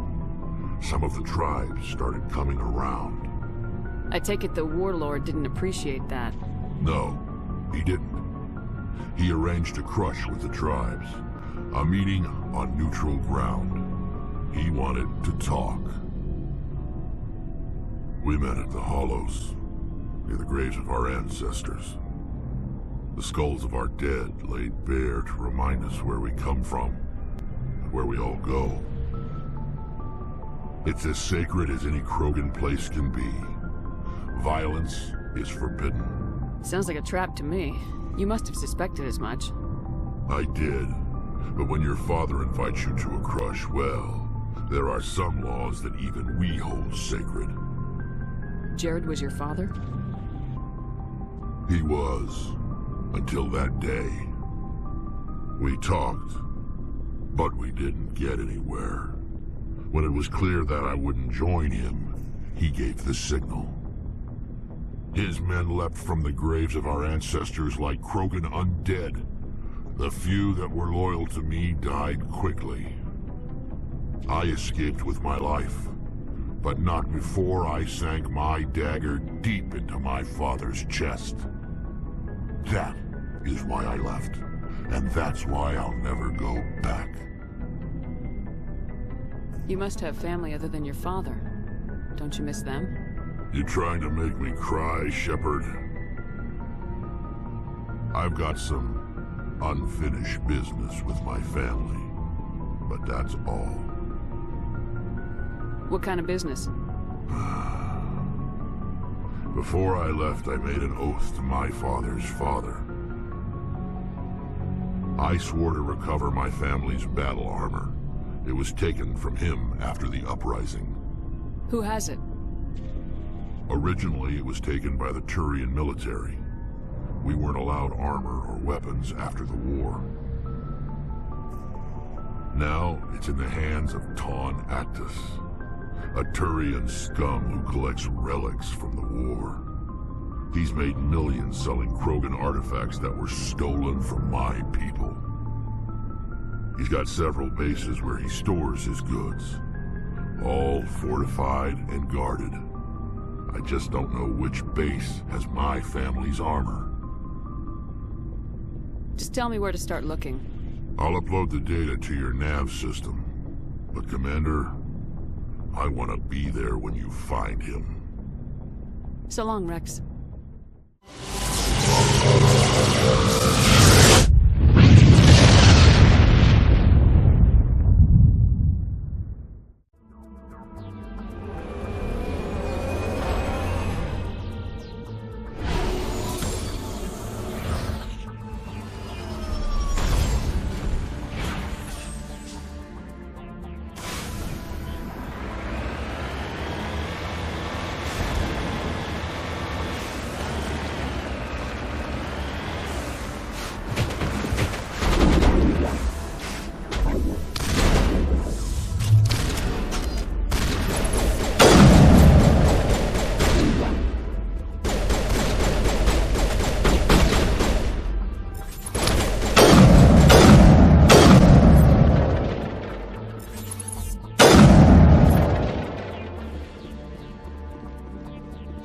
I think we got him, Commander.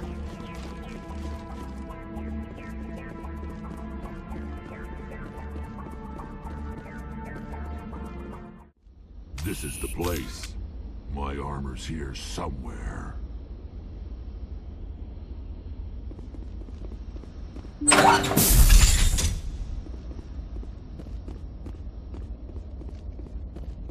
I got trouble!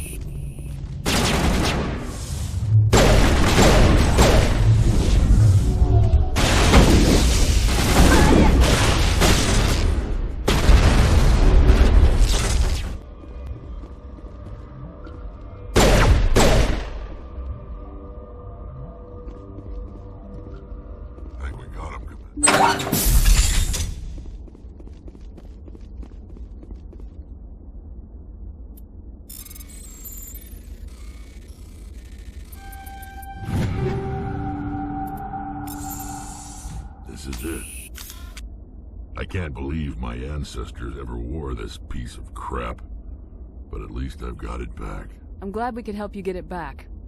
I might just be starting to like you, Shepard.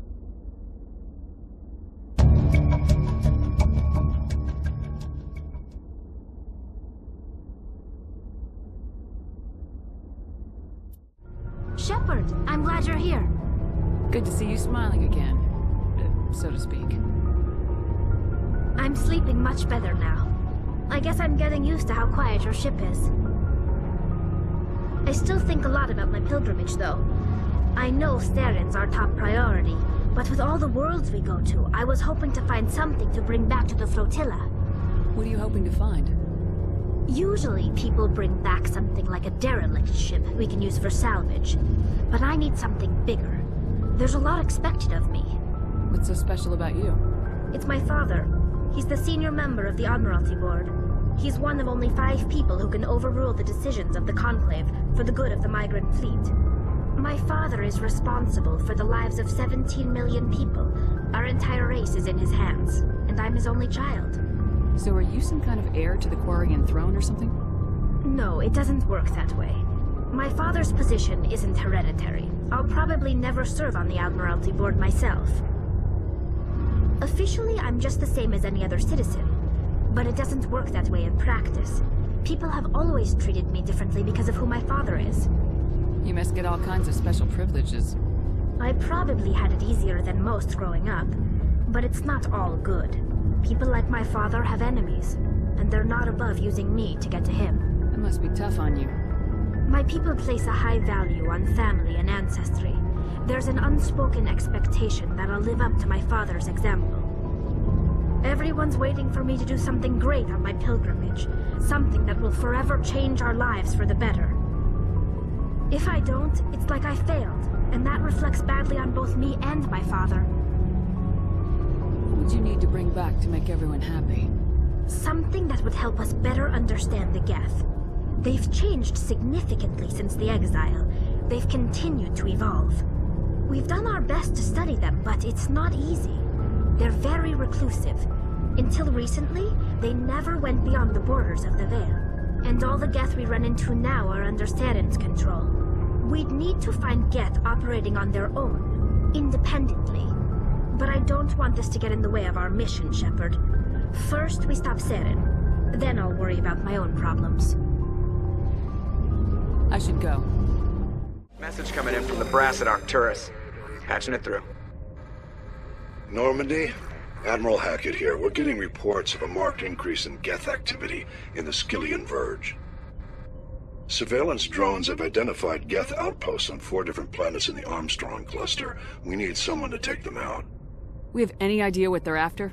Hard to say. They may be just gathering intel on us. Or maybe they're setting up staging grounds for hit-and-run attacks on human colonies. I'm on it, Admiral. Finding Saren is still your top priority, but you've got experience fighting the Geth. You're the logical choice to take out these outposts. We're transmitting all the locations of known Geth outposts in the Armstrong cluster to the Normandy now. Admiral Hackett out.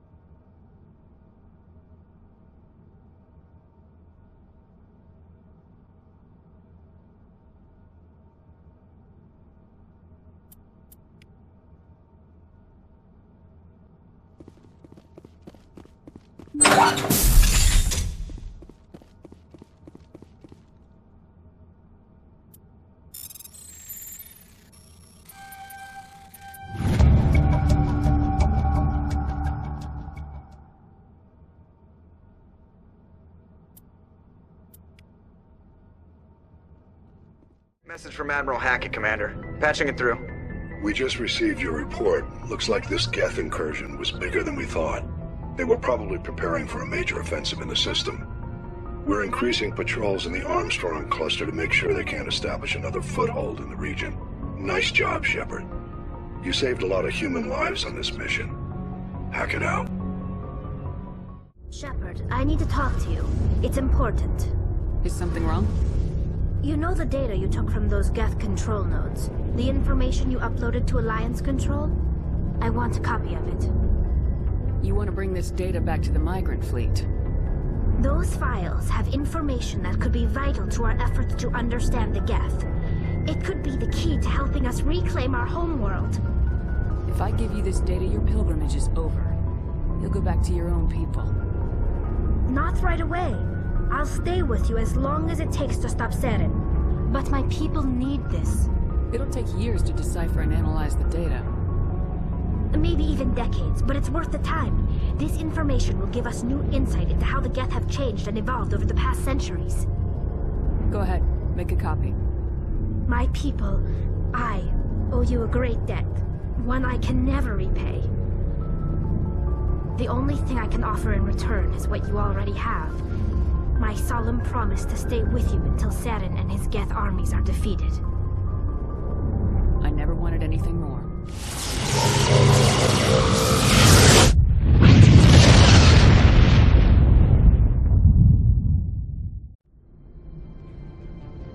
Approach control, this is the SSV Normandy, requesting a vector and a berth. Normandy, your arrival was not scheduled. Our defense grid is armed and tracking you. State your business. Citadel business. We got a Council Spectre aboard. Landing access granted, Normandy. Be advised, we will be confirming identification on arrival. If confirmation cannot be established, your vessel will be impounded. What a fun bunch. I think I'll take my next leave here. That's far enough. We're not here to cause problems. This is an unscheduled arrival. I need your credentials. You first. We're the law here. Show some respect. I'm Captain Maiko Matsuo, Ilanis Risk Control Services. Commander Shepard, Systems Alliance Navy. The next Navy patrol isn't due for another 2 weeks. You're a long way from home, Commander. Aren't we all? Also, I must advise you that firearms are not permitted on Novaria. Sergeant Sterling, secure their weapons. We can let them do this, Commander? Let's not start a fight. Aye, aye, Commander. Captain Matsuo, stand down! We confirmed their identity. Spectres are authorized to carry weapons here, Captain. You may proceed, Spectre. I hope the rest of your visit will be less confrontational. Parasini-san will meet you upstairs. Behave yourself. I am Gianna Parasini, assistant to Administrator Ananias. We apologize for the incident in the docking bay. I appreciate your help. You're welcome. You understand our security chief was only doing her job. One of my duties is orientation of new arrivals. Do you have any questions? Pretty heavy security for such a small port. The executive board does everything in its power to protect the privacy of our client corporations. I'm not here to dig out any corporate secrets.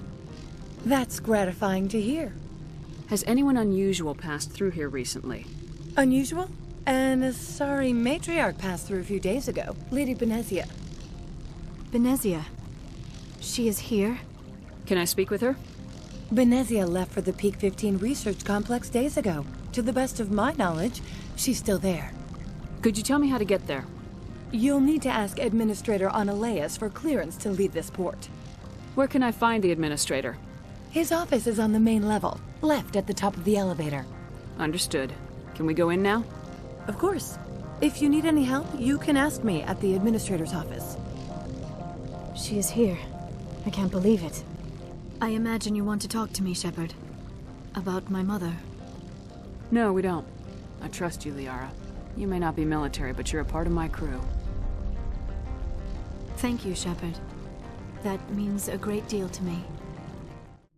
You will excuse me if I don't stand up. I have no time to entertain refugees from that urban blight called Earth. I'm here as a Spectre, not a human. Keep that in mind. Believe me, that is foremost in my mind. This greeting is a courtesy. I will only cooperate as required by the Executive Board. Businesses come here to avoid the second guessing of galactic law. I'm conducting an investigation. It's a matter of galactic security. Yes, isn't everything? I will not allow you to harass our clients. This world is private property. Do you do business with Saren? Agent Saren? One of your Spectre compatriots?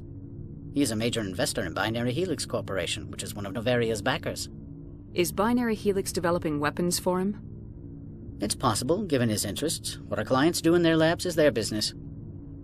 I've heard an Asari matriarch is here. Benezia? She arrived a few days ago, accompanied by a personal escort and some cargo. She's up at Peak 15. What do you mean, personal escort? The phrase is self-explanatory. Bodyguards attending to the safety of her person, mainly Asari commandos. And you didn't think that odd?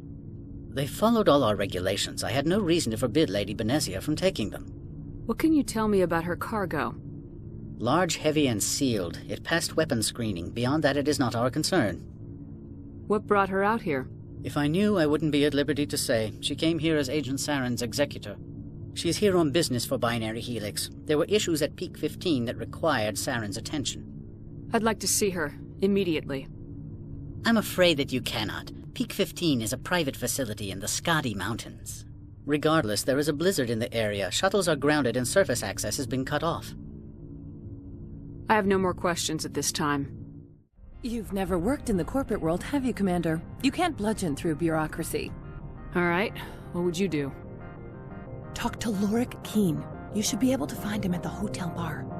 Can't say more. Not within earshot of Mr. Analaeus. You said I should talk to Lorik Keen? Mr. Analaeus isn't the only one with a pass to leave Hanshan. Keen spends his days at the hotel since his office was closed. I've taken up enough of your time. Afternoon. Sit down, have a drink. What can I do for you? Are you Lorik Keen? I heard you might be able to help me. You are the Spectre that just arrived, are you not? What can an old Turian like me possibly help you with? I'm trying to find a way into the garage. I have places to go. You need a pass. How fortuitous. I'm the manager of the local Synthetic Insights office. For the moment, at least. Mr. Analaeus closed my office. He claims to be investigating reports of my corruption. The administrator is an interesting man. He's become quite wealthy since he took direct control of rents. I sense a connection there. Indeed. I acquired evidence of Analaeus' actions. His hired goons are ransacking my office to find it. I suspect your goal lies outside this port. Mr. Analaeus would be disinclined to let you wander. If you recover the evidence from my office, I will give you my garage pass, as well as a sum of credits. Why didn't Analaeus cancel your pass clearance?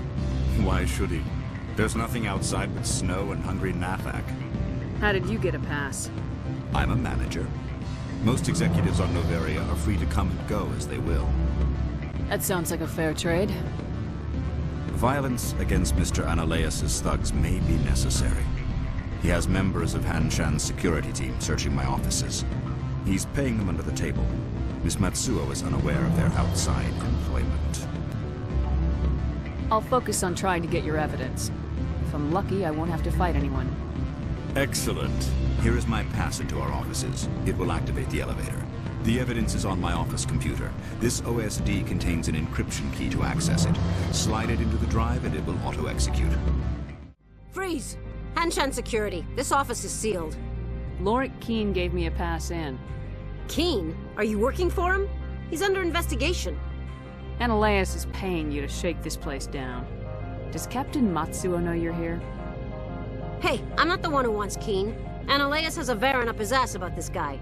How about this? You pretend you didn't see us, we'll pretend we didn't see you.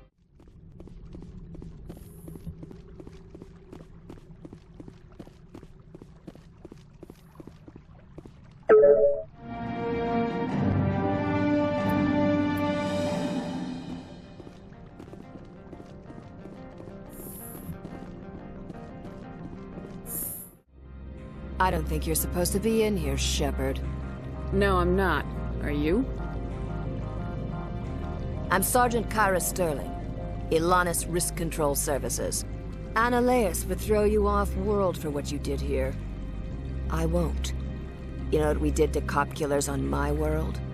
Being a cop doesn't give you the right to break the law yourself. You accepted bribe money. I have a mission to complete. I did what I had to. I don't care.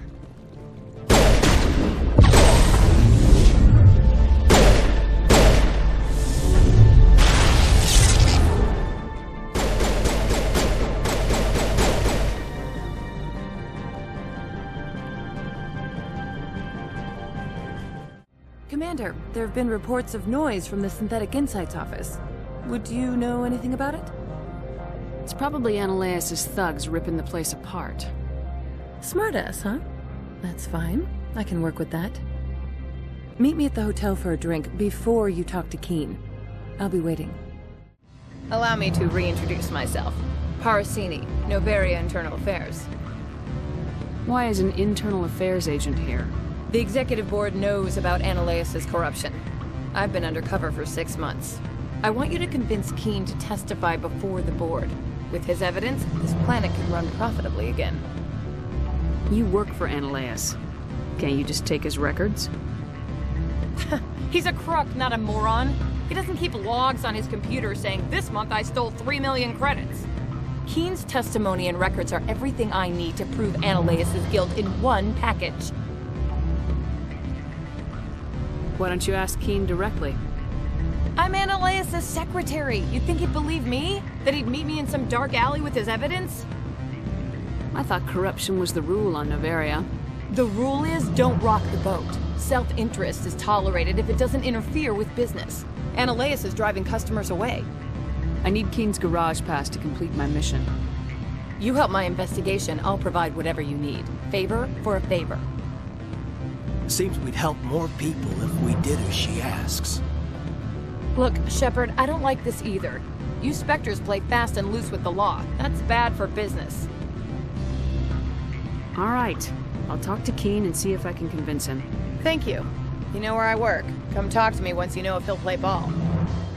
Always a pleasure, Spectre. Any news on that matter I asked you to look into? I finished the job, but an internal affairs investigator contacted me. She wants you to testify against Ananias. Now that you have my property, you want to dictate how I use it. I have no interest in a public spectacle. Everyone on this station is chafing under Ananias' extortion. You might end up a hero.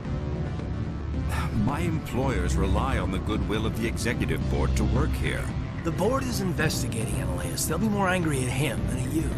All right. It is obvious that I cannot dissuade you. Very well. I will testify. Make whatever arrangements you need with your contact. I will wait here. Spectre, have you given any more consideration to my offer? It took some persuasion, but Keen has agreed to testify. That's a world of stress off my back. I'll take the evidence for safe transport. I didn't think you'd help me, being a Spectre and all. I guess some of you can be all right. Doesn't this help you? You don't seem particularly happy. I'm ecstatic, but right now, I just feel like a long day of work is ending. While you were working on Keen, I got you a garage pass. Be careful up there.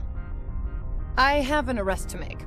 Wish I had time to change into something easy to move in. I hate skirts. This is an outrage. I'll see that you never work in this sector again. Yeah, get a move on.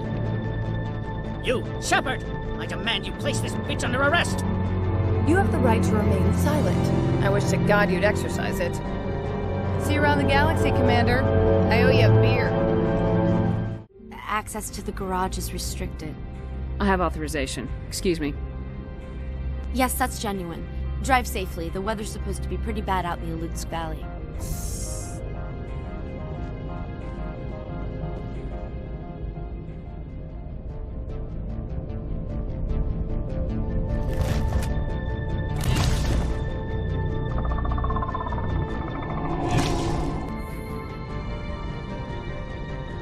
Guess we know what the matriarch had in the crates.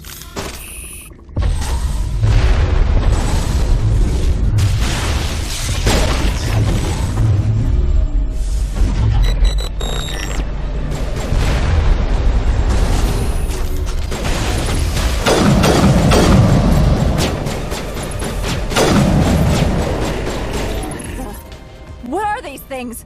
Fan out and secure the area. No one gets in or out.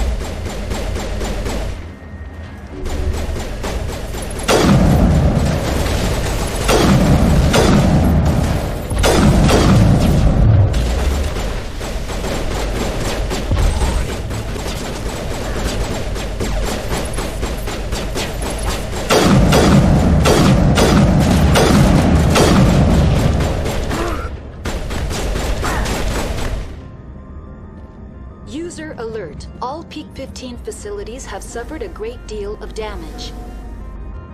Biohazard materials present throughout facility. Virtual intelligence user interface offline. We'll need to get main power back.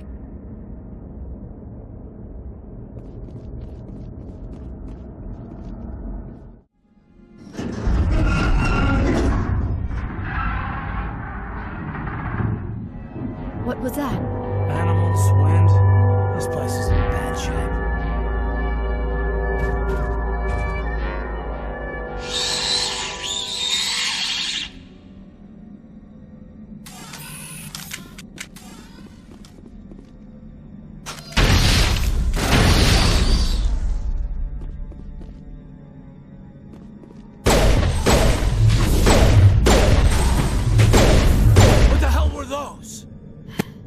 Xenobiology is not my field. Maybe someone in the labs knows.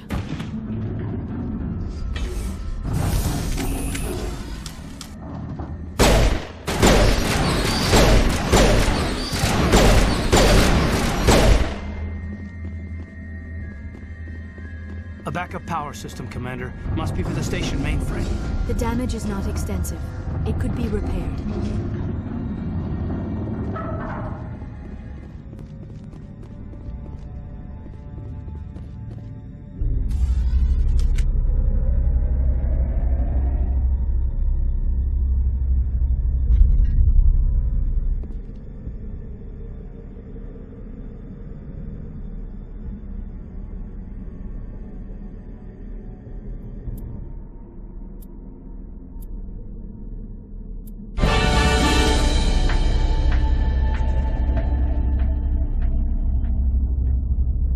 Looks like you're trying to restore this facility.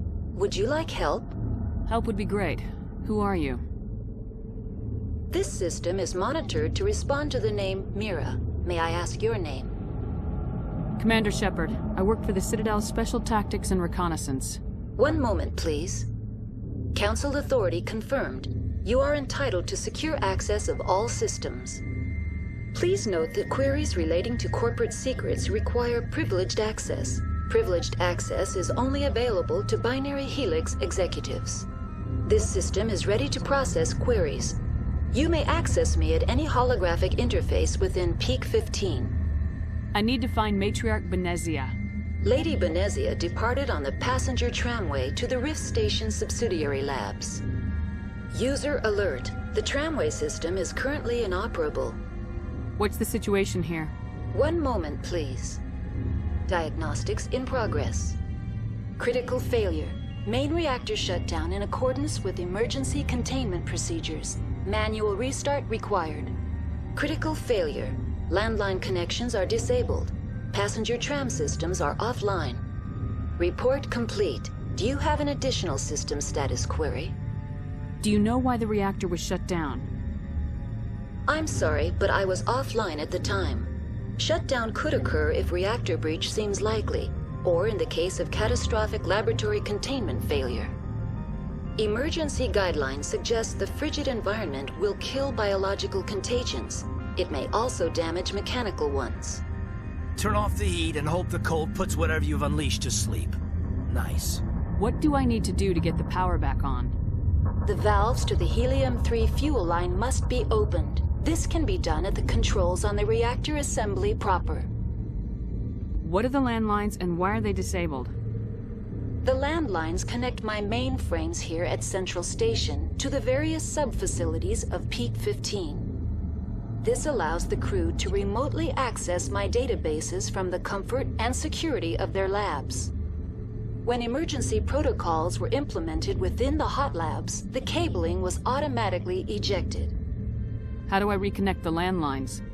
The landlines are designed for easy reconnection. The router for the landlines is on the roof of operations. Simply activate the controls and the hardware will reconnect and reboot automatically. That's all I need right now. Very well, Commander. Logging you out. User alert. Main reactor. The HE3 fuel line's cut.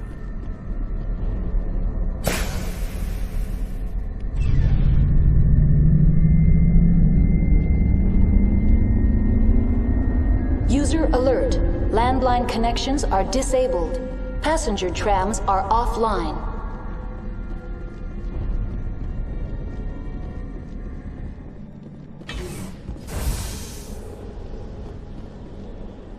Over there.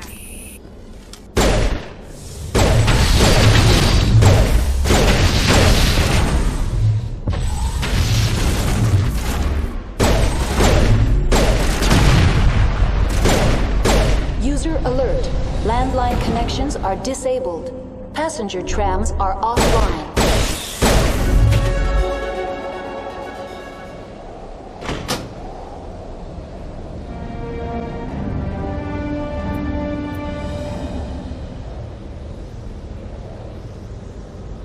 Connections restored.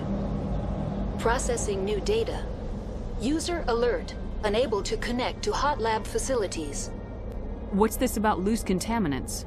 Dangerous biological agents are present in the tramway decontamination chamber. The tram station has been sealed in the interest of crew safety. Activation of the fail-safe plasma jets is recommended prior to access. How do I activate the fail-safe system? Controls for the fail-safe systems are located in the security checkpoint outside decontamination. User alert. The fail-safe system is currently inoperable. That's all I need right now. Very well, Commander. Logging you out.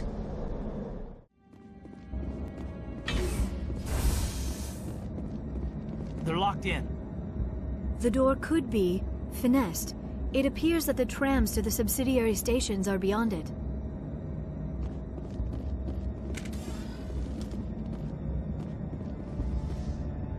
Control group, loosen them. They're in... Can't escape. The tunnels now. We're sorry. The leads couldn't get to the struck. Out while you can. He killed himself because he was part of whatever happened here? He must have felt there was no hope of surviving, that killing himself would be easier.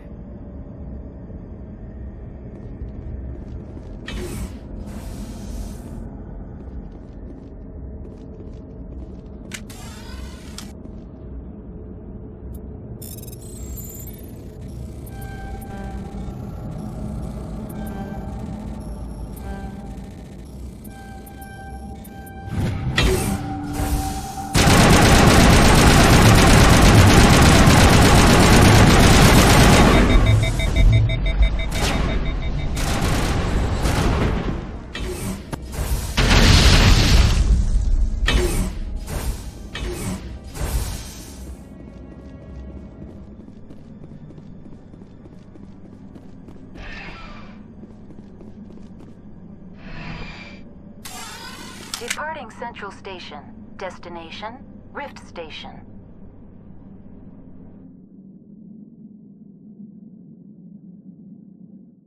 Sorry, we couldn't be sure what was on the tram. Can those things work at train's controls? Hell if I know. I'm not assuming any goddamn thing. Look, you're human and that's enough that I won't shoot, but I'd like to know who you are. My name's Shepard. I'm a Spectre. Huh. I won't look a heavily armed horse in the mouth. The aliens overran the hot labs last week. Only Han Olar got out, and he ain't all there anymore. The first we knew, the bastards were clawing into my command post. We had a lot more staff then. You were taken by surprise and had civilians to protect. You did a good job, Captain. Yeah? Sure as hell doesn't feel like it. The board sent an Asari to clean up the mess. She went to the hot labs yesterday. We haven't heard from her since. Venezia. Is she still over there? I don't know. I don't see what one person could do. A matriarch has the skill to keep herself alive for a long time. There's an emergency elevator out by the trams. This card will let you activate it. Can take you down to the hot labs. Oh, and if you need any first aid, Dr. Cohen's downstairs in the med bay. You're certain the matriarch is still in the hot labs? She hasn't come back here. You came through Central Station, so she ain't there. Did the aliens come from inside the facility, or did they attack from the outside? You want my personal opinion? Labs like that exist to do stupid crap that gets people killed. Tell me about the structure of the hot labs. It's built into one of the glaciers further down the mountain. Real old, thick, stable. When something goes wrong, they heat it up and sink it into the ice. Normally, the crew gets to the labs using a tram from Central Station. We've got an elevator that connects directly, but it's for emergency use only. Listen, I'm not sending my people down there. It's too dangerous. You understand? I've got work to do. Yeah, I hear that. Hell! Man the perimeter! Look out!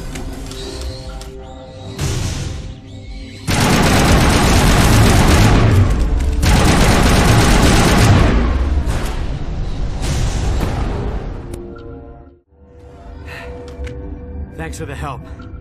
Every few hours, a group comes up the tram tunnel. It's actually better since we locked down the elevator. I'll do whatever I can. I don't know why they keep throwing themselves against our defenses. Even animals should learn not to stick their noses where it hurts. What? No!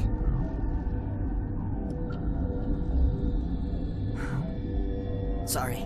I haven't had much sleep since the attack. Is there something you need? I'm looking for an Asari. Asari? Well, there's Dr. Ayalis over there. There's also our guest, Lady Benezia. Captain Ventralis might know where she is. What do you know about the hot labs? Nothing. I didn't work there. As far as I know, Han Olar was the only survivor. Is he in the medical ward? No, he's staying in the science team's quarters. Be gentle with him. He had a trying experience. What sort of work do you do here? I can't say. I signed a non-disclosure agreement. If we survive, I'd like to keep my job. The location is terrible, but the pay is better than any other commercial lab. You're not happy on Peak 15? The outside world doesn't exist here, just walls of ice and rock. There's only the work, the discovery. It's easy to forget why science is guided by ethics. Maybe we're paying for that now. How are you holding up? It would be petty to complain after showering off a coworker's brain. None of us have had enough sleep since the attack. Of course, not all of us have guns. What do you do here? I'm a toxicologist. I can't talk about my work, not that I'm doing anything since the accident. There was an accident here? I can't talk about what happened. Not here. Too public. Talk to Dr. Cohen in the medical ward. He was the project lead. I'll talk to you later. What? You're a member of the science teams. Recently transferred, yes. What do you do here? Molecular genetics. I specialize in biotic-enhanced allele-specific hybridization. Yeah, that's a bit technical for me. I am very good at tracking inherited variations in genetic sequences. I'm sure you would find it quite dull. Do you know Matriarch Benezia? Why ask me, and not your friend? Because I do not know anything about the Matriarch. Then why would I? You seem less upset about this situation than the others. That is one of the virtues of the meditation you interrupted. That's all for now. You came to find out about them, didn't you? You mean those things out there? Yes. I'm the only survivor from the hot lab, you know. I need to know more about those things out there. About the Rachni? Rachni? That's preposterous. You're involved in this. What can you tell me? They found it in a derelict ship. An egg.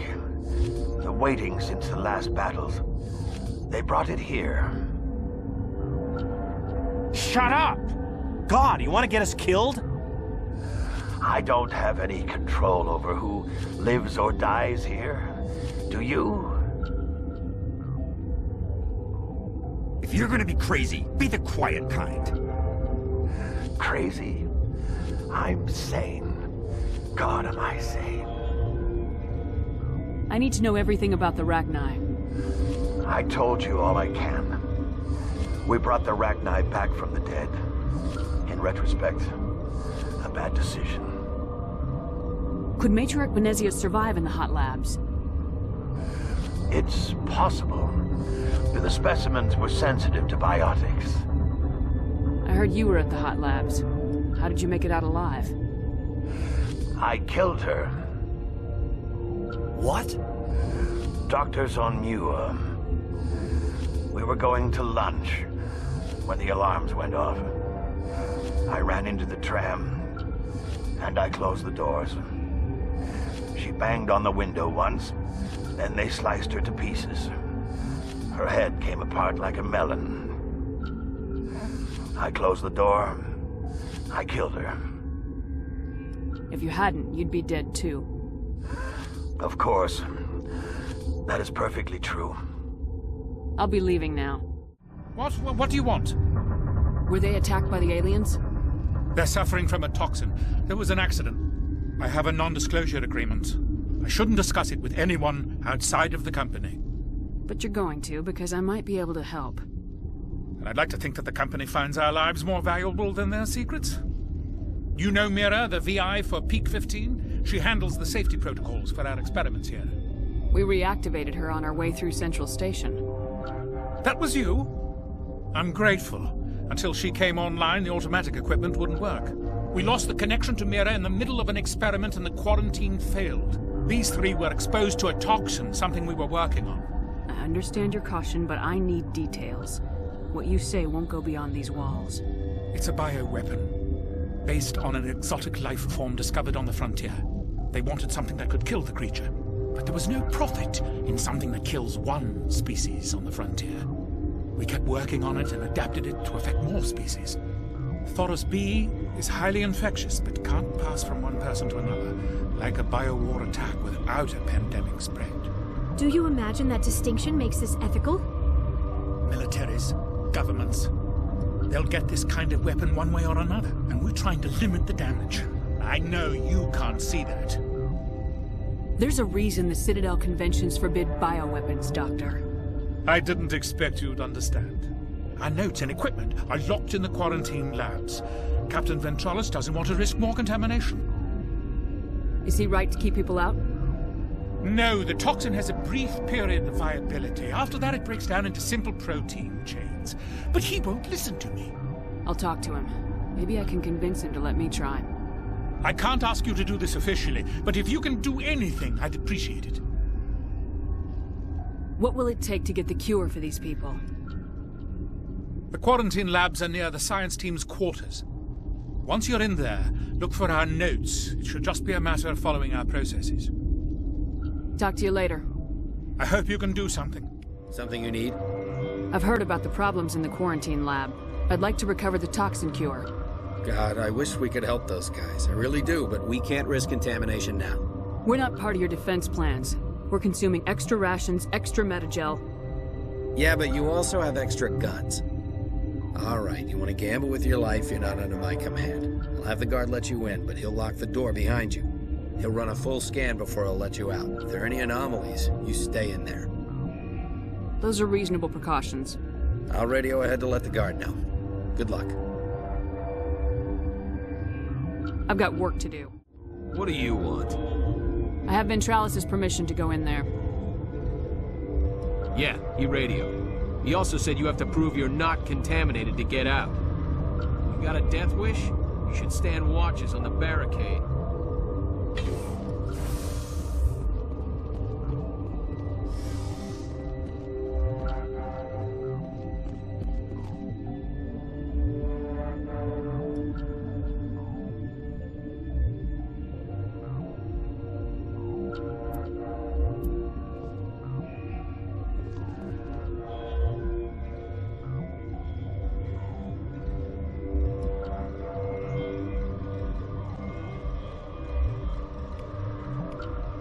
Your mission ends here, Shepard.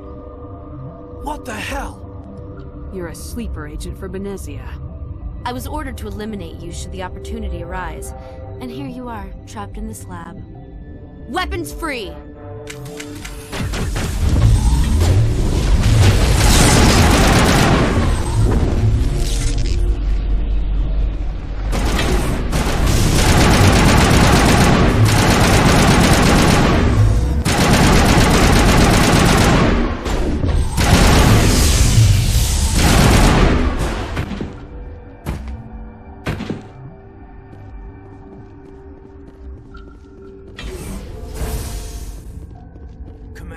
Looks like that Asari doctor killed the guard.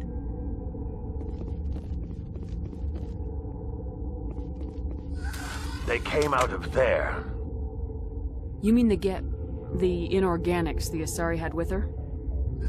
Venezia brought them with her.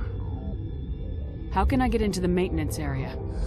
A team lead would have access, like Dr. Cohen. He's in the medical bay. I'll be leaving now. Is that the cure? You did it? I think so. It was hard to concentrate while dodging gunfire. You were attacked? I don't know anything about that. I hate conflict. I've never even fired anyone. I have my receptionist do it. Look, the guards, they've been more on edge since you got here. I think they were expecting you. And there are more labs in the back. The guards won't even let me back there. Just people with clearance. What about the maintenance area? Do you have access to that?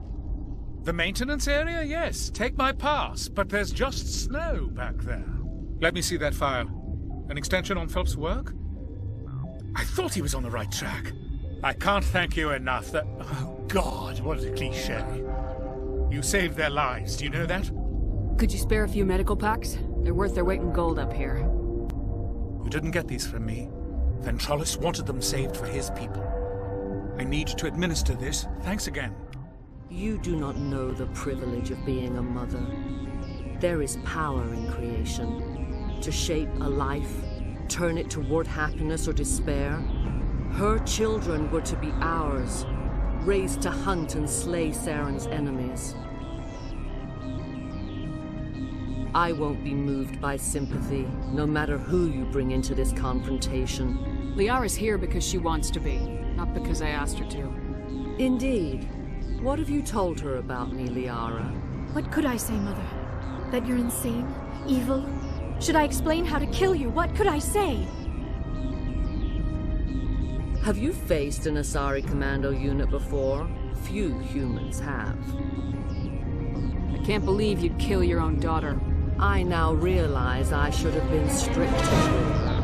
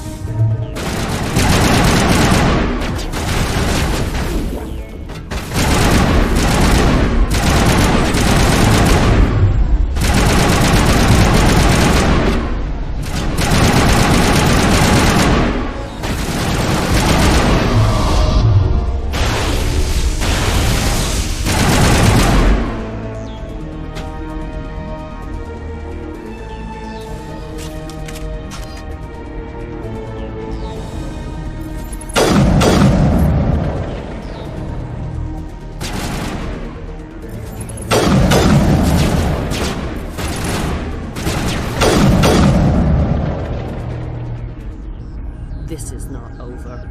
Saren is unstoppable. My mind is filled with his light. Everything is clear. Start talking, Venezia. What's Saren's next move? I will not betray him. You will. You must listen. Saren still whispers in my mind. I can fight his compulsions. Briefly, but the indoctrination is strong. We met Shiala on Pharos. She told us about Sovereign's indoctrination. It is a terror to be trapped in your mind, to beat upon the glass as your hands torture and murder. I was powerless, nothing but a tool for Saren. He sent me here to find the location of the Mu relay. Its position was lost thousands of years ago. How does something that big go missing? 4,000 years ago, a star nearby went supernova. The shockwave propelled the relay out of its system, but did not damage it. Its precise vector and speed are impossible to determine. As millennia passed, the nebula created by the nova enveloped the relay. It is difficult to find any cold object in interstellar space, particularly something swathed in hot dust and radiation. Someone on Noveria found it? 2,000 years ago, the Rachni inhabited that region of our galaxy. They discovered the relay. The Rachni can share memories across generations. Queens inherit the knowledge of their mothers. I took the location of the relay from the Queen's mind. I was not gentle. How did the Rachni find it? They searched patiently. They are territorial creatures, driven to close any possible way into their systems. Why does Saren need the Mu relay? He believes it will lead him to the conduit. I would tell you more if I could, but Saren did not share his counsel with me. I was merely a servant to his cause. You can still make it right. Give me the information. I was not myself, but I should have been stronger. I transcribed the data to an OSD. Take it, please. Knowing the relay's coordinates is not enough. Do you know where he planned to go from there? Saren wouldn't tell me his destination. But you must find out quickly. I transmitted the coordinates to him before you arrived. You have to stop me. I can't. His teeth are at my ear. Fingers on my spine. You should. Oh, you should. Mother, don't leave. Fight him. You've always made me proud, Liara.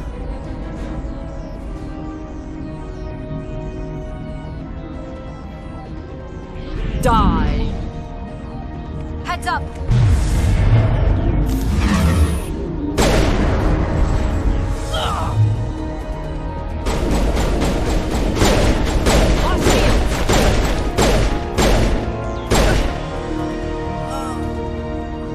I cannot go on. You will have to stop him, Shepard. Hold on. We've got Metagel. Maybe we can... No. He is still in my mind. I am not entirely myself. I never will be again. Mother. Good night, little wing. I will see you again with the dawn. No, why? They always said there would be a...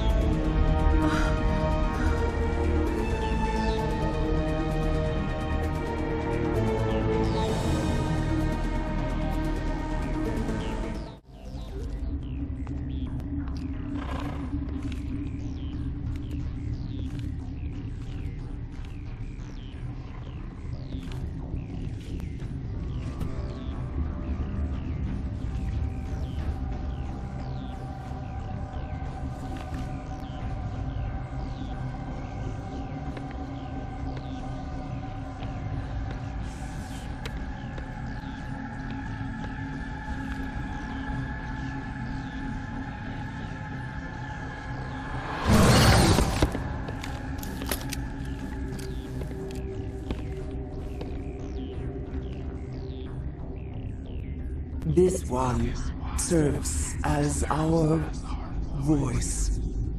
We cannot sing. Not in these low spaces. Your musics are colorless. Musics? What? Your way of communicating is strange, flat. It does not color the air. When we speak, one moves all. We are the mother. We sing for those left behind, the children you thought silenced. We are Rachni. Did you order your people to kill the science team? No, we were locked away here. The children are beyond our songs. They have been lost to silence. The children we birthed were stolen from us before they could learn to sing. They are lost to silence. And their suffering, they cannot be saved. They will only cause harm as they are. I don't understand. Why are your children killing people? These needlemen, they stole our eggs from us. They sought to turn our children into beasts of war, claws with no songs of their own. Our elders are comfortable with silence. Children know only fear if no one sings to them. Fear has shattered their minds. Makes sense. A baby left alone in a closet until he's 16 won't be sane. If you're sure they can't be saved. It is lamentable, but necessary. Do what you must. Before you deal with our children, we stand before you. What will you sing? Will you release us? Are we to fade away once more? Commander, those tanks on her enclosure, they're acid. Strong enough to dissolve any living creature. They must have installed them for a reason. They made a mistake. They let the Krogan go too far. This is a chance for us to atone. She has done nothing to us. Your companions hear the truth. You have the power to free us, or return our people to the silence of memory. If I let you live, would you attack other races again? No, I do not know what happened in the war. We only heard discordance, songs the color of oily shadows. We would seek a hidden place to teach our children harmony. If they understand, perhaps we would return. Are you a survivor from the war? A clone? We do not know. We were only an egg, hearing Mother cry in our dreams. A tone from space hushed one voice after another. It forced the singers to resonate with its own sour yellow note. Then we awoke in this place, the last echo of those who came out from the singing planet. The sky is silent. I won't destroy your entire race. You'll go free. You will give us the chance to compose anew? We will remember. We will sing of your forgiveness to our children.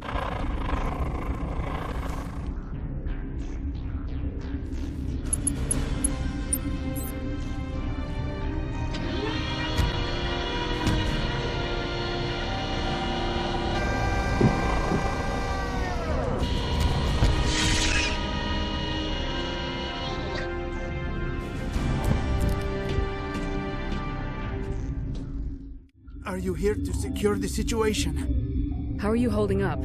You must listen to me.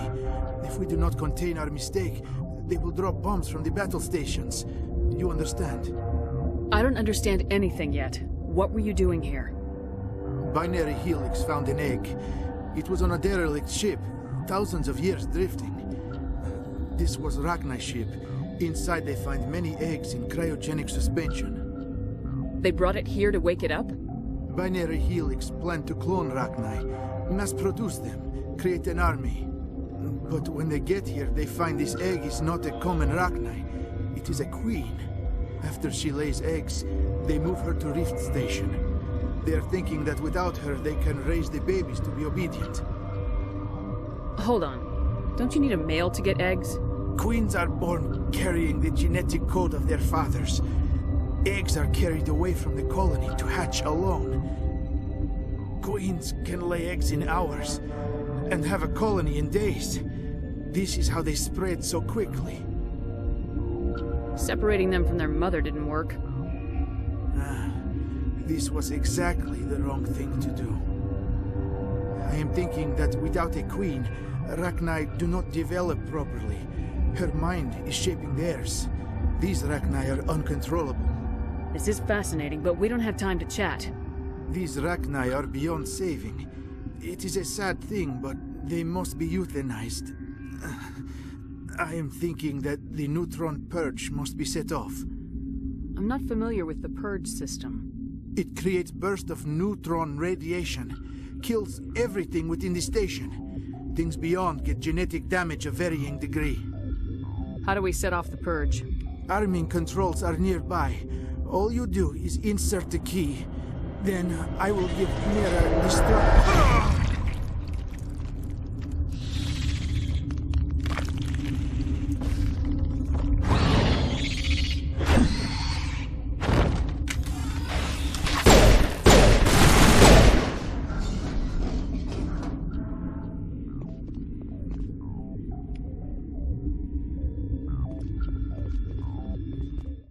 Connecting. I have full access to the facility and am at your disposal. Activate the neutron purge. I'm sorry, but I can't do that without proper code authorization. Code input 875020079. Code Omega local execution. Verified. Code Omega execution in 120 seconds.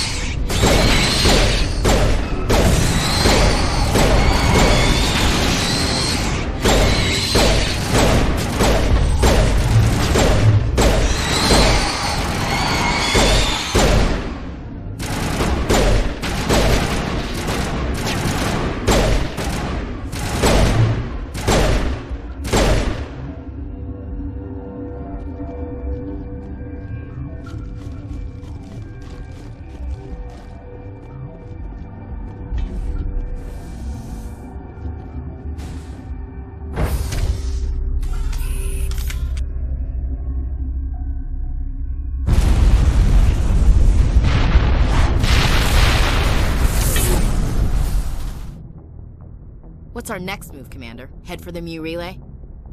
The Mu Relay could link to dozens of systems. Unless we know exactly where Saren's going, we'd just be wasting our time. The Commander is right. We cannot rush off blind. We still need to learn more about Saren. Who put you in charge? Did the Commander resign when I wasn't looking? We're all on the same team here, Williams. She's just trying to help. Sorry, Commander. Look, this is a tough mission. We're all on edge. Everyone go get some rest. Crew dismissed. Novaria report is away, Commander. You want me to patch you through to the Council? Patch him through, Joker. Setting up the link now, Commander. Is this report accurate, Commander? You found Rachni on Novaria? And then released the Queen. Do you have any idea what you've done? How many generations until they overrun the galaxy? This Queen is different. She understands why her kind had to be wiped out last time around. I hope you're right, Shepard. Our children's children will pay the price if you're not. We'll be waiting for your next report, Commander. Dr. Tassoni. Commander, we need to talk. The three of us. This is a rather awkward situation. I'm not trying to make anyone uncomfortable. I'm just trying to figure out where I stand. Maybe we should try to work this out. I think we must. I may not know much about human relationships, but I understand the concept of jealousy. I'm not jealous. I'm confused. I thought we had something, ma'am. I didn't realize that you were well, that you prefer other women. I am not exactly a woman, Lieutenant. My species only has one gender. Yeah, but you look... All right, Shepard. Make a choice. If you're not serious about me, it'll hurt, but I'll get over it. But until you tell me, I can't get over it. I never meant for you to get hurt. But Liara's the one I really care about. I'll be fine, Commander. We're just friends. I understand. I hope things work out for you two. I've got a lot of work to do, Commander. Mission reports, that kind of thing. You know how it is. I feel bad for him, Shepard. I hope he'll be okay. I'll go talk with him in a while. Give him a chance to cool down. I suppose you're right. I am sorry you were put in this position, but I'm glad you chose me. I don't believe we should continue this discussion here in the comm room, Shepard. You know where to find me if you want to have a more private conversation.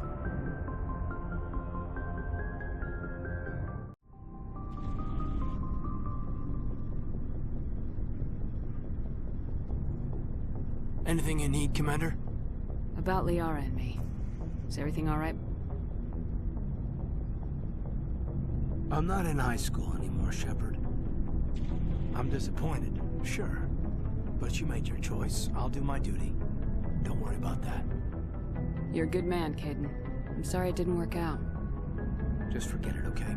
Like Pascal said, the heart has its reasons, which reason cannot know. She seems like a nice girl, man. I hope things work out between you two. Just trying to get a sense of where the crew's at. Thoughts? I didn't figure you'd have time to talk with all that's going on. There's gotta be some xenobiologists who want to read about the thorium. The paperwork will keep. Something on your mind? I'm just looking for an ear. The debriefing wasn't the right place to say how ridiculous this is. Seems like every other race in the galaxy is wrapped up in their own problems. They don't want to see what's coming. Wanting to believe everything will be fine? Sounds like human nature to me. Yeah, I guess some things carry across species well enough. I should remember that after what happened with Vernus. I think you'd carry a grudge over the crap you took from Vernus. Before I met Vernus, I knew as much as any other civilian. Aliens were weird, superior, and tried to tell us what to do. I mean, it's only been 26 years since first contact. That's not a lot of time to understand them. It was Vernus who made me see how human aliens are. They're not different or special. They're jerks and saints, just like us. Hell, by the time I got payback, I didn't even want it anymore. I don't see you snapping very easily. What finally did it? He hurt Rana. Broke her arm. She reached for a glass of water instead of pulling it biotically. She just wanted a drink without getting a nosebleed, you know? Like an idiot, I stood up. Didn't know what I was gonna do, just something. And Vernus lost it. Beat the crap out of me. Kept shouting how they should have bombed us back to the Stone Age. And that's when the knife came up. A military-issue talent, right in my face. I cut loose. Full biotic kick right in the teeth. Almost as strong as I can manage now. At 17, that's something. You wanted to help a girl you cared for. That's a noble thing. Maybe my intentions were noble, but I lost control. I killed him, Shepard. Snapped his neck. They probably could have saved him if they got him to an infirmary quick enough. But they didn't. Caused a stir when they shipped him home. Bot training was shut down. Kinetics folded a couple of years later. So, yeah, maybe I hated that Turian. I mean, if one ass was enough to judge a whole race, I'd hate humans too. A reasonable stance. Keep that level head and we'll do fine. Staying reasonable is about all we've got left. Everyone else in this galaxy seems to have gone out of their minds. Present company accepted, of course.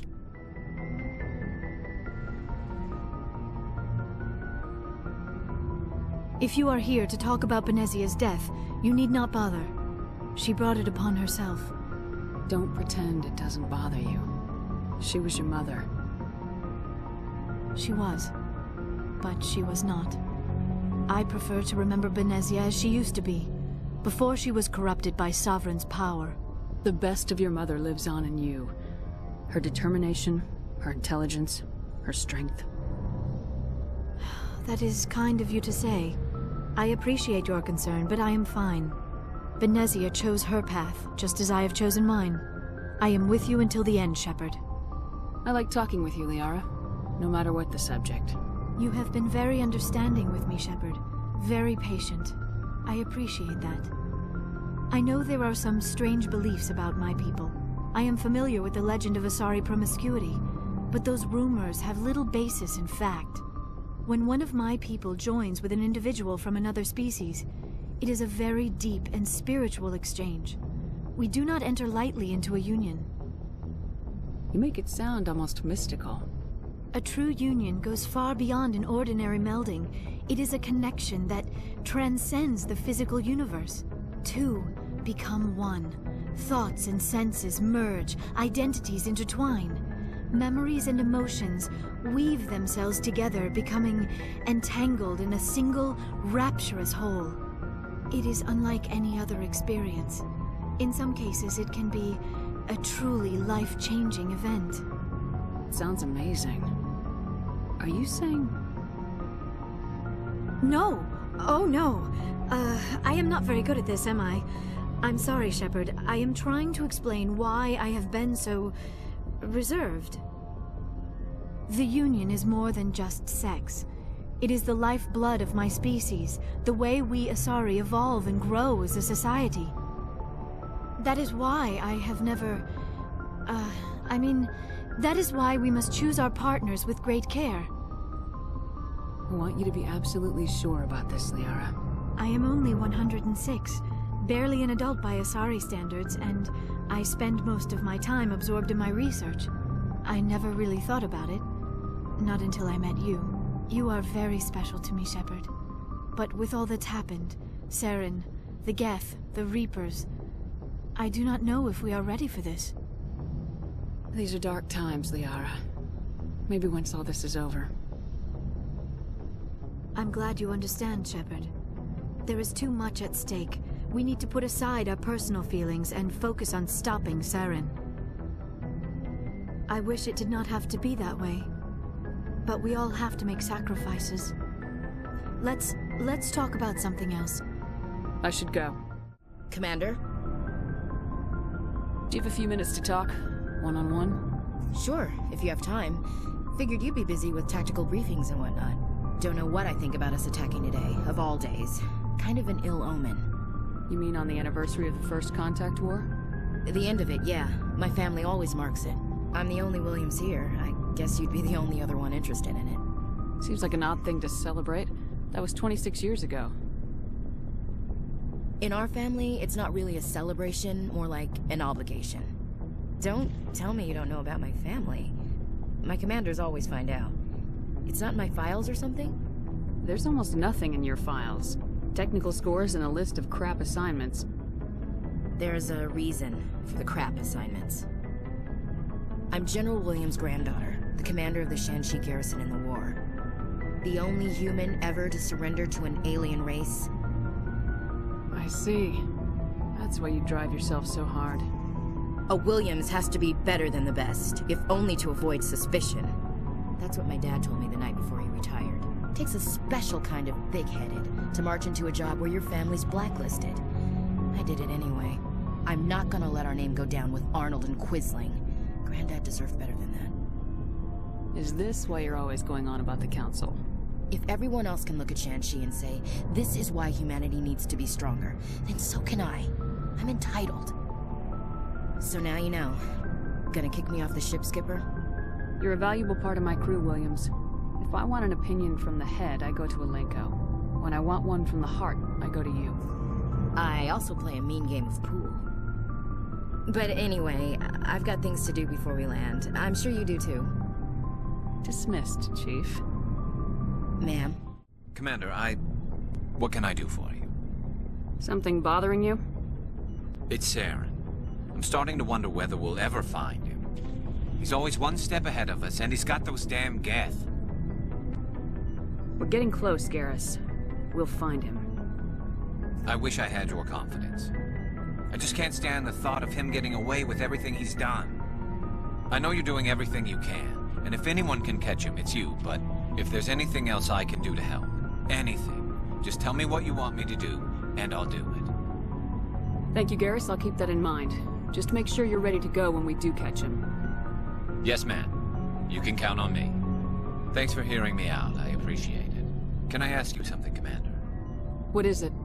Are you worried that the Council might be protecting Saren? I mean, they were really dragging their heels before. What if we find him, bring him back to the Citadel, and they refuse to act?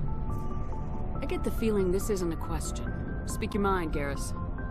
Well, maybe we shouldn't give them the chance, Commander. In my opinion, Saren's too dangerous to be kept alive. Too much could happen. He could escape, or the Council might let him go. If we find him, when we find him, I say we make sure we stop him permanently. If Saren won't listen to reason, if he forces my hand, I'll kill him in a heartbeat. But only if it's absolutely necessary. But what's the point in keeping him alive? It just gives him an opportunity to escape or convince the Council to listen to him. And what about the Geth? They might try to free him. We know more about Saren's plans than anyone. But what do we really know? If we just kill him, we lose the chance to find out. Yeah, I see your point. Do you really think there's more to know, other than the fact that he's a raving lunatic? Maybe, maybe not. But it's not a chance I'm willing to take. Shepard? So you'd rather be a merc than help your people? I'm a fighter. It's what I do. Aren't you at all worried about what will happen to the Krogan? What the hell do you want me to do about it, Shepard? I'm tired of sticking my ass on the line and getting nothing for it. So you're just giving up on your people? I gave up on fighting for a lost cause. I'm not like you, Shepard. I'm no hero. Bottom line, killing for credits simplifies things. You ever think about helping your people? I try not to. But there's a lot of Krogan mercs out there. I'm always running into them. Half the time I'm being paid to kill them. But that's just part of the job. You don't get to pick who your enemies are. How long have you been a merc? Long enough. I took my first contract right after I left my home system. It's good work. It doesn't kill you. I get the feeling you enjoy your work. Sure. You get to see the galaxy on someone else's credits, and most days end with a good fight. I've tried more organized fighting, private armies and such, but it gets too messy. I fight best on my own, or in very small groups. I don't like people relying on me, and I bloody well don't like relying on them. So long, Rex. It feels like we're getting near the end, doesn't it, Shepard? With Saren, I mean. Won't be much longer. One way or another, it'll all be over soon. You'll find the conduit before he does. I know you will. You have to. And after this is all over, when my pilgrimage ends, and I go back to my own people, I'll be proud to say I was a part of it. We couldn't have done this without you, Tali. You've been good to me. A lot of people treat Quarians like second-class citizens. They just want us to go back to our fleet and disappear. But you've treated me just like everyone else on your crew. Like an equal. That means a lot, and it says something about you. Whatever happens, I just want to say thank you for that. I'm gonna miss you when you go back to your own people, Tali. That won't happen for a while yet. I'll be right here anytime you need me. I should go.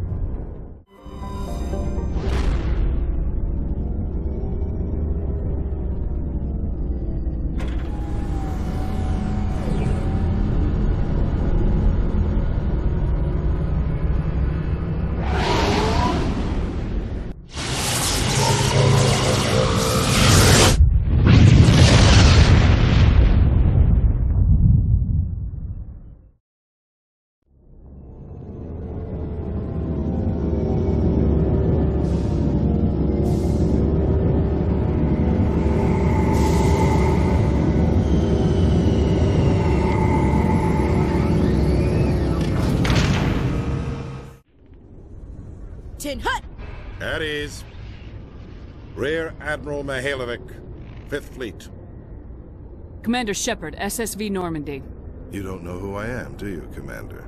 I command the 63rd Scout Flotilla. You and the Normandy were slated for my unit after shakedown. Then the Council got their paws, claws, tentacles, whatever. They got them on our ship, and you.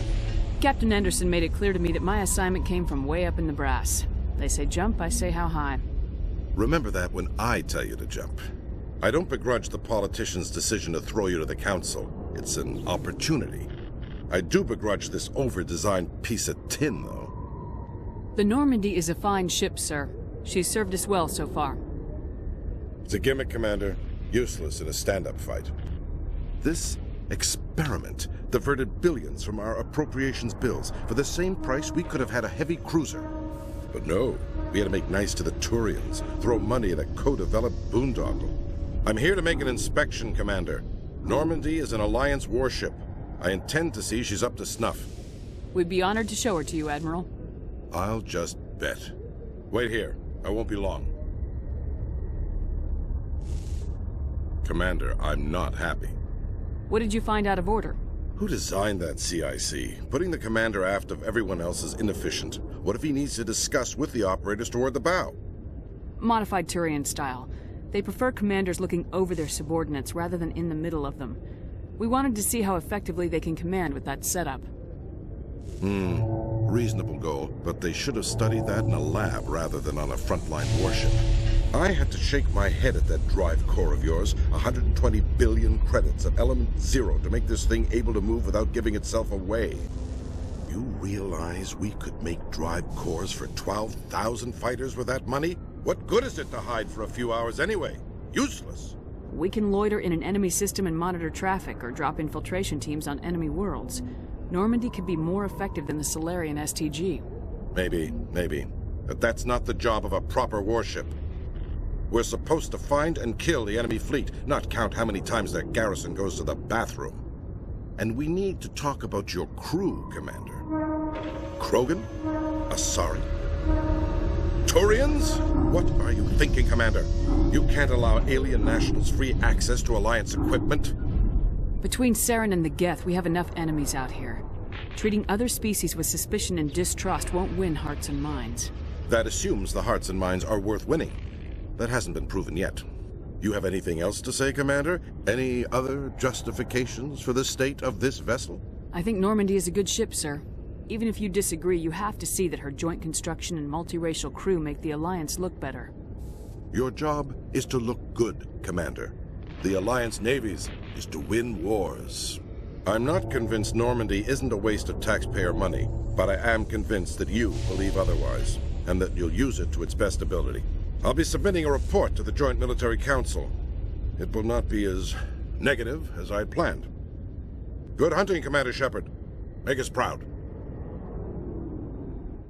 Khaleesa bint seen in Al-Jalani, Westerland News. Would you answer a few questions for our viewers? What do you want to know? You've been given a unique position to represent our race. People want to get a sense of how you'll do that.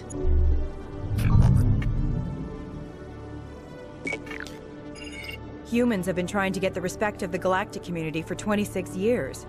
With that in mind, what are your feelings on being the first human Spectre? The Spectres represent the best of every species in the galaxy. To be asked to join them is an honor.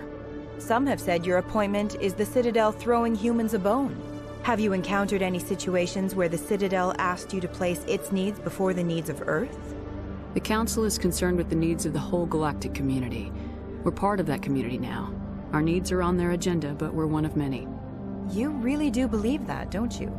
You've been given command of an advanced human warship for your missions. Is there anything you'd like to say about it? Actually, the Normandy was co-developed by human and Turian engineers. Its design incorporates many innovations, all of which are classified, I'm afraid. So the Turians have knowledge of the Normandy that is being kept secret from the Alliance public? Do you think it was appropriate to hand Earth's most advanced warship over to the Citadel? I wasn't aware it had been handed over to anyone. I'm in command, and last I checked, I'm human. Same goes for my crew. Human, yes, but you do work for the Citadel now, Commander. Speaking of your new job, did the Council order you to sabotage human research concern on Noveria? I'm afraid I can't discuss the details of my missions. So you were there on a mission from the Council? That's very interesting. Given your recent experiences, do you think humanity will ever get the respect it deserves from the galactic community? Respect's a funny thing. People always assume they deserve it. The truth is, respect is earned. And I firmly believe we can earn it. You're an idealist, Commander, but a sincere one. I hope you're right. One last question, Commander. Rumors back home say you're tracking a rogue Spectre named Saren. Do you have any comment on that? I'm afraid I can't comment on whatever my current assignment may or may not be. Don't worry, we'll find out. The eyes of Earth are on you. Don't let us down. Thank you for your time, Commander Shepard. There are rumors on the extranet that you've been made the first human Spectre. That's incredible. Being a Spectre is a big responsibility. I just want to make humanity proud. The vids are all talking about Commander Shepard fighting for all of us back home. And your grace and skill have inspired a whole legion of admirers, too. Hey, can I get your picture? I don't have a problem with it, but why? Are you kidding? Nobody will believe that I talked with the beautiful Commander Shepard unless I get a picture. Just hold up your gun. Perfect.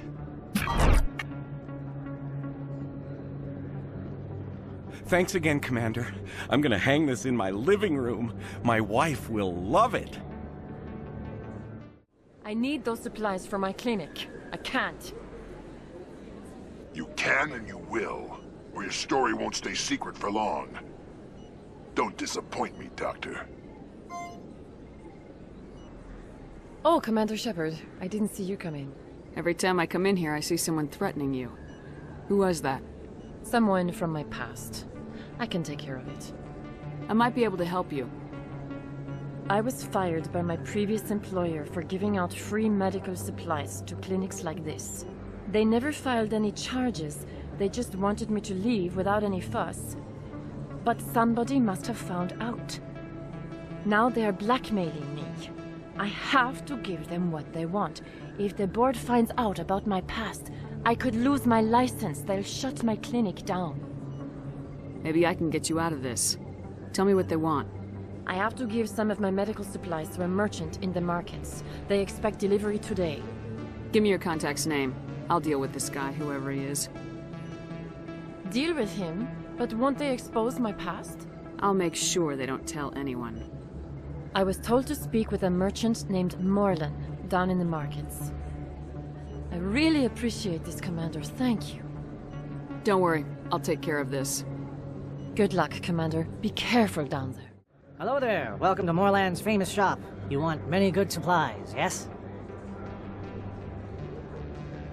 You were expecting a delivery of medical supplies. But I was told the doctor would be bringing them. Change of plans. A change, but the doctor... I don't... This is not right, human. Shut up, Morland. I told Baines you'd screw this up. What the hell's going on here? Who are you? Leave the doctor alone. We can end this if you just bring me those supplies. Otherwise, I'll start telling people about the doctor's little secret. You're shutting down a medical clinic. What if someone needs treatment? What if you need treatment? Hey, hold on! I'm just the middleman here. This is way more than I bargained for. Thank you, human. It is good to see him humbled so. What do you know about Baines? I have never met him, human. I only worked with the one who spoke with the doctor. Goodbye. Commander, how did things go? He won't be bothering you anymore. Really? That's a great relief, Commander. Thank you. I can't pay you for your help, but I can give you a discount on any supplies you purchase here. The thug said he worked for a man named Baines. Sound familiar? Baines?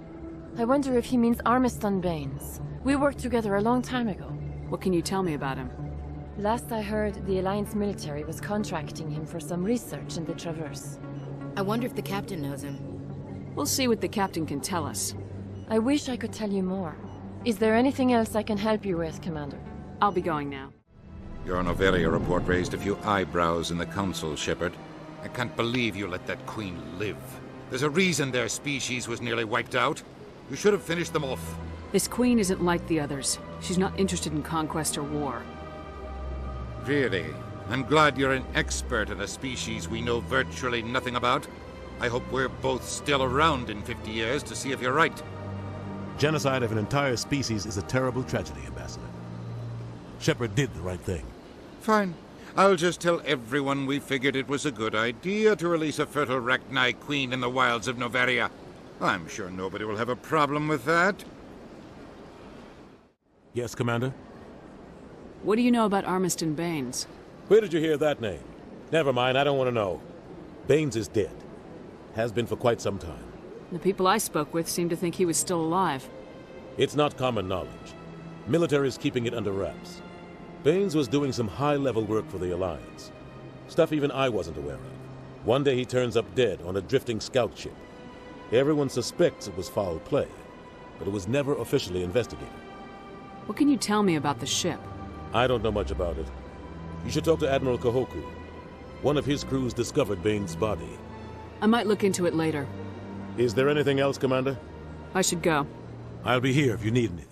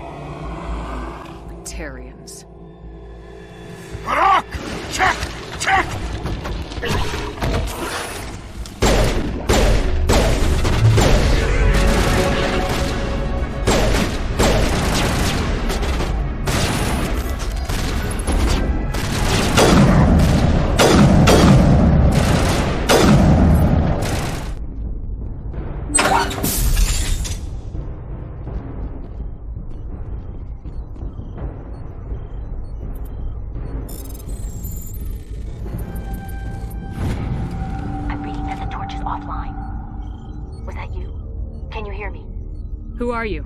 What's going on? My name's Kate Bowman. I'm an engineer. I was part of the team assigned to bring this asteroid to Terra Nova. We were attacked yesterday by Batarian extremists. I've been hiding since they arrived.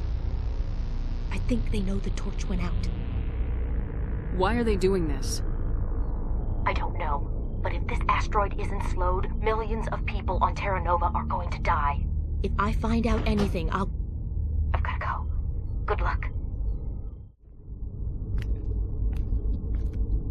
Hey. Oh God. I didn't mean to... Are you hurt? Takes more than one shot to bring me down. Sorry. I didn't even realize you were human until... well... guess I'm not much of a soldier. I'm here to help. Commander Shepard of the Alliance frigate Normandy. Simon Atwell. I'm the chief engineer on this rock. Listen, we don't have much time. The Batarians fired up the fusion torches. You've got to shut them down before we hit Terra Nova. There are 4 million people down there, Shepard.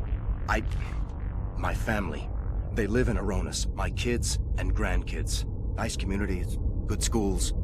Batarians everywhere, and I need to shut down all 3 torches. Anything else I should know? One of the torches is surrounded by live blasting caps. We were set up to excavate when we arrived at Terra Nova. I rigged them with proximity detectors. That tank of yours will set them off, so you'll have to go in on foot. Even then, they'll explode if you get too close. Just go slow and easy. You should be fine. You set them up. Can you disable them? Not from here. No. There are manual controls by the entrance to the torch facility inside the blast zone. You can disarm the caps there. One last thing. I had a crew working off-site when the attack hit. I'm worried about them. These Batarians are ruthless. I saw them smash the faceplates of guys working vacuum. And those Varen, I don't think they always wait for a corpse before feeding. Any idea where I can find them? They were running checks on our perimeter equipment. Easiest thing would be to tap into the transmission tower out on the surface. The equipment stations will show up on your sensors. I'll look for them, but the torches have to be my priority. Yeah, you're right. Saving Terra Nova is more important than my team. There were a bunch of engineers over at the main facility, but they're probably all dead. That or being held hostage by the Batarians. A woman named Kate Bowman contacted me. The Batarians haven't found her yet. Katie's alive. She's one of my best engineers. She signed on with her brother, Aaron, I think his name is. He's part of the security detail. I hope they're okay. Time's running short. I better get moving. I think I'll make myself scarce in case any Batarians come back. Good luck, Shepard. You hear me? Getting all kinds of interference. Damn. Sorry. There's a lot of feedback. See if I can fix it. In the meantime, just keep doing... Warning. Ground penetrating radar detects anti-vehicle demolition nearby. Proceed on.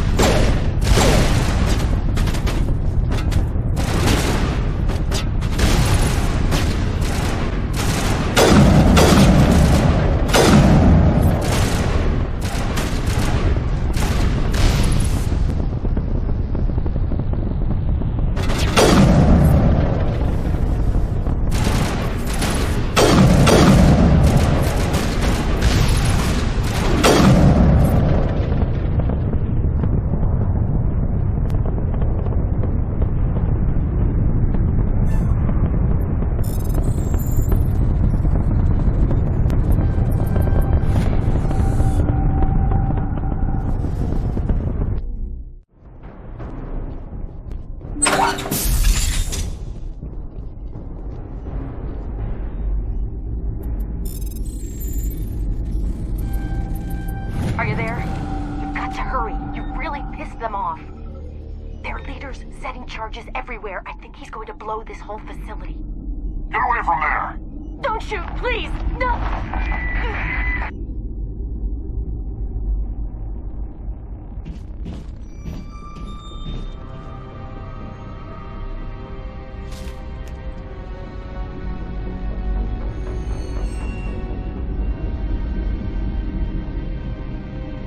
Who's shutting down the torches?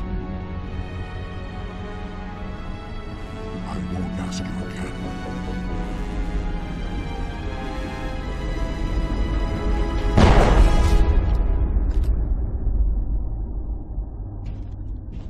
Find this problem and deal with it.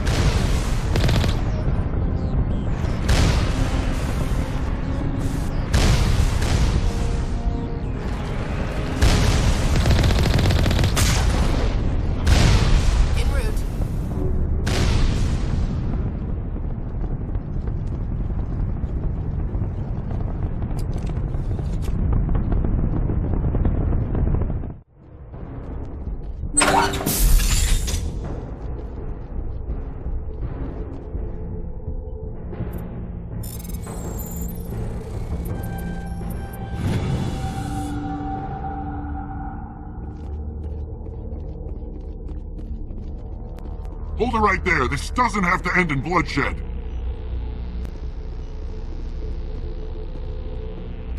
Don't come any closer. We can do this the hard way, or we can end this peacefully. I didn't think you Batarians knew the meaning of the word. Look, I'm just doing my job here. Hijacking this rock wasn't my idea. I signed on to make a little profit. A quick slave grab, nothing more. This isn't just a slave grab anymore. Millions of people are going to die. Don't you think I know that? I'm just following orders here. If it were up to me, we'd have already left. Well, it's not too late. You can still leave. I don't think so. Bollock would skin me alive and sell my hide out of spite. Crazy bastard. This whole mission's gone to hell and I'm gonna pay for it. So why do you listen to him? Good question. I had a bad feeling about this from the moment we landed. Now Bollock wants you dead. And what Bollock wants, Bollock gets. I can't change that. Do you always want to be second in command? Get me out of here and I'll take care of Bollock. Then you can start giving the orders. Huh. An interesting proposal. It certainly has benefits over the current situation. Shut it down. This is Bollock's problem now. I hope you're as quick with a gun as you are with your promises, for both our sakes. Bollock will get what's coming to him, and so will you if I ever catch you in human territory again. Are we clear? Perfectly. Bollock's holed up in the main facility. You'll need this to get in. Don't underestimate him. He's a mean bastard. Let's go. We're getting off this rock.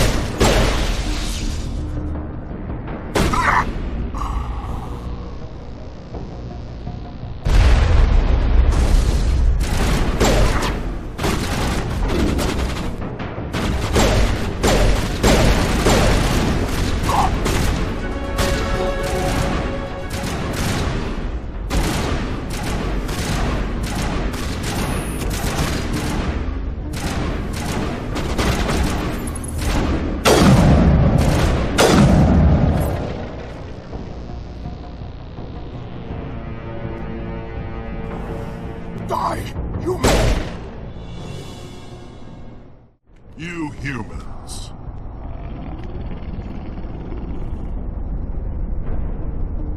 You're almost more trouble than you're worth.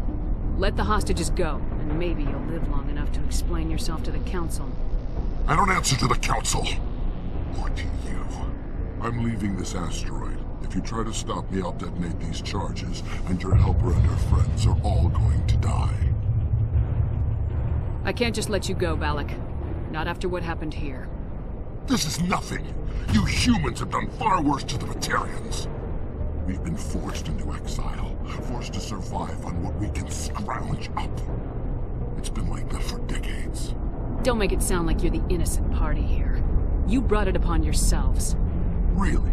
You invaded our space, took our resources, and when we asked the Council for aid, they brushed us off. We were left to defend ourselves, but the humans were stronger than us. We knew that. The Council knew that. But it didn't matter. It was you. You and your kind are the only reason we're in this position. How does killing innocent people make up for that? We had no other options. Sometimes you need to get someone's attention before they'll listen. That's why we attacked you at Elysium. That's why I'm doing this. You forced our hand. You attacked us first. When we retaliated, you ran off to the Council hoping for help. When you didn't get it, you hid. You got no one to blame but yourselves. Enough! You couldn't possibly understand. Actually, you just don't want to understand, and I'm done wasting my breath. Now, if you want your friends to live, I suggest you step aside. You can go, but this isn't over. I'll find you eventually. Maybe, but I made sure you won't follow me today. Those charges are still on a timer. Better hurry if you want to save your friends. I got him, Commander.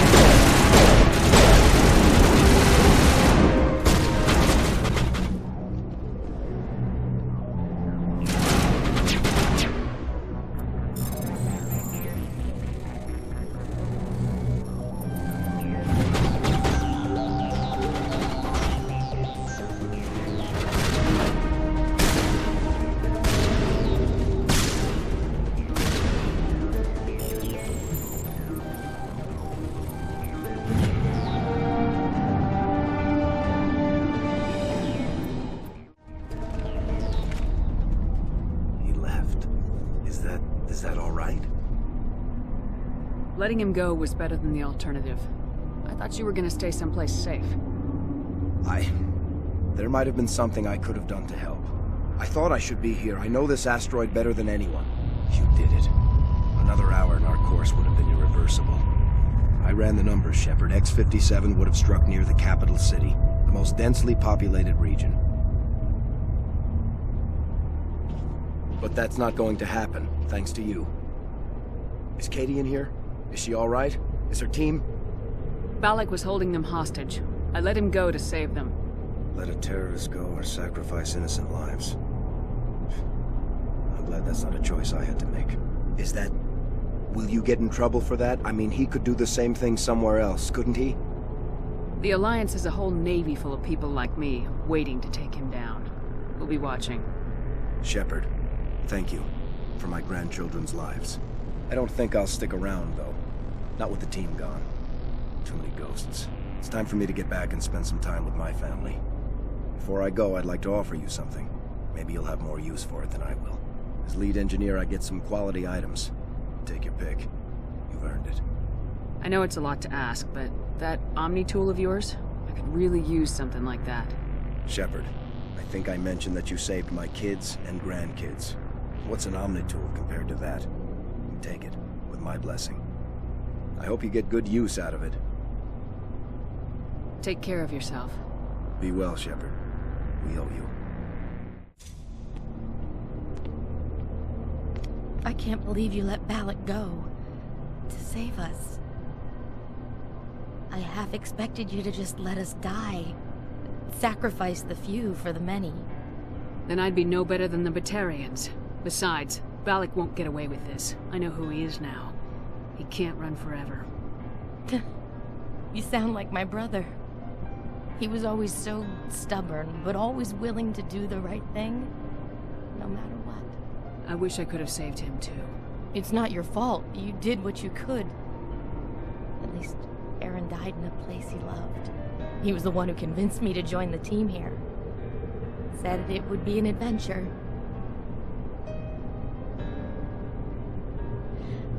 I don't mean to sound ungrateful, but I should see to Aaron. I understand. You've been through enough today. I'll get out of your way. Thank you. Oh, I don't even know your name. Shepard. Commander Shepard. Thank you, Commander Shepard. You're not exactly what I expected, but thank you. I'll get out of your way. So long, Kate. I appreciate that, Commander. Goodbye.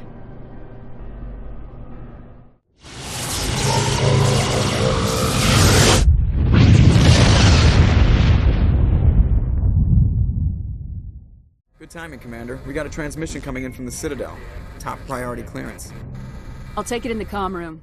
Commander Shepard, we've received information that may be critical to your mission against Saren. I'll take all the help I can get. We've received an urgent message from one of our infiltration regiments in the Traverse. You mean spies? Spectres tend to attract attention, Commander, but they are only one arm of the Council. Special task groups are often a better option for monitoring developing situations. We currently have several infiltration units scattered throughout the border regions of Citadel space. This particular unit was gathering intel on Saren. What did they find?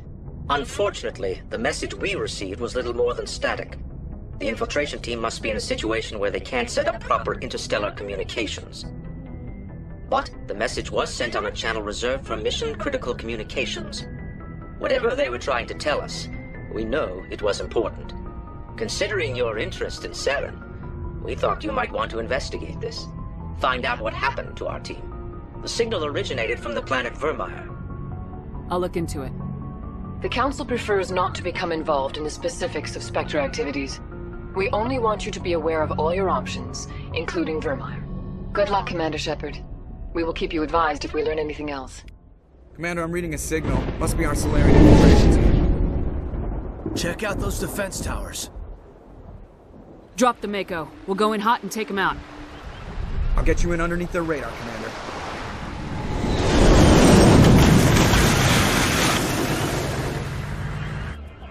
You've got a clean drop, Commander. Stay out of range and continue evasive maneuvers until I bring those AA towers down. I know the drill. Meet you at the camp once those towers are offline. Joke around.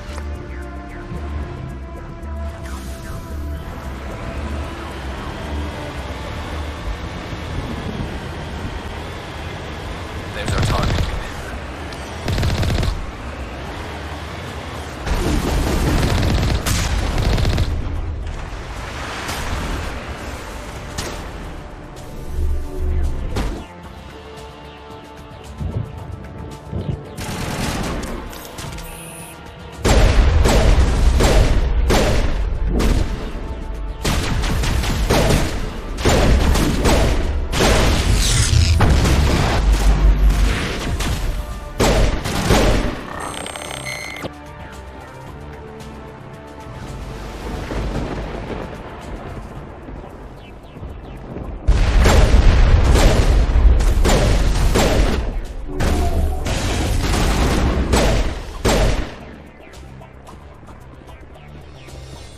Perimeter clear.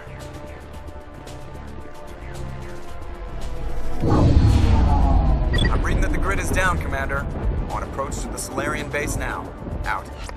Ready to continue. On your mark, Commander Shepard.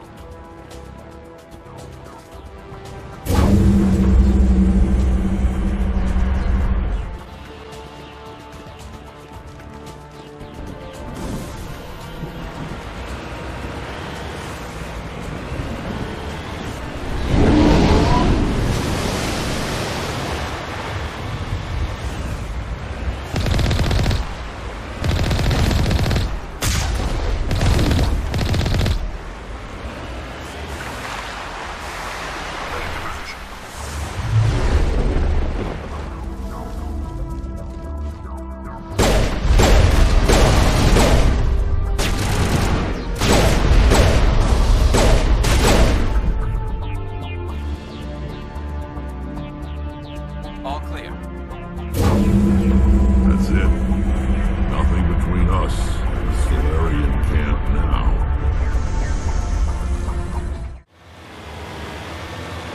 There's the camp.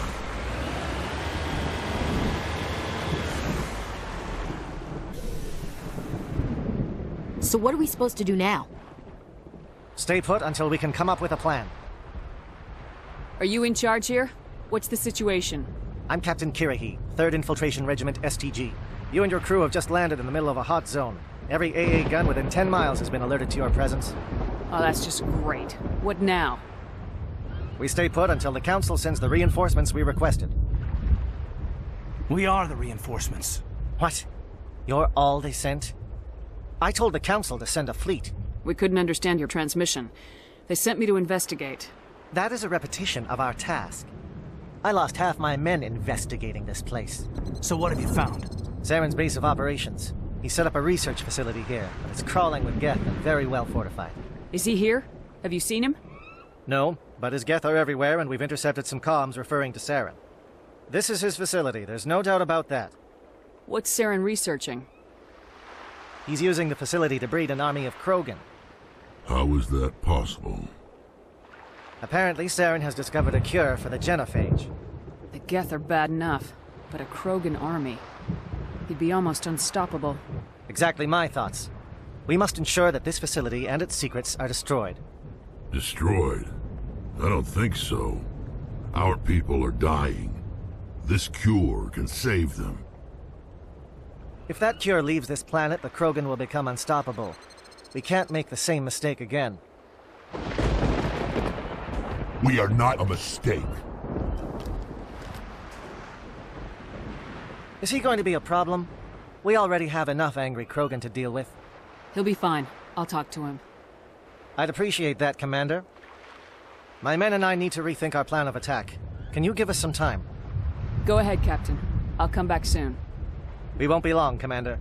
In the meantime, if you need any supplies, you can talk to Commander Rentola. He's in one of the tents nearby. Looks like things are a bit of a mess. Yeah.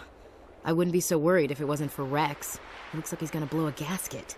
You think I should go talk to him? It wouldn't hurt. Well, it might, actually. Just do it carefully. I'll be careful. But be ready, just in case. This isn't right, Shepard. If there's a cure for the genophage, we can't destroy it. Calm down, Rex. I'm not the enemy here. Saren's the one you should be mad at. Really? Saren created a cure for my people. You want to destroy it. Help me out here, Shepard. The lines between friend and foe are getting a little blurry from where I stand. This isn't a cure, it's a weapon, and if Saren is allowed to use it, you won't be around to reap the benefits. None of us will.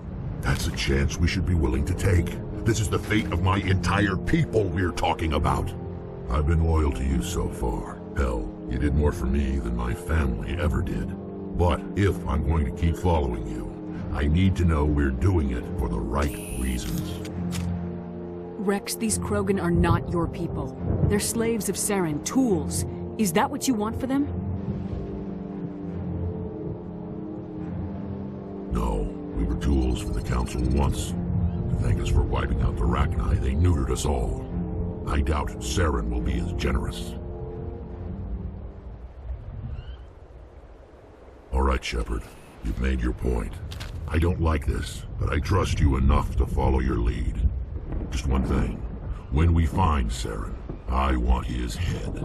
Thank you for speaking with the Krogan. The assault on Saren's base will be difficult enough as it is. I assume that means you've come up with a plan. Of sorts. We can convert our ship's drive system into a 20-kiloton ordnance. Crude, but effective. Nice. Drop that nuke from orbit, and Saren can kiss his Turian ass goodbye. Unfortunately, the facility is too well fortified for that. We'll need to place the bomb at a precise location. Where do we take the nuke? And how do we get there? The bomb must be taken to the far side of the facility. Your ship can drop it off, but we'll need to infiltrate the base, disable the AA guns, and pacify any ground forces first. You want us to go in on foot? We don't have enough men. It does sound a bit risky. Is there no other way? No, but I think we can work around that. I'm going to divide my men into 3 teams and hit the front of the facility. While we've got their attention, you can sneak your shadow team in the back. It's a good idea, but your people are gonna get slaughtered. We're tougher than we look, Commander. But it's true. I don't expect many of us will make it out alive. And that makes what I'm going to ask even more difficult. I need one of your men to accompany me, to help coordinate the teams. You expect me to commit one of my people to your command? We are all soldiers by trade. If your people are not prepared to face such a risk, would you really want them by your side? He's right, Commander. We can't do this without both teams at their best. I volunteer. Not so fast, LT. Commander Shepard will need you to arm the nuke. I'll go with the Solarians. With all due respect, Gunnery Chief, it's not your place to decide. Why is it that whenever someone says, with all due respect, they really mean kiss my ass? Who would be better suited to the mission? Either of these two will do, Commander. Both seem willing to sacrifice their lives if necessary, though if we are lucky, such sacrifices won't be required. Williams, you'll accompany the captain. No heroics, understood? Aye, aye, Commander. I will have the ordnance loaded onto the Normandy and brief your crew on its detonation sequencing. Do you have any questions before we go, Commander? The Normandy's picking me up. How will your teams escape the blast? We will engage the Geth as long as possible. Once the bomb is in place, we will fall back to try and escape the blast radius. If we move quickly, we should be able to escape with acceptable casualties. If not, then our memories will live on as martyrs to a greater cause. You talk like this is a suicide mission. I won't lie to you, Commander. There is a chance none of us will survive this assault, even your team. But we do what is necessary. Give me a quick rundown of the plan again. You are Team Shadow. We will create a distraction while you infiltrate the base. Make your way to the breeding grounds at the heart of the facility. Disable the AA guns so the Normandy can land and deliver the nuke. If we get that far, we'll try to help you with guns, but don't count on it. Once you have the bomb, place it next to the geothermal taps. Then get out before it detonates. Shadow seems clear enough. What would the other teams be called? Eigor, Manovai, and Jaeto. They were the initial settlements on our first 3 colony worlds. They are at the heart of Solarian territory to this day. These names will remind my men what they are fighting for. They must have a personal stake in the fight if we are to have any chance of success. I want to know more about the bomb. How reliable is it going to be? Its reliability depends on the person arming it, but it will do the job. The drive system is highly impervious to damage from external sources. Once it has been armed, very little can stop it. The key is getting it into place and armed before the Geth can stop us. Let's do this. Excellent. Then if you'll excuse me, I need to prepare my men. Well, this is it. Don't do anything stupid while I'm gone, LT. You too, Commander. We'll be fine. You'll see. Yeah, Good luck. Is there something you want to say, Chief? I don't know. It's just weird, going under someone else's command. I've got used to working with you. All of you. Don't worry. We'll see you on the other side. I know. It's been an honor serving with you, Commander. It doesn't matter if we're not in the same unit. We are still a team. Watch each other's backs, keep your eyes open, and fight like I know you can. We'll all come out of this in one piece. You bet, Commander. You all know the mission and what is at stake. I have come to trust each of you with my life, but I have also heard murmurs of discontent. I share your concerns. We are trained for espionage. We would be legends, but the records are sealed. Glorying in battle is not our way. Think of our heroes. The Silent Step, who defeated a nation with a single shot. Or the Ever Alert, who kept armies at bay with hidden facts. These giants do not seem to give us solace here, but they are not all that we are. Before the network, there was the fleet. Before diplomacy, there were soldiers. Our influence stopped the Arachni, but before that, we held the line. Our influence stopped the Krogan, but before that, we held the line. Our influence will stop Saren. In the battle today, we will hold the line. Good luck, Commander. I hope we will meet again.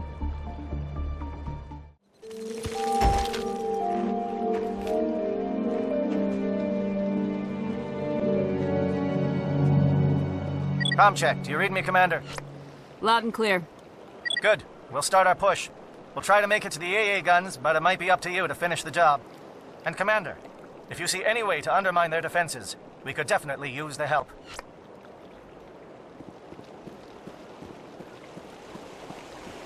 Shadow is on the ground. Repeat, Shadow is on the ground.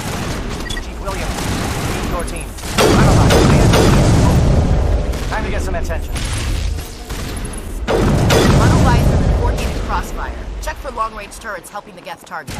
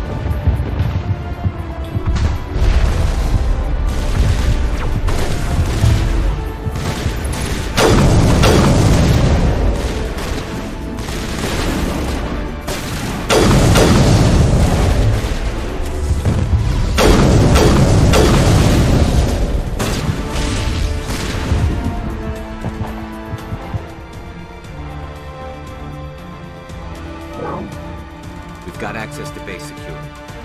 We should be able to cut the alarms from here. Might even be able to trigger alarms on the far side of the base. It'll clear out the guards for us, but they might be too much for the Solarian teams to handle. Just disable the alarms. We can handle any guards inside.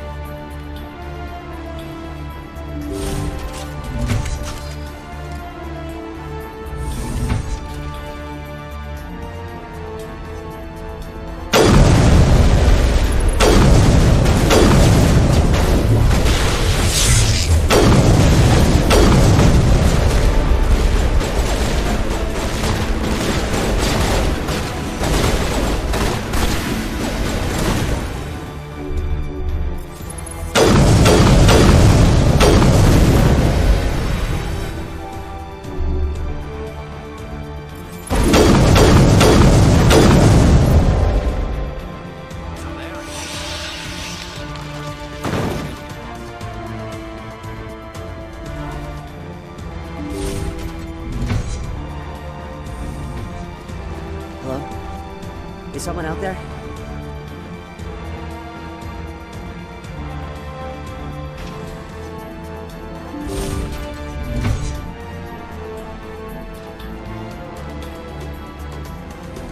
Oh, you're not a Gat. And you're not wearing a lab coat. I guess I'm glad to see you. Lieutenant Gonto Innes of the 3rd Infiltration Regiment, captured during recon. I assume the fleet was called in to destroy the base? The transmission wasn't clear. The fleet's not coming. I see. Then you must be the infiltration team. I know the captain. He will want this facility destroyed. My team was altered, indoctrinated. We knew about the breeding grounds. But the indoctrination is a greater threat, and far more horrifying. I watched good people reduced to mindless husks. There wasn't anything left. Others died during the experiments. I envied them. Do you know anything about the experiments they were conducting? They were studying indoctrination. Symptoms, progress. Saren uses it to control his people, but I don't think he fully understands it. I don't know much else. I just saw what it did to the others. Turned them into empty husks. I can't end up like that, please. Let me out. I'm opening your cell, but then you're on your own. Don't look back and hope to outrun the blast, A better chance than I had before you showed up. Thank you, human. And good luck. You'll need it. There's nothing left of them. No, this is no way to treat a prisoner. Kill them, sure, but leave them like this. Better to die than to live like this. I've never agreed more, Shepard. It's what I would want.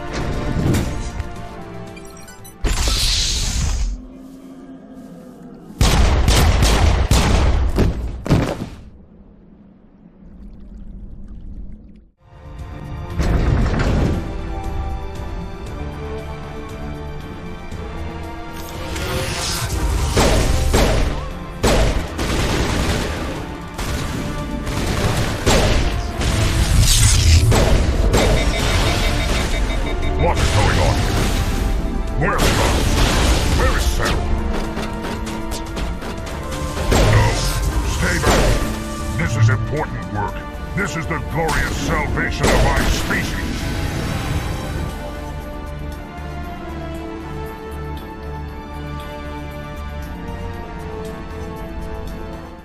Don't shoot! Please, I just want to get out of here before it's too late. Let's hear it. Who are you and what do you want?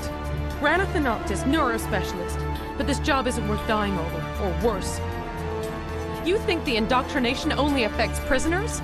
Sooner or later, Saren will want to dissect my brain too. I thought this was a breeding facility. Not this level. We're studying Sovereign's effect on organic minds. At least that's what I assumed. Saren kept us in the dark as much as possible. You helped him and you didn't even know why? I didn't have the option of negotiating. This position is a little more permanent than I had expected. But I can help you. This elevator behind me goes to Saren's private lab. I can get you in. See? Full access. All of Saren's private files. Are we good? Can I go? What were you studying here?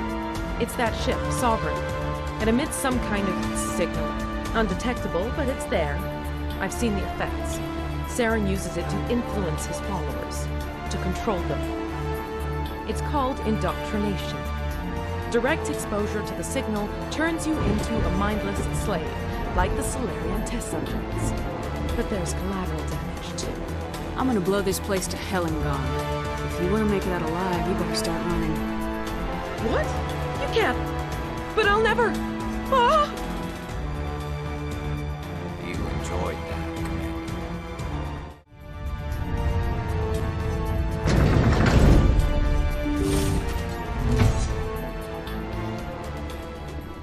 Commander, look over here. It's another beacon, like the one on Eden Prime.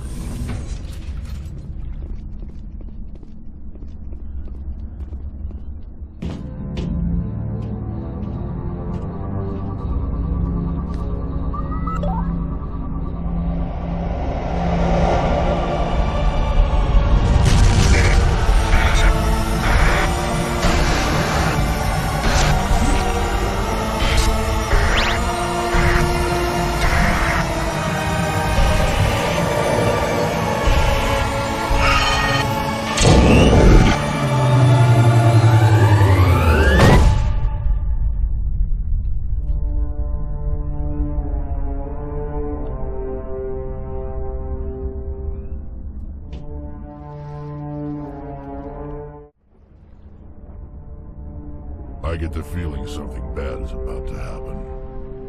You are not Saren. What is that? Some kind of VI interface? Rudimentary creatures of blood and flesh. You touch my mind, fumbling in ignorance, incapable of understanding. I don't think this is a VI.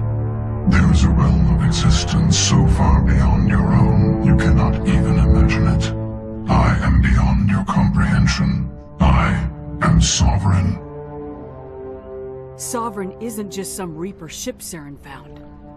It's an actual Reaper. Reaper, a label created by the Protheans to give voice to their destruction. In the end, what they chose to call us is irrelevant. We simply are. The Protheans vanished 50,000 years ago. You couldn't have been there. It's impossible. Organic life is nothing but a genetic mutation. An accident. Your lives are measured in years and decades. You wither and die. We are eternal, the pinnacle of evolution and existence. Before us, you are nothing. Your extinction is inevitable. We are the end of everything. There is an entire galaxy of races united and ready to face you. Confidence born of ignorance. The cycle cannot be broken. Cycle? What cycle? The pattern has repeated itself more times than you can fathom. Organic civilizations rise, evolve, advance, and at the apex of their glory, they are extinguished. The Protheans were not the first. They did not create the Citadel. They did not forge the mass relays. They merely found them. The legacy of my kind. Why would you construct the mass relays, then leave them for someone else to find? Your civilization is based on the technology of the mass relays. Our technology.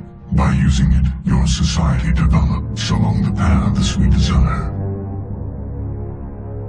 We impose order on the chaos of organic evolution. You exist because we allow it, and you will end because we demand it. They're harvesting us.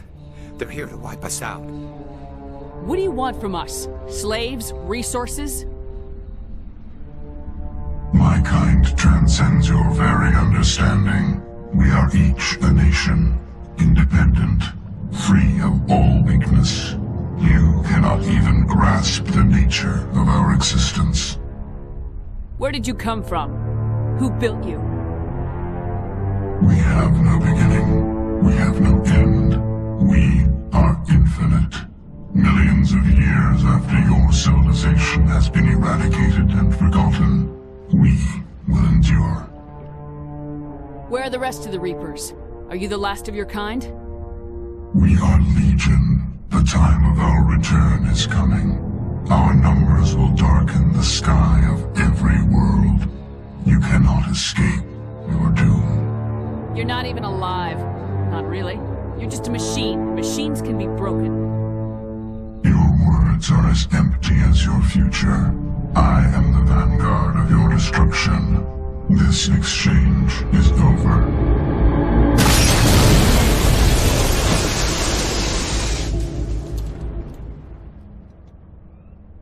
Commander, we got trouble. Hit me, Joker. That ship's Sovereign? It's moving. I don't know what you did down there, but that thing just pulled a turn that would shear any of our ships in half. It's coming your way and it's coming hard. We need to wrap things up in there fast. This console's been disabled. Orders, Commander. Let's head to the breeding facility. Joker can pick us up after we set the nuke.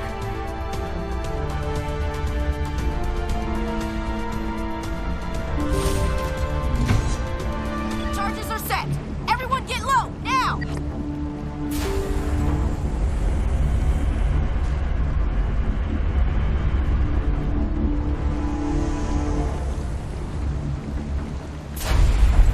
All right! Nice work. That's one less thing to worry about. Commander, I'm bringing us in. I'll get as close to the site as I can.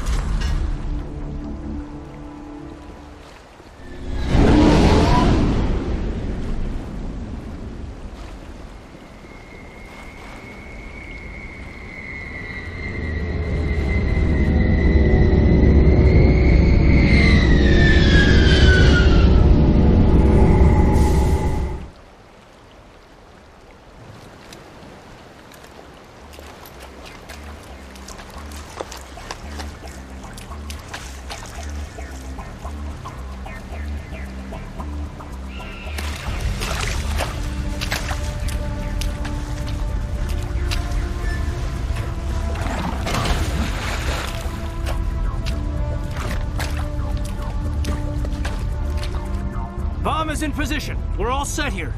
Commander, can you read me? The nuke is almost ready. Get to the rendezvous point, Williams. Negative, Commander. The Geth have us pinned down on the AA tower. We've taken heavy casualties.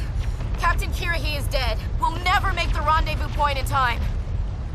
Get them out of there, Joker, now! Negative. It's too hot. Can't risk it. We'll hold them off as long as we... It's okay, Commander. I need a couple of minutes to finish arming the bomb. Go get them and meet me back here. Up to the AA tower. Move!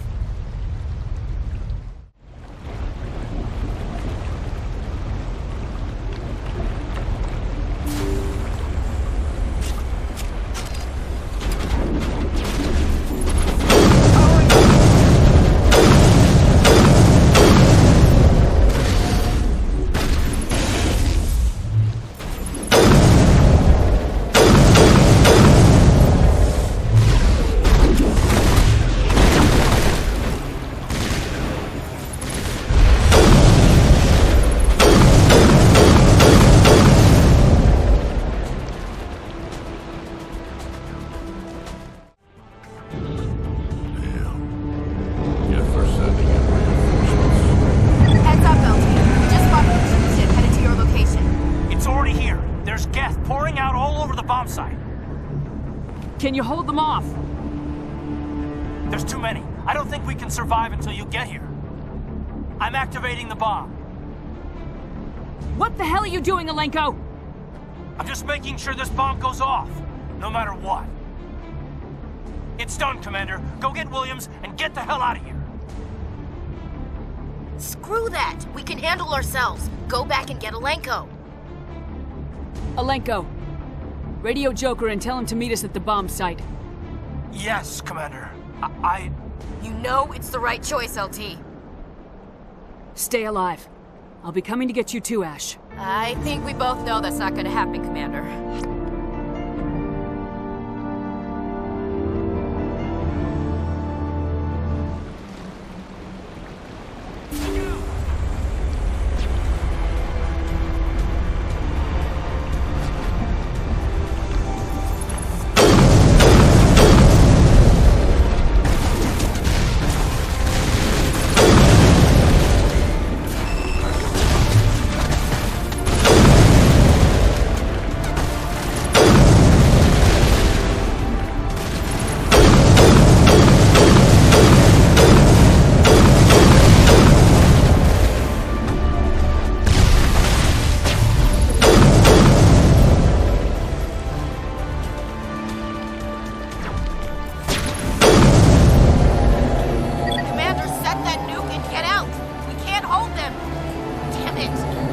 suppressing fire!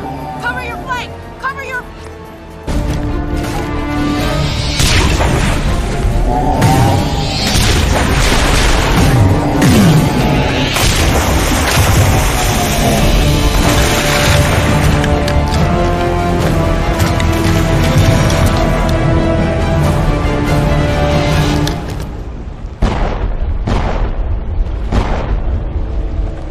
I applaud you, Shepard. My Geth were utterly convinced the Solarians were the real threat. An impressive diversion. Of course, it was all for nothing. I can't let you disrupt what I've accomplished here. You can't possibly understand what's really at stake. Why are you doing this? You've seen the vision from the beacons, Shepard. You of all people should understand what the Reapers are capable of. They cannot be stopped. Do not mire yourself in pointless revolt. Do not sacrifice everything for the sake of petty freedoms. The Protheans tried to fight, and they were utterly destroyed. Trillions dead. But what if they had bowed before the invaders? But the Protheans still exist. Is submission not preferable to extinction? Do you really believe the Reapers will let us live? Now you see why I never came forward with this to the Council. We organics are driven by emotion instead of logic. We will fight even when we know we cannot win. But if we work with the Reapers, if we make ourselves useful, think how many lives can be spared. Once I understood this, I joined Sovereign. Though I was aware of the dangers, I had hoped this facility would protect me. You're afraid Sovereign is influencing you. You're afraid he's controlling your thoughts. I've studied the effects of indoctrination. The more control Sovereign exerts, the less capable the subject becomes. That is my saving grace. Sovereign needs me to find the conduit. My mind is still my own. For now. But the transformation from ally to servant can be subtle. I will not let it happen to me. Why are the Geth following Sovereign? They believe Sovereign to be some kind of god, the pinnacle of their own evolution. But the reaction of their deity is most telling. It is insulted. Sovereign does not desire the pitiful devotions the Geth hurl at it. They are just tools, and no amount of belief on their part will change that. But as tools, they are useful. They will survive the coming invasion. If organic life is to survive, we must also prove we are useful. We must work with the Reapers. Tell me why Sovereign needs the conduit. Tell me what it is. Maybe we can find a way to stop them. The conduit is the key to your destruction and my salvation. Sovereign needs my help to find it. That is the only reason I have not been indoctrinated. Sovereign's manipulating you and you don't even know it. You're already under its power. No, Sovereign needs me. If I find the conduit, I've been promised a reprieve from the inevitable. This is my only hope. Together we can stop Sovereign. We don't have to submit to the Reapers, we can beat them. I no longer believe that, Shepard. Visions cannot be denied. The Reapers are too powerful. The only hope of survival is to join with them. Sovereign is a machine. It thinks like a machine. If I can prove my value, I become a resource worth maintaining. There is no other logical conclusion. You were a Spectre. You were sworn to defend the galaxy. Then you broke that vow to save yourself. I'm not doing this for myself. Don't you see? Sovereign will succeed. It is inevitable. My way is the only way any of us will survive. I'm forging an alliance between us and the Reapers, between organics and machines. And in doing so, I will save more lives than have ever existed. But you would do my work. You would doom our entire civilization to complete annihilation. And for that, you must die. Kill them all!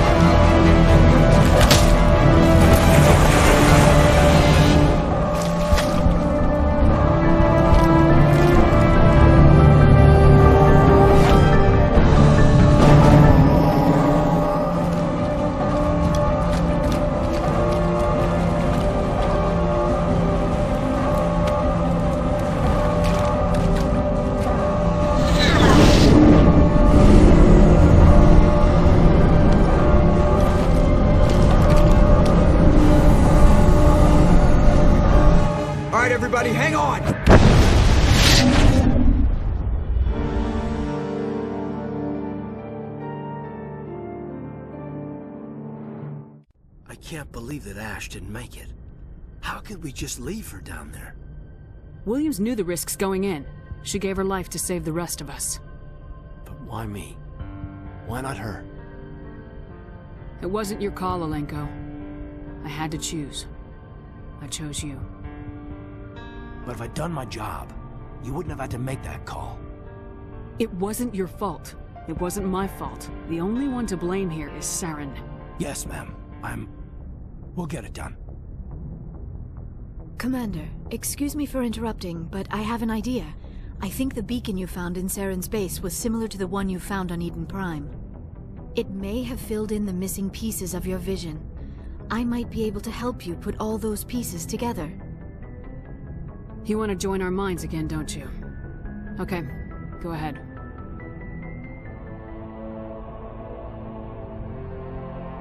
Relax, Commander. Embrace eternity.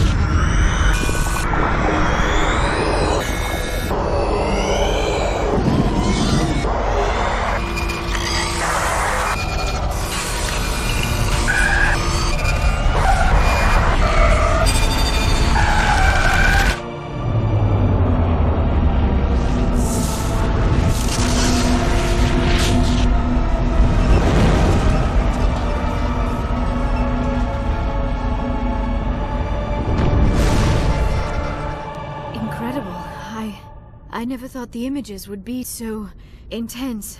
I need a moment to collect myself. Did the vision make any sense to you? It's a distress call. A message sent out across the Prothean Empire. A warning against the Reapers, but the warning came too late. What about the conduit?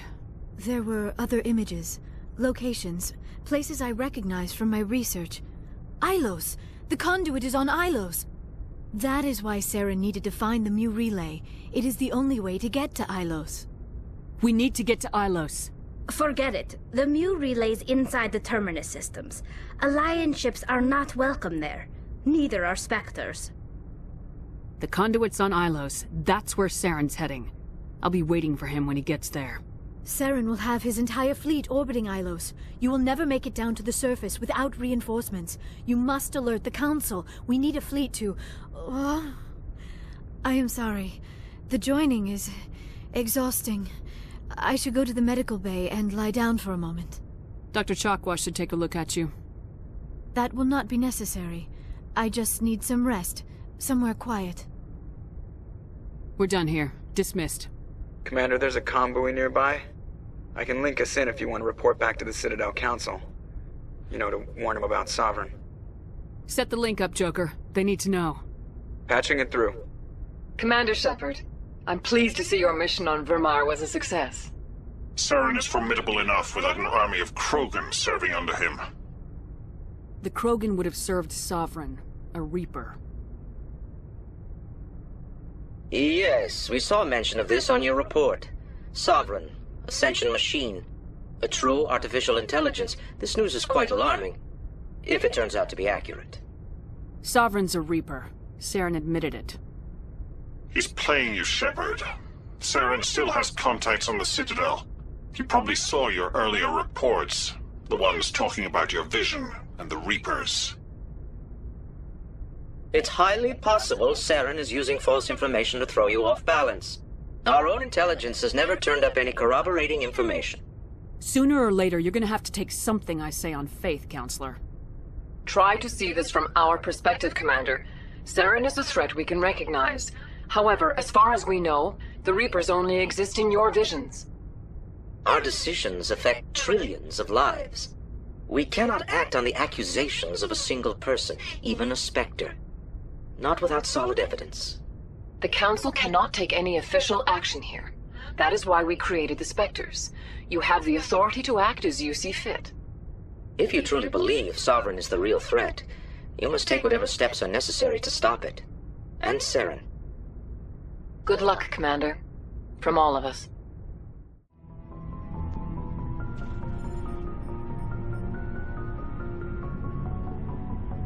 Anything you need, Commander? I wanted to see how you're dealing with Ash's death.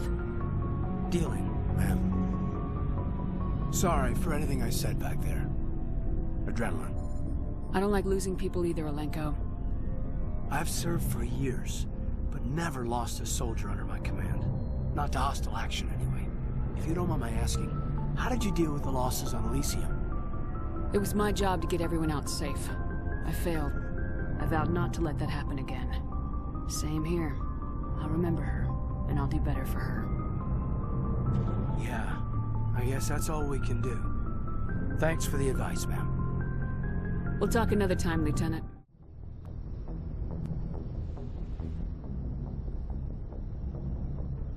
Commander, are you coming to check up on me? You look much better. How are you feeling? Dr. Chakwas assures me I am going to be fine. I was impressed with her knowledge of Asari physiology. You're in good hands. Dr. Chakwas knows what she's doing. I've been thinking about Saren. I actually feel a little sorry for him now. He's the last person I'd feel sorry for. He is trapped inside his own mind. Part of him senses his identity slowly being swallowed up by Sovereign, but he is powerless to stop it. I wonder how he first fell into Sovereign's trap. Did he think he could somehow stop the Reapers from returning? Or was he simply driven by a lust for power and glory? Whatever Saren's reasons may have been, they're long gone now. He has to be stopped. Yes, I suppose you're right. He may be Sovereign's victim, but he is also a threat to all life as we know it. Let's not spend every free minute talking about Saren.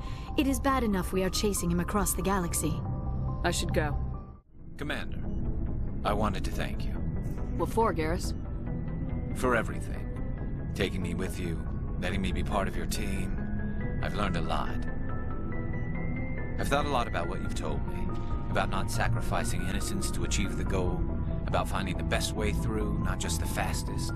And I've been thinking about Dr. Saleon, too.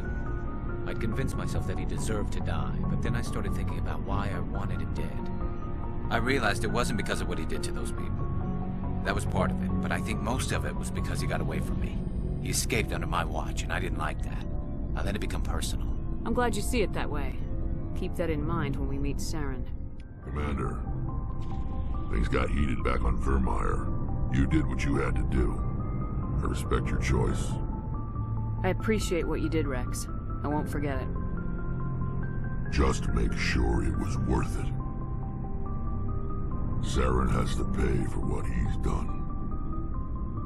We'll have him soon enough. Then he can answer for his crimes. He'll do more than just answer if I have anything to say about it. So long, Rex. You have my gratitude, Commander. Most people would have left our team behind. Still, I find the loss of Captain Kirahi troubling. But I won't blame you. I know you lost one of your own as well. Captain Kirahi will be missed, but many others will live because he gave his life. That is our lot, I suppose. But there may come a day when so many have been sacrificed, it will be impossible to tell who won. The mission was a success. That will have to be enough. Hey, Shepard. Do you need something? What was your father like? It wasn't easy growing up as the daughter of one of the Admiralty. Even before he joined the board, he was a prominent figure. People looked to him for leadership. He had to set an example, and he expected the same of his daughter. Plus, he was pretty strict, a military man through and through. He never allowed me to settle for anything less than excellence. As a kid, I sometimes felt like he was pushing me too hard. But now I'm old enough to appreciate what he taught me. The world doesn't owe us anything. If we want something in life, we have to earn it. Where was your mother in all this? Mother was around, but she always seemed to kind of blend into the background. Almost like she was overshadowed by my father. He tends to do that to people. She passed on about 5 years ago. Some airborne virus that swept through the fleet.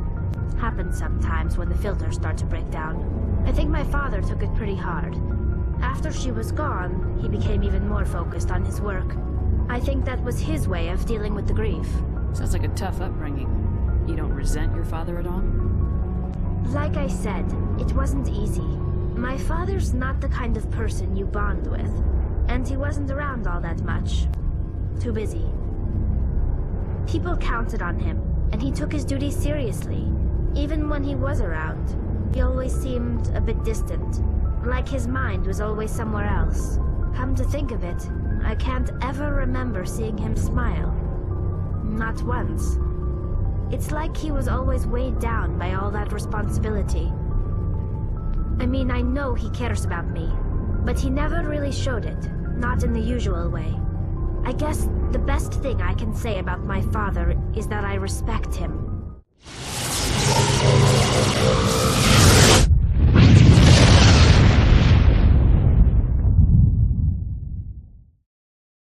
I forwarded the mission update to the Citadel, Commander. We got confirmation on those reinforcements. Ambassador Udina wants us to report back to the Citadel. The Council's massing a joint species fleet to deal with Saren and his Geth. I knew they'd come around. Back to the Citadel, Joker. I want the Normandy at the head of that fleet. Yes, ma'am.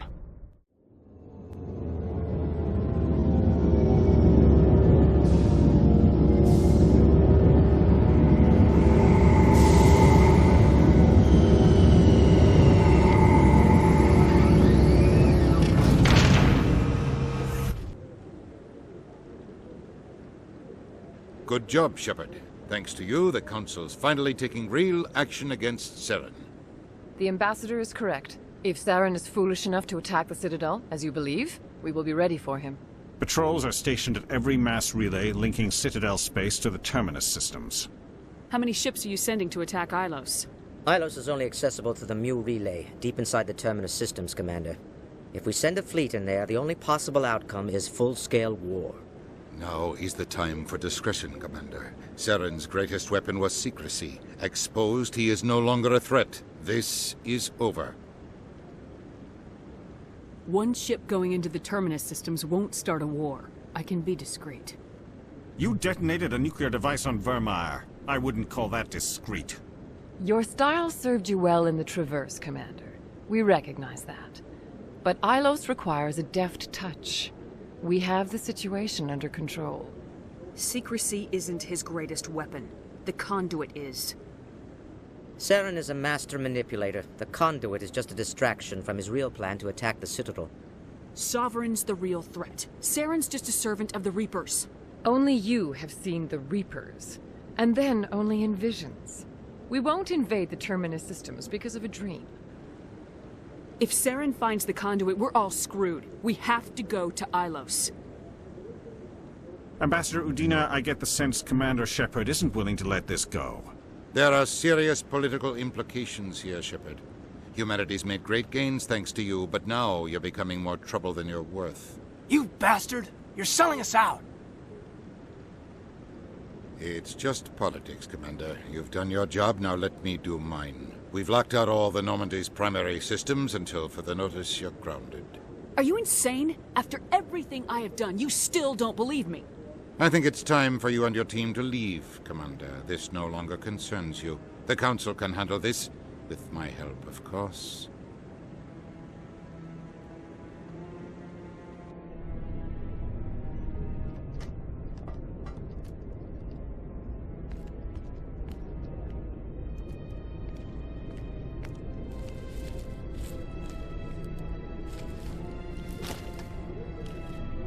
Commander. Shepard, I cannot believe they did this to you. I am so sorry. It's not your fault. It's not right. You did everything they asked and more. Nobody else could have done what you did. The Council owes you everything, everything. Instead, they strip you of your command and ground the Normandy. I don't care if they ground me, but they refuse to go after Saren. If they don't stop him from finding the conduit, we're all dead.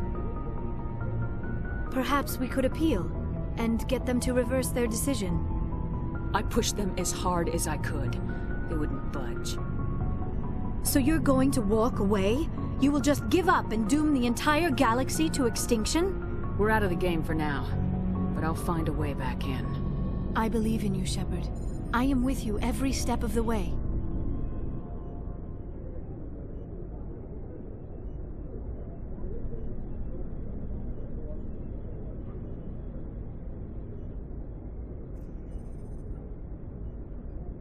Sorry to interrupt, Commander. Got a message from Captain Anderson.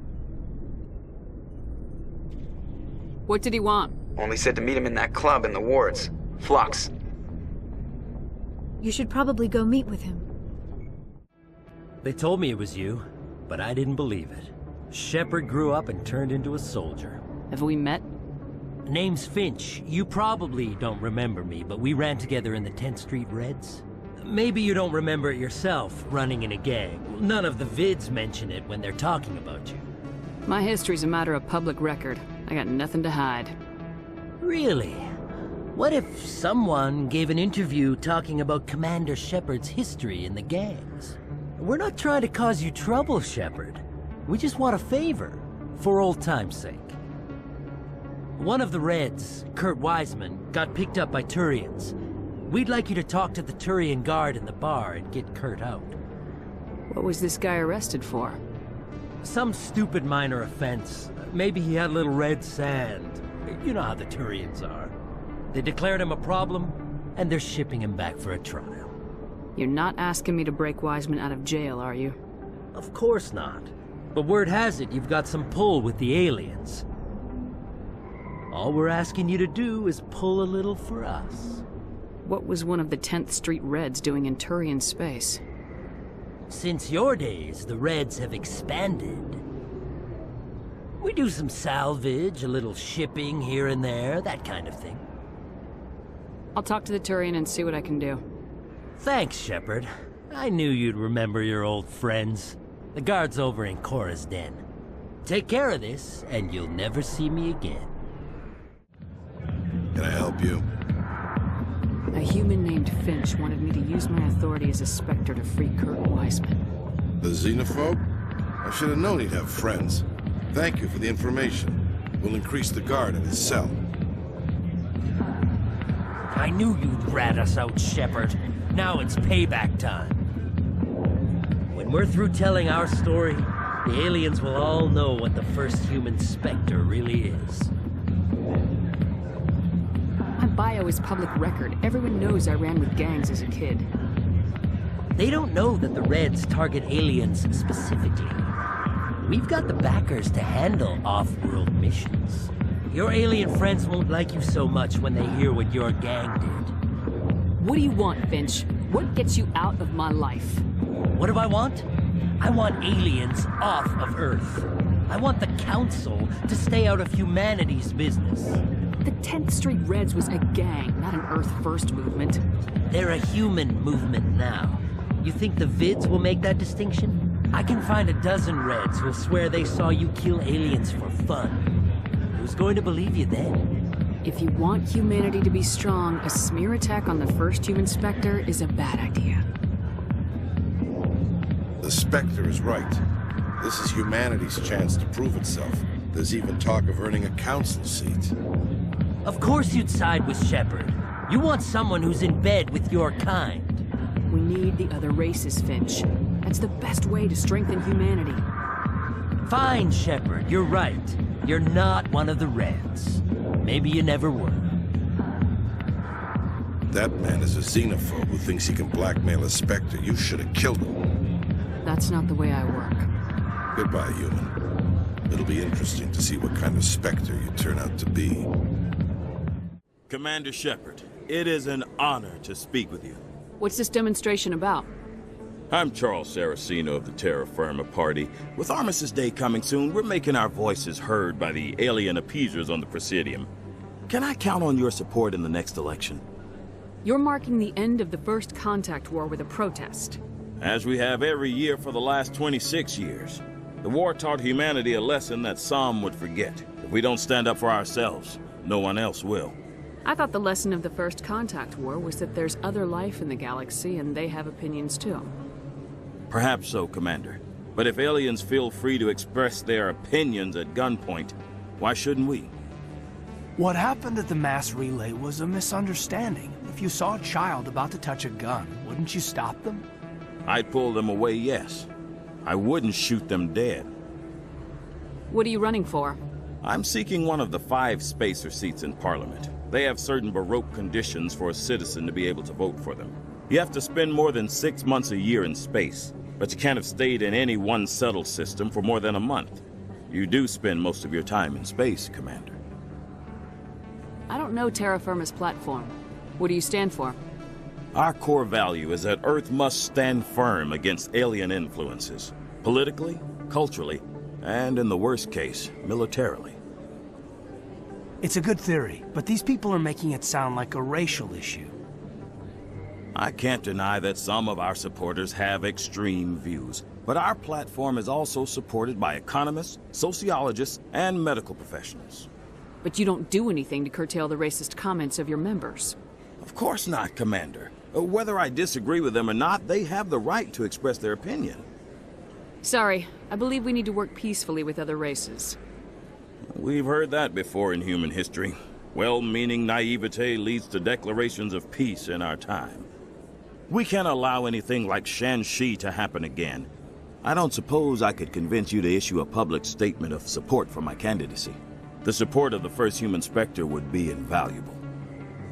The occupation of Shang-Chi couldn't happen again. We weren't even sure there were aliens to garrison against back then. It's still a powerful symbol, Commander. Shang-Chi is the only human territory ever occupied by an alien species. You have the right to your opinion, Mr. Saraceno, but with all due respect, I disagree with it. I understand. I'm glad you support the democratic process, at least. Thank you for your time, Commander. Remember Terra Firma on Election Day, because Terra Firma remembers you. I've got an idea, and I wanted to run it by you. What's on your mind? With so many human colonies being attacked, I'm not sure that one Spectre is enough. What if you signed me on as another Spectre? Conrad, I don't think that's a good idea.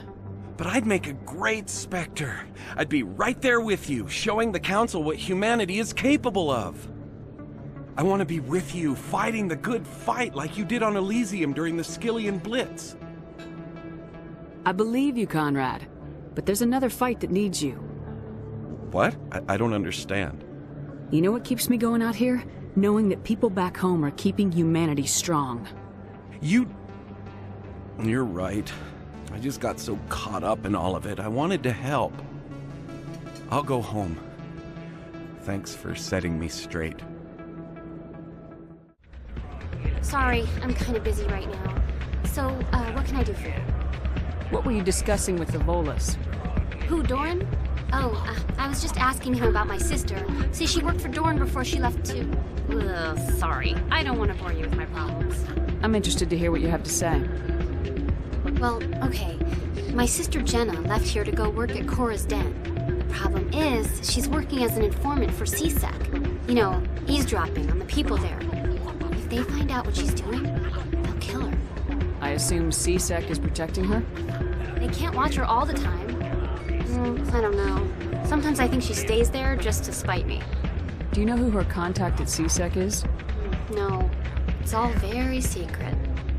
Last time I asked an officer, he told me to stay out of it, for Jenna's safety. Maybe I could help her understand just how dangerous Cora's Den is. Would you? That'd be great. Just don't tell her I sent you. Hi, I'll be with you in just a sec. I'll wait right here. Why do I get the feeling you're not here to order drinks? I need to talk to you about your work with CSEC. I don't know what you're talking about. Now, if you don't mind, I need to get back to my customers. This isn't a game, Jenna. These people are dangerous. Now you sound like my sister. Why is everyone so concerned about me? I can take care of myself. I need to go. I'm not a stripper. I don't get paid to stand around and look pretty. Stubborn girl. If you've got questions about Jenna, meet me at CSEC Academy. What did you just say? Push off. I never did nothing to you. Damn newcomers. Think they can run the place. What was that about? I guess we better go find out. No offense, Commander, but what the hell were you thinking? I don't follow you. You could have blown Jenna's cover. We were just there to help her out. I gathered that. It might seem cold letting her take all the risk, but we're keeping a close eye on her. Do you really need to risk her life to get the information you want? This job isn't easy and it's usually unpleasant. I'll take help anywhere I can find it. But since you're so concerned with her safety, maybe there's a way we can help each other. Always playing the angles, Detective? It's part of the job. Now are you gonna help me or not? You're a smart guy, Chelik.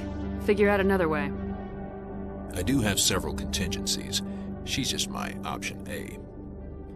I'll cut her loose, even get her out of Cora's den, no strings attached. But that still leaves my case unsolved. I could still use your help. I'll help you, but I need some details. I'm trying to track down an illegal arms producer. I just need some of their product. Thanks to Jenna's intel, I've learned there's a seller here on the Citadel. Meet our man named Jax. Pick up the mods and bring them back here. That'll give me everything I need. Why are you so concerned about these mods? We have access to some of the most sophisticated weaponry there is. It's what gives us our edge. What do you suppose happens when we lose that edge? These give criminals an advantage we can't afford to let them keep. I'll persuade Jax to tell me where these mods are coming from. No. You tip Jax off and all my leads will disappear faster than you can say bad bust. Where can I find this Jax? Jax is down in the lower level of the markets. I'll send word through our channels that you're the buyer. Hold it. That's close enough, Army. You got my payment? I didn't come here to look. Show her the goods. Yeah, that looks right. Damn straight it is. These mods are the best on the market. Now hand over my credits. Here you go.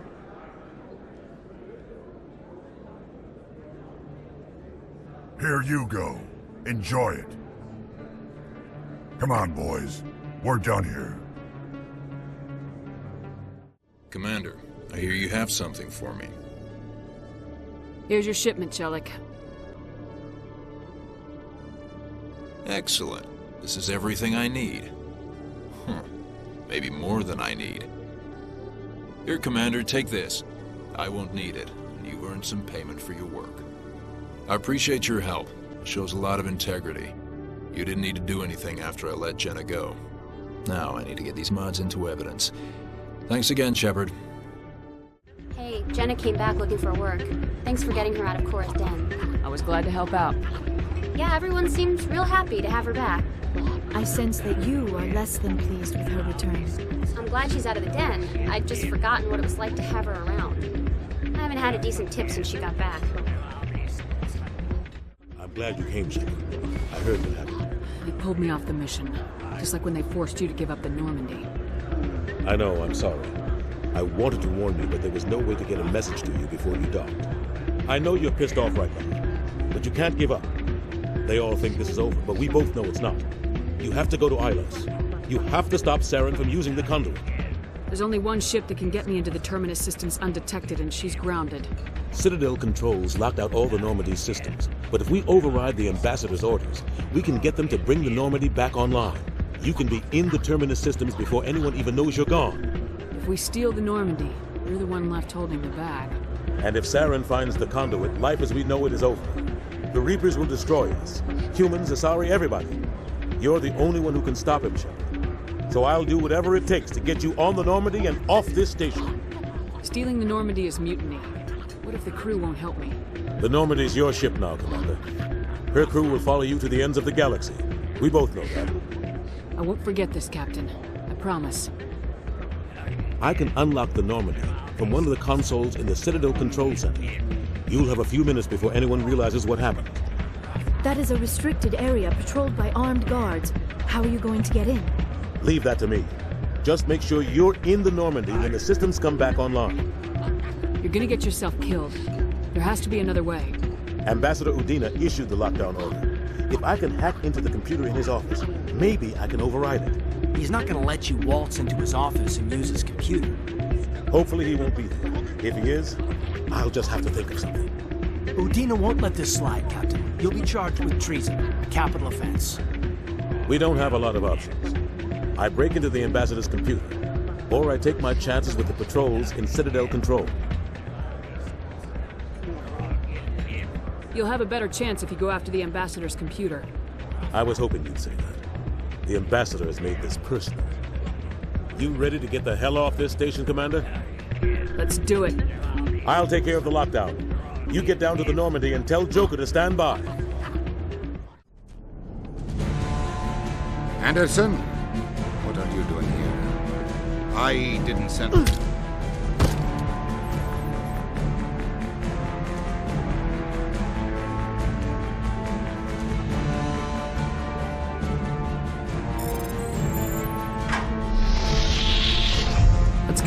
Get us out of here, Joker. Now.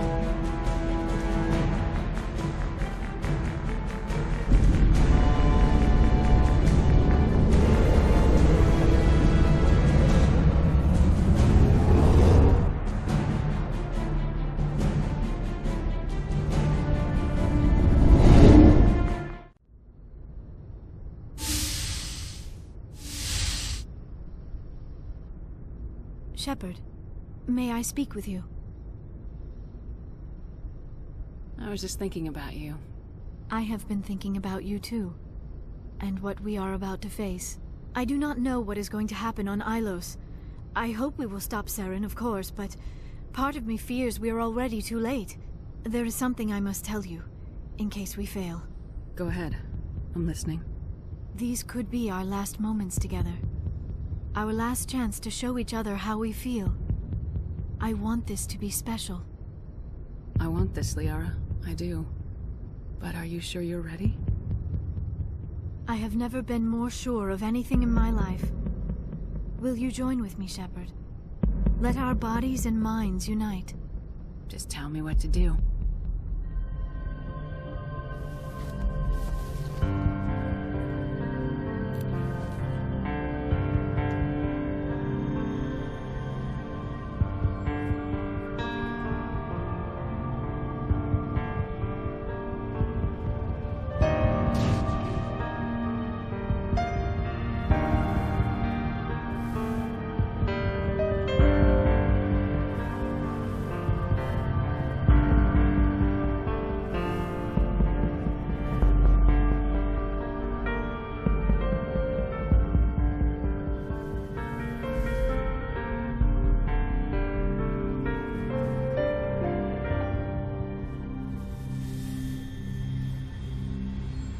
By the goddess. That was incredible, Shepard. You were incredible. 5 minutes ETA to the Mu relay. I had better go. Duty calls. You would not want to keep Joker waiting. Shepard, whatever happens on Ilos, I just wanted to say thank you for everything.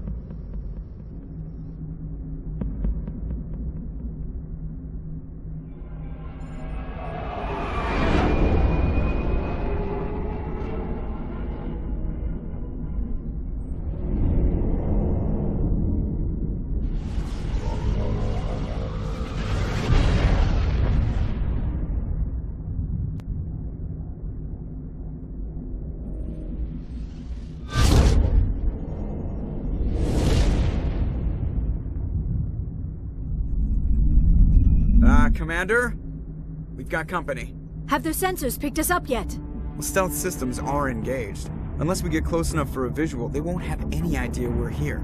Picking up some strange readings from the planet's surface. Take us down, Joker. Lock in on the coordinates. Negative on that, Commander. The nearest landing zone's 2 clicks away. We'll never make it in time on foot. Get us something closer. There is nowhere closer. I've looked. Drop us in the Mako. You need at least 100 meters of open terrain to pull off a drop like that. The most I can find near Saren is 20. 20 meters? We'll never get in close enough for a drop. We have to try. Find another landing zone. There is no other landing zone! The descent angle's too steep. It's our only option. It's not an option, it's a suicide run. We don't... I can do it. Joker? I can do it. Gear up and head down to the Mako. Joker, drop us right on top of that bastard.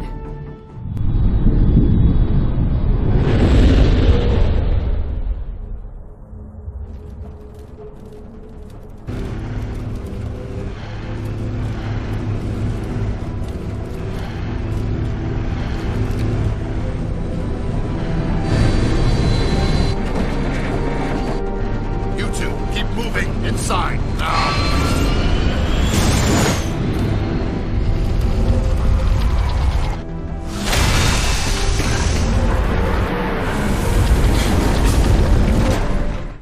We have to get inside this bunker before Saren finds the conduit. There is no way we're getting past that door with brute force. Saren found a way to open it. There must be some kind of security override somewhere in this complex. We will have to find some way to get it up and running again.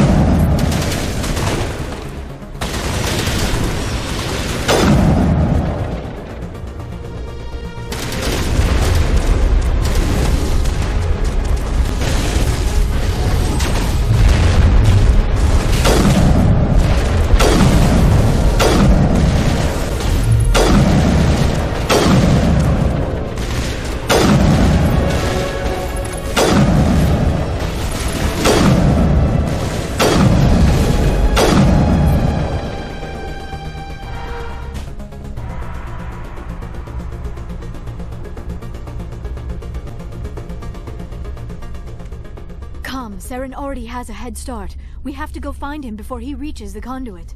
Unless he's already found it, then we're just walking into a trap. That is a chance we will have to take. Hold on. Something's happening.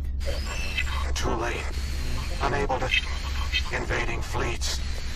No escape. Sounds like some kind of message, but I don't recognize the language. It is probably in Prothean. This recording must be 50,000 years old. No wonder we cannot understand it. The message is all broken up, but I recognize some of the words. It's a warning against the Reaper invasion. Of course. Between the beacons and the cipher, an understanding of the Prothean language would have been transferred into your mind. Not safe. Seek refuge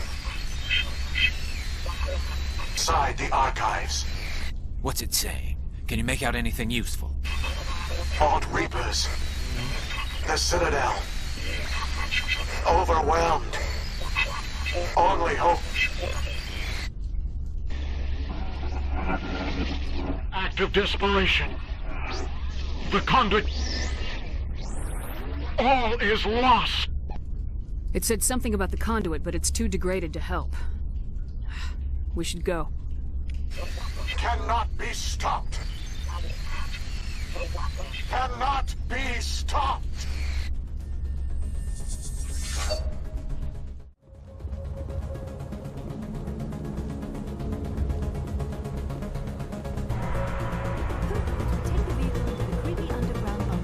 Good idea. Firepower will come in handy.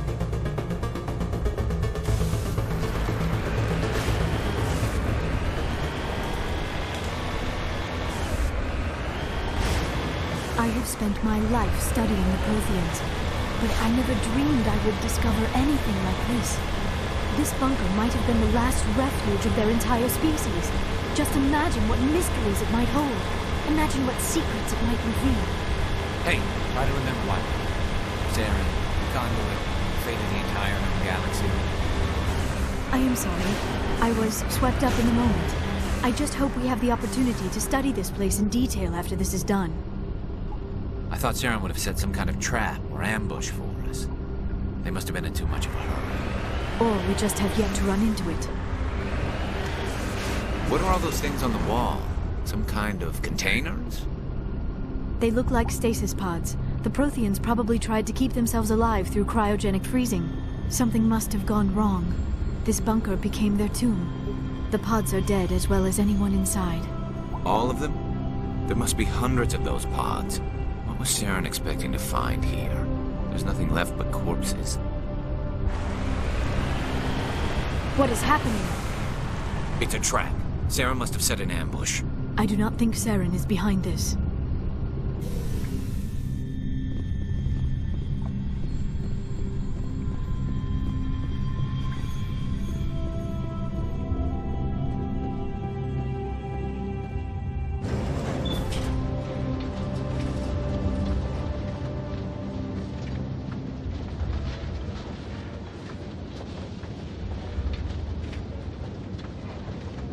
I have studied the Protheans for decades, but I have never felt this sense of foreboding. What will we find down there? Whatever it is, we should be careful. You are not Prothean, but you are not machine either. This eventuality was one of many that was anticipated. This is why we sent our warning through the beacons.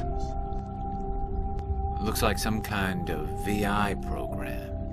Pretty badly damaged. I do not sense the taint of indoctrination upon any of you, unlike the other that passed recently. Perhaps there is still hope. This is incredible. An actual Prothean VI, and I can understand it. I have been monitoring your communications since you arrived at this facility. I have translated my output into a format you will comprehend. My name is Vigil. You are safe here for the moment. But that is likely to change. Soon, nowhere will be safe. Are you some kind of artificial intelligence program? I am an advanced non-organic analysis system, with personality imprints from Kesad Aishan, Chief Overseer of the Ilos Research Facility. Why did you bring me here? You must break a cycle that has continued for millions of years. But to stop it, you must understand, or you will make the same mistakes we did. The Citadel is the heart of your civilization and the seat of government, as it was with us, and as it has been with every civilization that came before us. But the Citadel is a trap. The station is actually an enormous mass relay, one that links to dark space, the empty void beyond the galaxy's horizon. When the Citadel relay is activated, the Reapers will pour through, and all you know will be destroyed. How come nobody ever noticed the Citadel was an inactive mass relay? The Reapers are careful to keep the greatest secrets of the Citadel hidden. That is why they created a species of seemingly benign organic caretakers. The Keepers maintain the station's most basic functions. They enable any species that discovers the Citadel to use it without fully understanding the technology. Reliance on the Keepers ensures no other species will ever discover the Citadel's true nature, not until the relay is activated and the Reapers invade. How do the Reapers survive out in dark space? We have only theories. The researchers here came to believe the Reapers enter prolonged states of inactivity to conserve energy. This allows them to survive the thousands and thousands of years it takes for organic civilization to rebuild itself. But in this state, they are vulnerable. By retreating beyond the edges of the galaxy, they ensure no one will accidentally discover them. They keep their existence hidden until the Citadel relay is activated. If he turns on the relay, the Reapers can wipe out the Council and the Citadel fleet in one fell swoop. That was our fate. Our leaders were dead before we even realized we were under attack. The Reapers seized control of the Citadel, and through it, the mass relays. Communication and transportation across our empire were crippled. Each star system was isolated, cut off from the others. Easy prey for the Reaper fleets. Over the next decades, the Reapers systematically obliterated our people. World by world, system by system, they methodically wiped us out. Some of you must have managed to survive. Through the Citadel, the Reapers had access to all our records, maps, census data. Information is power, and they knew everything about us. Their fleets advanced across every settled region of the galaxy. Some worlds were utterly destroyed. Others were conquered, their populations enslaved. These indoctrinated servants became sleeper agents under Reaper control. Taken in as refugees by other Protheans, they betrayed them to the machines. Within a few centuries, the Reapers had killed or enslaved every Prothean in the galaxy. They were relentless, brutal, and absolutely thorough. I don't understand. Where did the Reapers go after they conquered your people? Our worlds were stripped bare, harvested by the indoctrinated slaves. Everything of value, all resources, all technology was taken. Certain that all advanced organic life had been extinguished, the Reapers retreated back through the Citadel relay into dark space, sealing it behind them.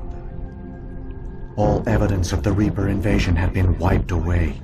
Only their indoctrinated slaves were left behind, abandoned. Mindless husks, no longer capable of independent thought, the indoctrinated soon starved or died of exposure. The genocide of the Protheans was complete. What do the Reapers get out of this? Why do they keep repeating this pattern of genocide over and over?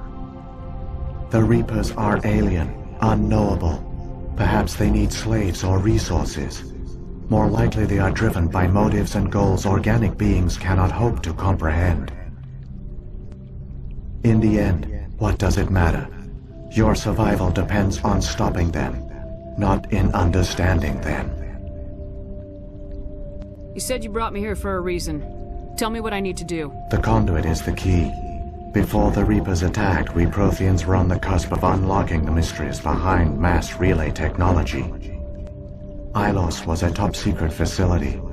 Here, researchers worked to create a small-scale version of a mass relay, one that linked directly to the Citadel, the hub of the relay network.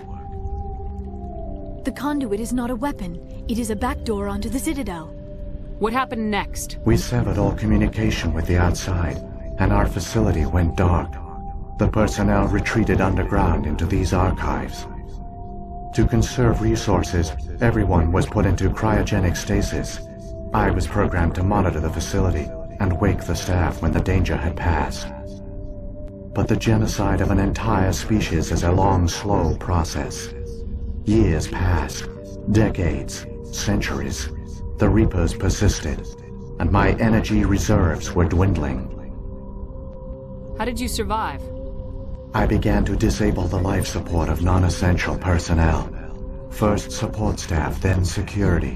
One by one, their pods were shut down to conserve energy. Eventually, only the stasis pods of the top scientists remained active. Even these were in danger of failing when the Reapers finally retreated back through the Citadel relay. There were hundreds of stasis pods out there. You just shut them down? You killed them? You were programmed to protect them, not kill them. This outcome was not completely unforeseen. My actions were a result of contingency programming entered on my creation. I bet they didn't tell the non-essential staff about this contingency. I saved key personnel. When the Reapers retreated, the top researchers were still alive. My actions are the only reason any hope remains. When the researchers woke, they realized the Prothean species was doomed. There were only a dozen individuals left, far too few to sustain a viable population. Yet they vowed to find some way to stop the Reapers from returning, a way to break the cycle forever, and they knew the Keepers were the key. Aren't they under the influence of the Reapers? The Keepers are controlled by the Citadel. Before each invasion, a signal is sent through the station compelling the Keepers to activate the Citadel relay. After decades of feverish study, the scientists discovered a way to alter this signal. Using the conduit, they gained access to the Citadel and made the modifications. This time, when Sovereign sent the signal to the Citadel, the Keepers ignored it. The Reapers are trapped in dark space. Saren can use the conduit to bypass all the Citadel's external defenses. Correct.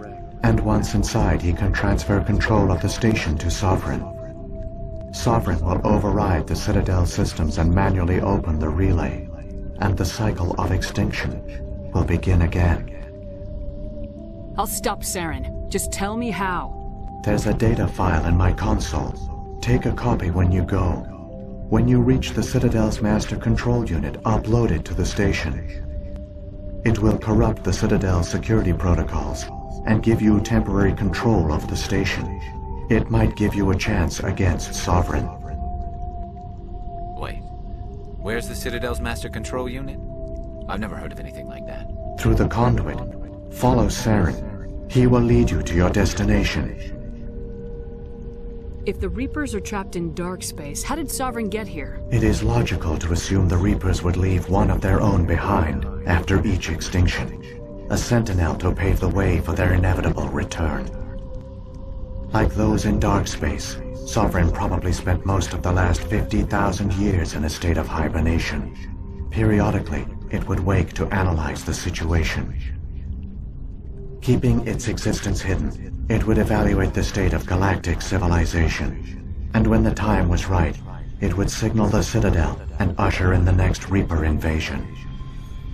But this time the signal failed. The Keepers did not respond. Sovereign's allies were trapped in the void. Alone, it was forced to try and discover what had gone wrong. Sovereign's the largest ship in the galaxy. Why all this secret? Why not just attack the Citadel? Sovereign is not invincible. Revealing its true nature would have united the forces of every organic species against it. Even a Reaper couldn't survive such odds. But the Reapers are patient. They will not rush into the unknown. Sovereign could have been planning this for centuries, moving deliberately, gathering allies. Slowly, it has assembled the pieces of the puzzle, working through agents to keep itself hidden. Saren is the most visible pawn of the Reapers, but I doubt he was the first. Now Sovereign has grown bold. Whether from confidence or desperation, I cannot say. But it is determined to reopen the portal to dark space. What about the beacon on Eden Prime? And the one on Vermeer? What were they for? At our apex, the beacons spanned the breadth of our empire. We used them as a single galaxy-wide network to transmit data and communications rapidly from world to world. Virtually all the beacons were destroyed during the invasion, but once the Reapers were gone, the survivors here on Ilos decided to risk sending out a message. We knew it was unlikely there were other survivors, but if there were, we wanted them to know about Ilos.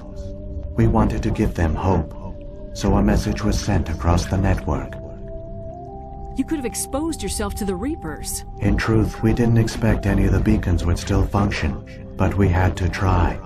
If there were survivors, we had to reach them. The message was meant for our own people. It was coded so only organic beings could interpret it. We still didn't understand the power of Reaper indoctrination. We never realized it could lead an agent of the machines, like Saren, to this world. But it has also led you here. So perhaps we did not fail after all. So when the Reapers created the Citadel, they created the Keepers as well? A more likely scenario is that the Keepers were one of the early harvested civilizations. Perhaps the very first. Perhaps they responded well to indoctrination, or the Reapers simply bred them to be obedient. In any case, they were left behind to operate and maintain the Citadel. But the Keepers are no longer directly controlled by Sovereign or its ilk. They evolved so that they only respond to the signals emitted by the Citadel itself. When the Protheans altered the Citadel's signals, they broke Sovereign's hold over the Keepers. Now, they are completely harmless. Sovereign must have realized organic races were difficult to control. A likely hypothesis. The Keepers evolved in an unanticipated direction. Non-organic servants like the Geth would be more predictable. What happened to the survivors from the Conduit Project? They used the Conduit to gain access to the Citadel, but the Conduit is only a prototype. The portal only links in one direction, so they were trapped on the station. I do not know what became of them then.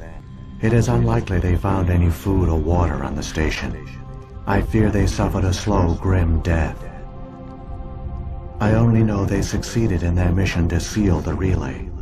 Your presence here proves their sacrifice was not in vain. Saren's got enough of a head start. Grab that data file and let's go. Shepard, are you sure? Who knows how much longer Vigil will be here? Even now the projection is weak. This might be our only chance to speak with it, our only link to the knowledge of the Protheans. It is the opportunity of a lifetime. I'm sorry, Liara. We have to stop Saren. Nothing else matters. You are right. I am sorry. My personal feelings clouded my judgment. We should go. The one you call Saren has not reached the Conduit. Not yet. There is still hope if you hurry. All their culture, all their advanced technology, and the Protheans were taken in by the Reapers just as we were. They failed. The Protheans did not fail. They gave us a chance. It falls to us to make the most of it. So I suggest we hurry.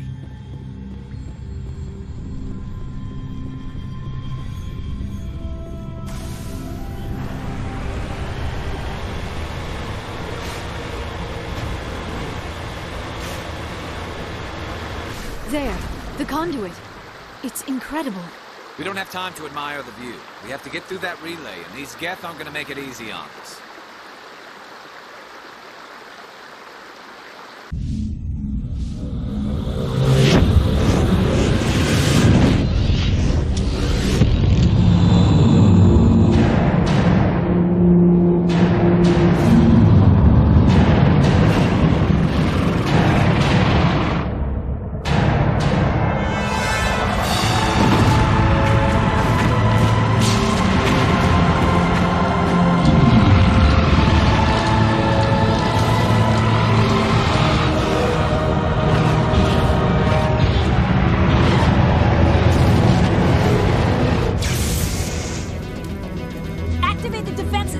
station! The arms aren't moving. System's not responding.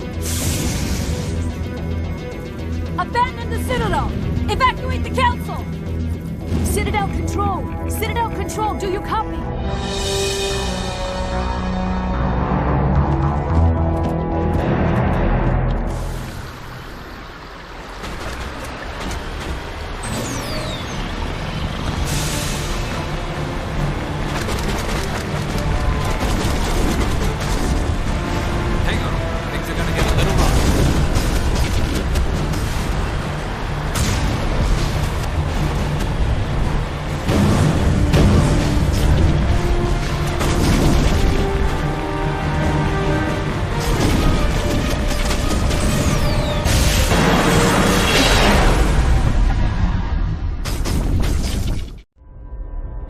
Failures detected across all monitored systems. Please begin emergency evacuation procedure.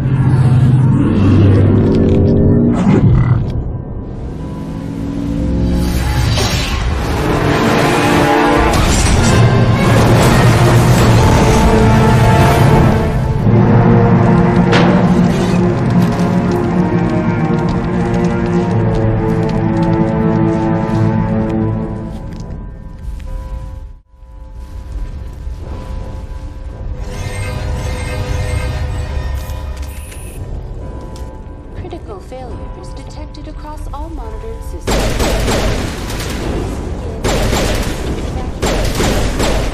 This is not a drill. The Presidium is experiencing severe system malfunctions across the entire level.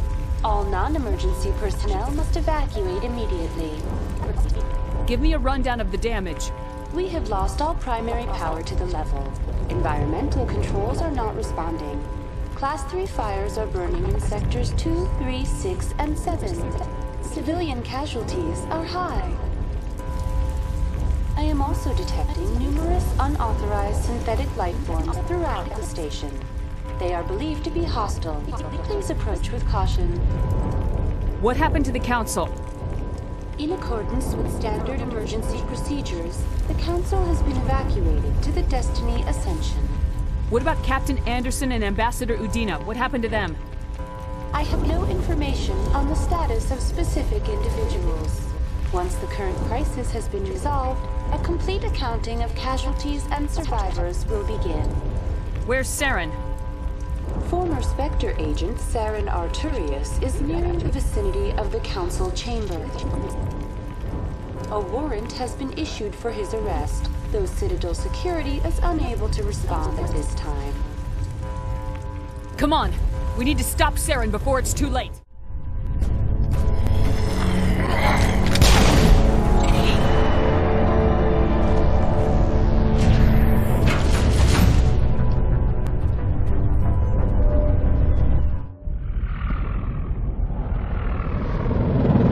The Citadel's closing! They're sealing the station!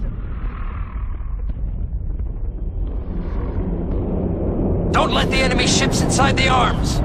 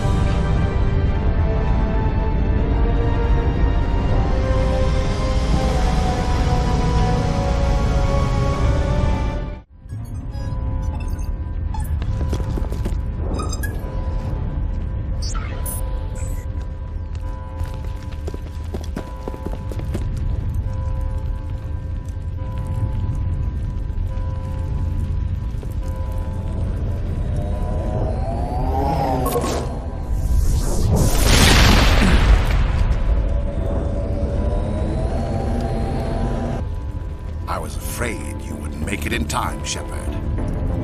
Let's end this! You've lost. You know that, don't you? In a few minutes, Sovereign will have full control of all the Citadel systems. The relay will open. The Reapers will return. I've still got a few tricks up my sleeve. You survived our encounter on Vermeer, but I've changed since then. Improved. Sovereign has upgraded me.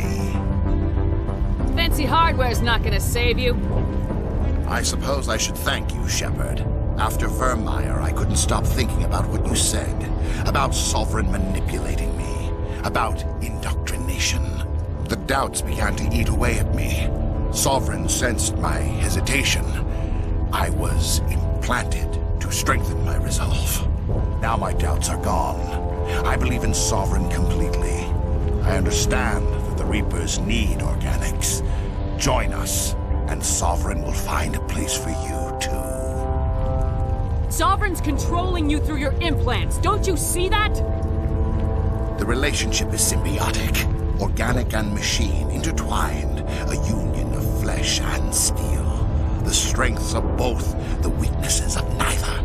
I am a vision of the future, Shepard. The evolution of all organic life. This is our destiny.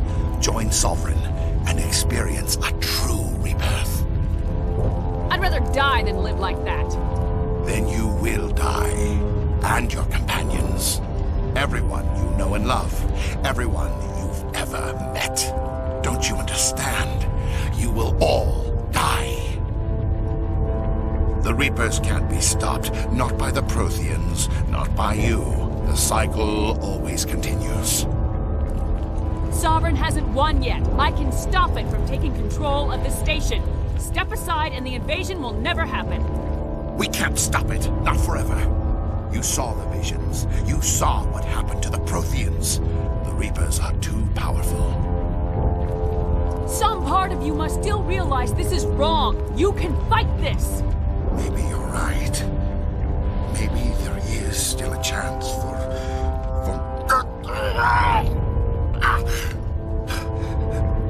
The implants. Sovereign is too strong. I'm sorry. It is too late for me. It's not over yet. You can still redeem yourself. Goodbye, Shepard. Thank you.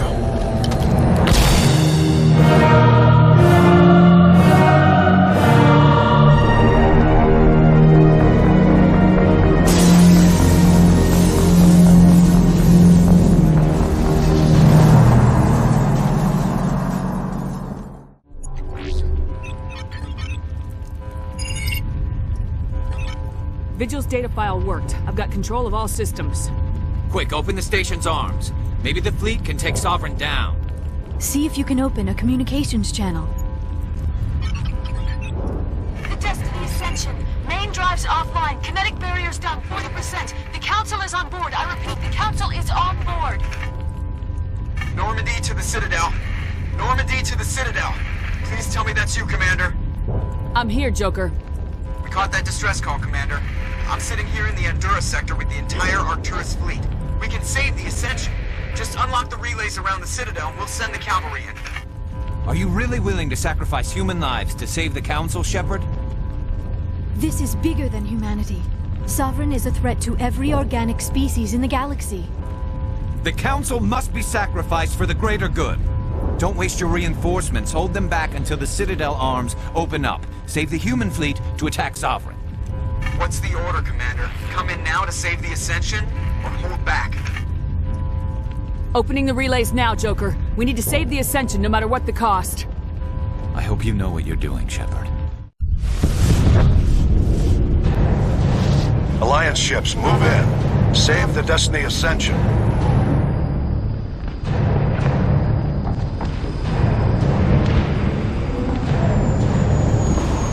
Commander, we're picking up reinforcements. It's the Alliance. Thank the goddess.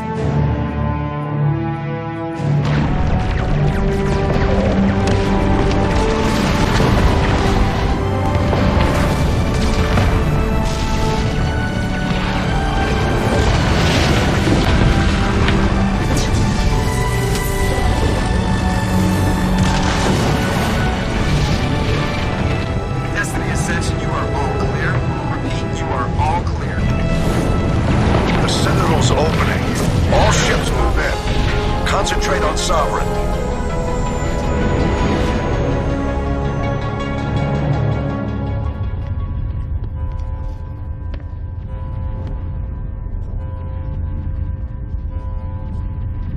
Make sure he's dead.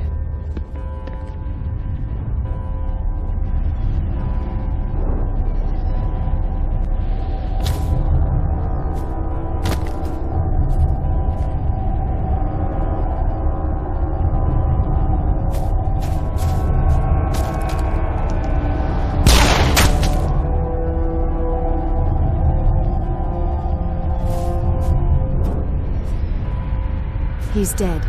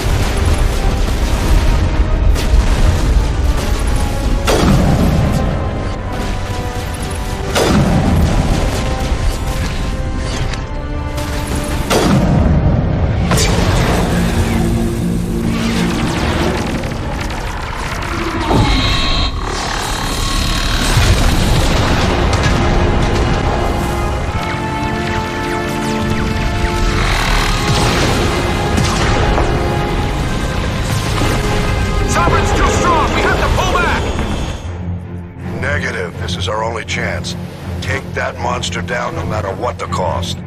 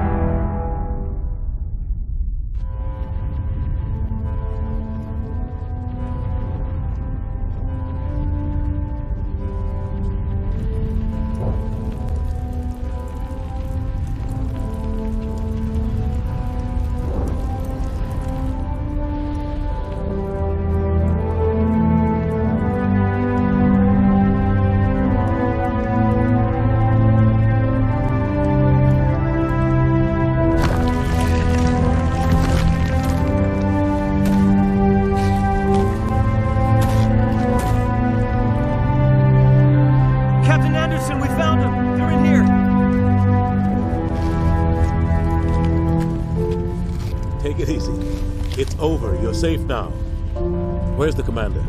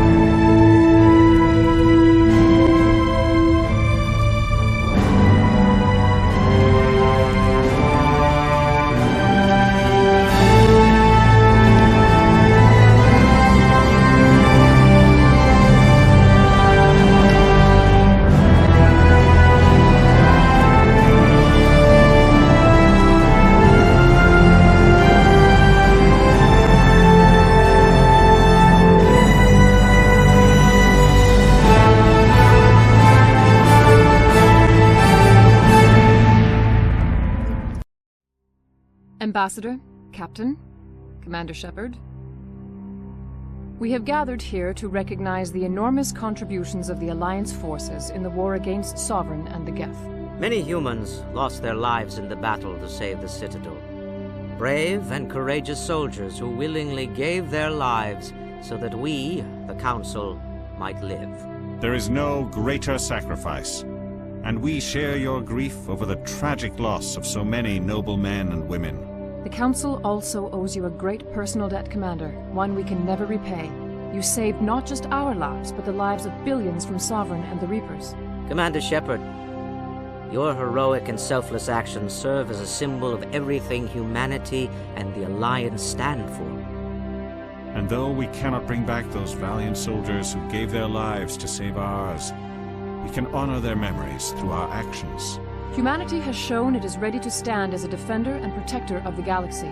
You have proved you are worthy to join our ranks and serve beside us on the Citadel Council. Counselor, on behalf of humanity and the Alliance, we thank you for this prestigious honor and humbly accept. We will need a list of potential candidates to fill humanity's seat on the Council. Given all that has happened, I am sure your recommendation will carry a great deal of weight, Commander. Do you support any particular candidate? We need someone with the courage to stand up for what he believes in. Someone like Captain Anderson. Him? You must be joking. Anderson prefers to let his fists do the talking. Only with you, Ambassador. Only with you. Are you sure about this, Commander? The captain's a soldier, not a politician. We've already got too many politicians on the Citadel. The captain would be perfect for this job. I think it's an inspired choice. The Council would welcome him with open arms, should he accept. I'm honored, Counselor. As humanity's representative, I'll do everything in my power to help the Council rebuild. Sovereign's defeat marks the beginning of a new era for both humanity and the Council. Sovereign was only a vanguard. The Reaper fleet is still coming. Hundreds of ships, maybe thousands. And I'm gonna find some way to stop them.